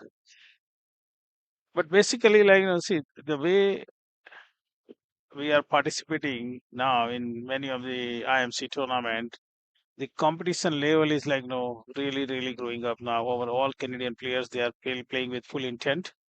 Yeah, I think. So the replay. Let's have another go. Actually, see if Ronnie's worked his magic this time. Yeah, his replay. You can see that the top edge from Timor Ireland. He goes straight up in the air there. This is going to be a great shot. So he's positioned himself perfectly. Perfectly, yeah. 1, 2, 3. Oh, we might have had a fourth go. Well, hard luck, man. It's too bad. Yeah, hard luck. I mean, it is a blustery wind as well. I don't know whether that had anything to do with it. Well battered, Mel. Yeah. We love Rash, he says. Yeah. Yeah. So 30 of 20 needed in 1.5 over per run rate. I think is easy chase for. Oh, that's in the air as well. Will the fielder get there? No, he won't. 4 more to Timor Ireland. Good shot. 121 for 1. Yes, it's a good shot as well. This time he did make a better connection. Look at that. It makes it up beautifully. He's in such good form. And that chance aside that he gave, I actually think that's the only chance he's given in his innings in this tournament so far. Great cricket, very, very, very, very. So you've energetic players. You've been flitting around the grounds, actually, haven't you? You've been here, there, and everywhere. What? You've been here, there, and everywhere during the tournament so far. Yeah. So we have a lot about the ground managers. The structure works every ground they have ground managers, hospitality managers, and then couple volunteers. Plus we have first responder team that is there on site, plus scorers, digital scorers, and paper scorers. So this is the structure of our team. So I'm continue to supporting each and every ground if they need any support, and then because of the weekend and all, some of our managers, they have their own prior commitment. So I'm supporting them. Right. So this is how the structure works. But it took us 1.5 years to prepare to get to this level. But incredible job done by all our volunteers and support staff, and then obviously the sponsors. They are always a backbone. And so, what is your feedback so far? You've been to opening ceremony, you've been to our gala event, gala night for the town side and the countryside experience, and then you played and commented all these 3 to 4 games now. What is your experience so far? Tiring. Tiring? Oh, okay, that is a good I can one. tell you that much. Yeah. It's back to back. It is very tiring. We've got 4 games in 5 days due to the postponement of the Zimbabwe game. But I just want to touch on it because I know the committee were very, very keen to not just give the teams 1 point each and move on. They really wanted to make sure you're taking a phone call. Make sure the fixtures were played. How difficult a job was that? Because there were grounds that we did play the game on. We were at Paul Coffey yesterday that weren't originally scheduled to host the game. No. So basically, see, because of that, the thunderstorm. Yeah. Right. We had to manage the 6 grounds in 3 hours time frame because everyone were getting like little panic. What are we going to do? So we had an easy option, an easy call that we could have said cancel. Hey, and it's game. All this, the third round of the games is rained out. Yes. But that is what we did not want to do. We said, okay, guys, just keep some patience and then let me work with the city and then the ground staff and how they are well poised to support our request. I'll just break off for a minute. Actually, just give a quick score update. 26 overs gone, England. A couple of runs off the final delivery of that Rizwan Sheikh over. Yeah. They moved on to 125 for one. Colin Cliff, 35 not out. His partner, Timor Alam, 25 not out. 22 more runs needed. 19 overs to go. Sorry. Yeah, no worries. So, had it been the other country, probably they would have cancelled. Yes. But because the way the city staff and all are very supportive to us, they went through the different schedules and they say, okay, you guys can continue to play. And then we postponed the game and then we had 6 games going. Okay. So we wanted to give every players here the experience to play all full games. There is no short format or nothing. Just play full on. So it's kind of crisis management, right? And then we have to learn because we can control everything but the weather. That is not in our control. Yeah, that's true. But somehow we could able to manage that. Nothing is rained out. So that is good thing about the entire team that we work together tirelessly and then we could deliver. And that was for this week, actually. But God forbid there's any rain next week. Is there any contingency for maybe a game to be pushed back a day, or was it we're just lucky it was in the first week and we had the capacity to do that? So basically, the way we have planned that, double header and a rest day. So that rest day can be used. That rest day can be used. Right? Okay. So that is the whole plan because this entire world is here. Canada is welcoming the world, and they if rained out, and there is no point, right? Everyone they invested a lot of money and travel all the way from their respective nations, right? So we are trying our best to provide them the good cricket experience. We are here to provide them the good hospitality experience and good sightseeing experience. Well, the sightseeing, I can vouch for that. So, didn't get to do much the other day. We were in the CN Tower in the revolving restaurant.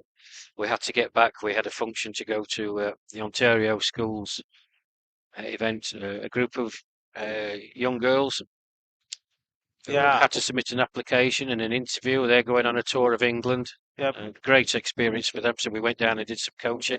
Yes. Really, really important part of what all the teams, I think, do, but particularly England. We like to do it when we're on tour. We did it in Chennai at the orphanage. It's a great experience, and it's very humbling for us to see these young ladies full of enthusiasm, looking to progress, and they'll come back from England to become ambassadors.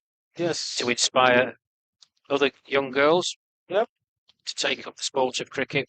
So it's a fabulous initiative. But yes, absolutely. Didn't have much time to do much sightseeing in Toronto, but maybe next week if things go well. So basically, Paul Bradley is working behind the scene, man. He's strategist. He knows what to do. He's very well connected. He's been called a lot worse things than a strategist, I can tell you. Yeah. Just missing out that time. Timor Alam is the end of the over. 27 gone, 131 for one. Yes. So nice talking to you, Andrew. Actually, nice. Yes, thank you very much. Same here. Thank you. Oh, he's done the same as Mr. Bradley, see, Ron. He just comes up to charge the phone. So, yeah, thank you. That's Akshay Pandya, the head honcho of the... He's the top man, Ronnie, for the Canadian... He is, yeah. So conflict between Peter Tate.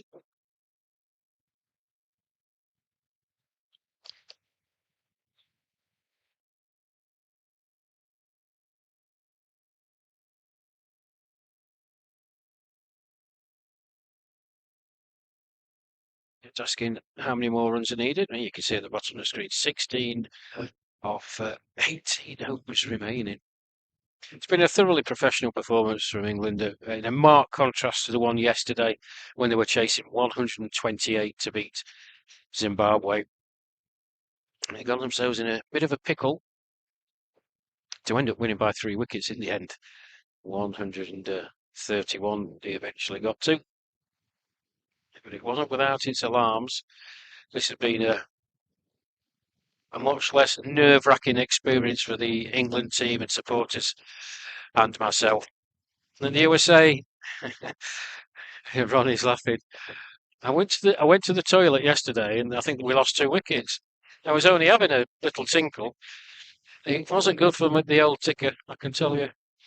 But this has been a much more professional performance. And the USA are a decent outfit, you know. They just didn't apply themselves, lost that wicket after the second delivery. And the turning point for me was the run out of Mayo Bhatta. He's a talented cricketer. As I mentioned in the broadcast previously, already a centurion during this World Cup. And that just put the USA on the back foot early doors, and they never really recovered. I think they did exceptionally well, and they probably look back when they analyse this that to get to 146 from where they were was a pretty good achievement. But if England got in and played sensibly, it was always a target that you think that they'd reach without too much fuss. And so far, that's been the case. Timor Allen spanks that all the way down the ground. Him to long off. 1 more to the total then. He's going along in his merry way.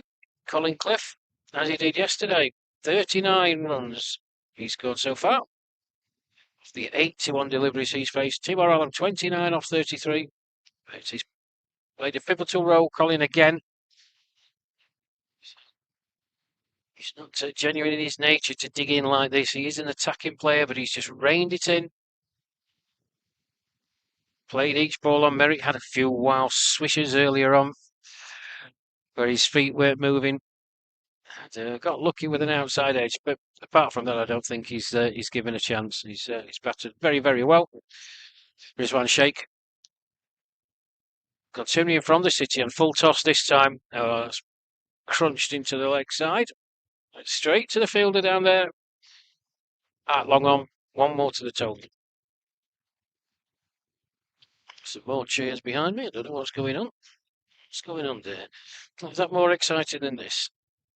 Is that 5 wickets down for Zimbabwe? I think it is. Well, India going well. I think that's 5 wickets down for Zimbabwe.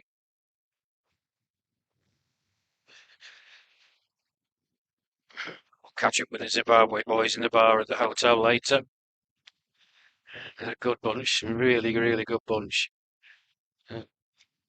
Yeah, they are, Ronnie, aren't they? They're a really good set of lads. And as you heard Bart say, the player pool that they've got is very, very small. It's limited. But trying to get a tour to Zimbabwe, I know Mr. Bradley's working diligently behind the scenes. Oh, a mix-up here. If he hits, he's gone. Direct hit, he was gone. Rizwan Sheikh, he just had to gather the ball and just move to his left. The team trudges back. There's a quick single. Not really sure it was required at this stage, but there you go. So just have a look. Yeah. Yes, after you nearly collided with each other. Yeah, you just see there, he had to gather the ball, moving to his right, and then transfer it back across to his left. I fancy a direct hit, and Timo would have probably been making his way back to the pavilion, and just has a word with Colin Cliff in the middle of the pitch. 135 for 1. So just 12 more needed now. What this victory will do, it'll instill a lot of confidence into this England squad. Rest day tomorrow, which is really, really needed, and an early finish. And I can't stress that, folks. 4 games in 5 days is just ridiculous. And even Ronnie next to me, 20-year-olds have struggled to do that. These are senior players, folks. They really do need commending and applauding each and every one of them for the effort and commitment they show. But an early finish today, maybe a bit of a relax by the pool and a bit of physio, and a day off will stand them in good stead for when they return on Monday. It's going to be a good match against India. at the Terremoto ground, I believe, which is where you hear me speaking to Akshay Pandya. It's the pitch that, well, it's indescribable. It really is. And I keep going on about it, but it's just the weirdest thing I've ever seen in my entire life, cricketing-wise. Dave Martill, well, he's changed ends again. He's just smashed down the ground by Timor Alam, straight to the man long off, who does the fielding. One more to the total, 136 for one. As Mel is saying, have you seen the photograph, Mel? I thought he would. Is it going in the east wing, love? Yeah. See, I told you he'd be here. Mel is saying, just chatting with our cameraman, wanting a copy of that photograph that we showed earlier on. Tucked around the corner by Colin Cliff. One more to the total. 137 for one. He moves on to 41. There's 10 more required now. It'd be nice if Colin Cliff could get to his half century.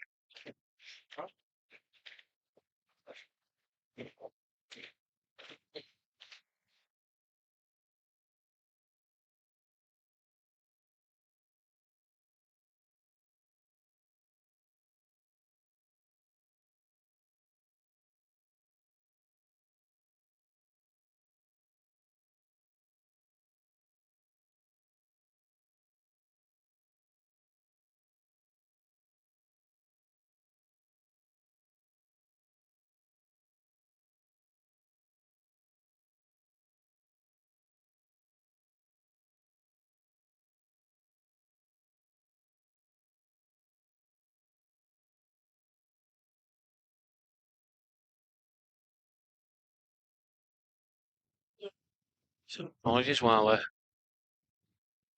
Melisane comes up and tries to get that photograph, and it's caused so much havoc. That's a lovely shot. Timor Alam again, sweeping. Should be two. And there is. Well, he goes on his merry way. 139 for one. He goes on to 33. It's been a good partnership between these two as well. Excellent opening partnership between Melisane and Colin Cliff. It's to be said. Melisane. The only wicket to fall so far. It's crunched down the ground. The fielder's going to have to get a shift on to get there, and he can't. That's gone for four. Absolutely crunched down the ground off the final delivery of that David Martill over. 143 for one. You just see the power of the man. It's there. I wouldn't say it was a particularly bad ball, but it's right in his slot there. It's gone straight down the ground, and the fielder, he didn't have to make too much ground, but it was hit so powerfully, as you can see, they just couldn't get anywhere near it.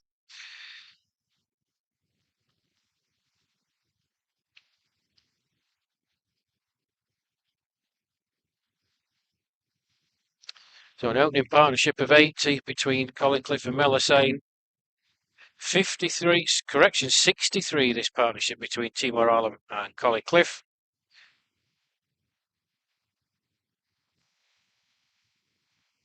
It's been a thoroughly professional performance from these England boys, and the other teams, they'll be looking at this. USA, they're no pushovers by any means. And playing close to home, they've got some of their big boys back who didn't make the England tour in 2025, where got a bit of a lesson in the 6 matches they played. It's Rizwan Sheikh from the City end, and he's done all the innings, Colin Cliff, just waiting on it, and just tucking it round the corner for a very easy two. I'll say a very easy two. So they have to get the Jets on at the end.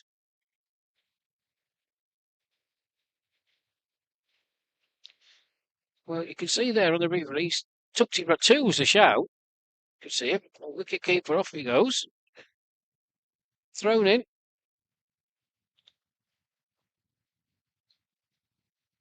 Oh, well, it was a lot closer than I thought.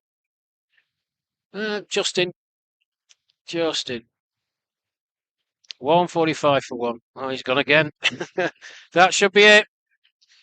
They've taken the first run, and Colin Cliff comes back for the second.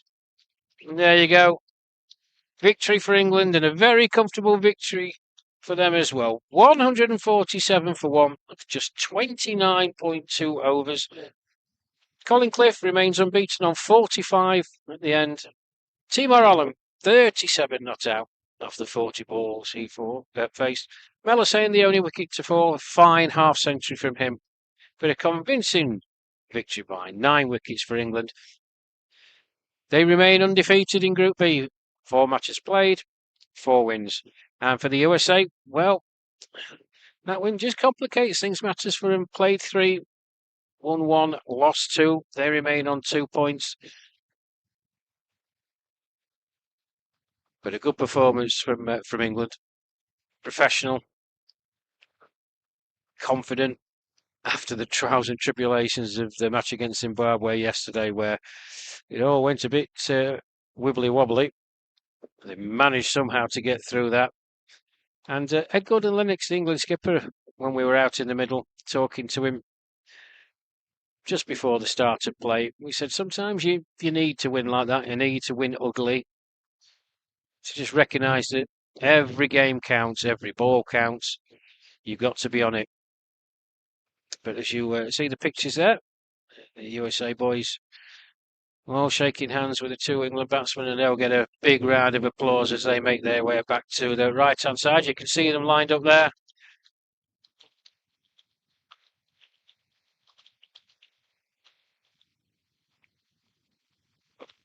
The supporters.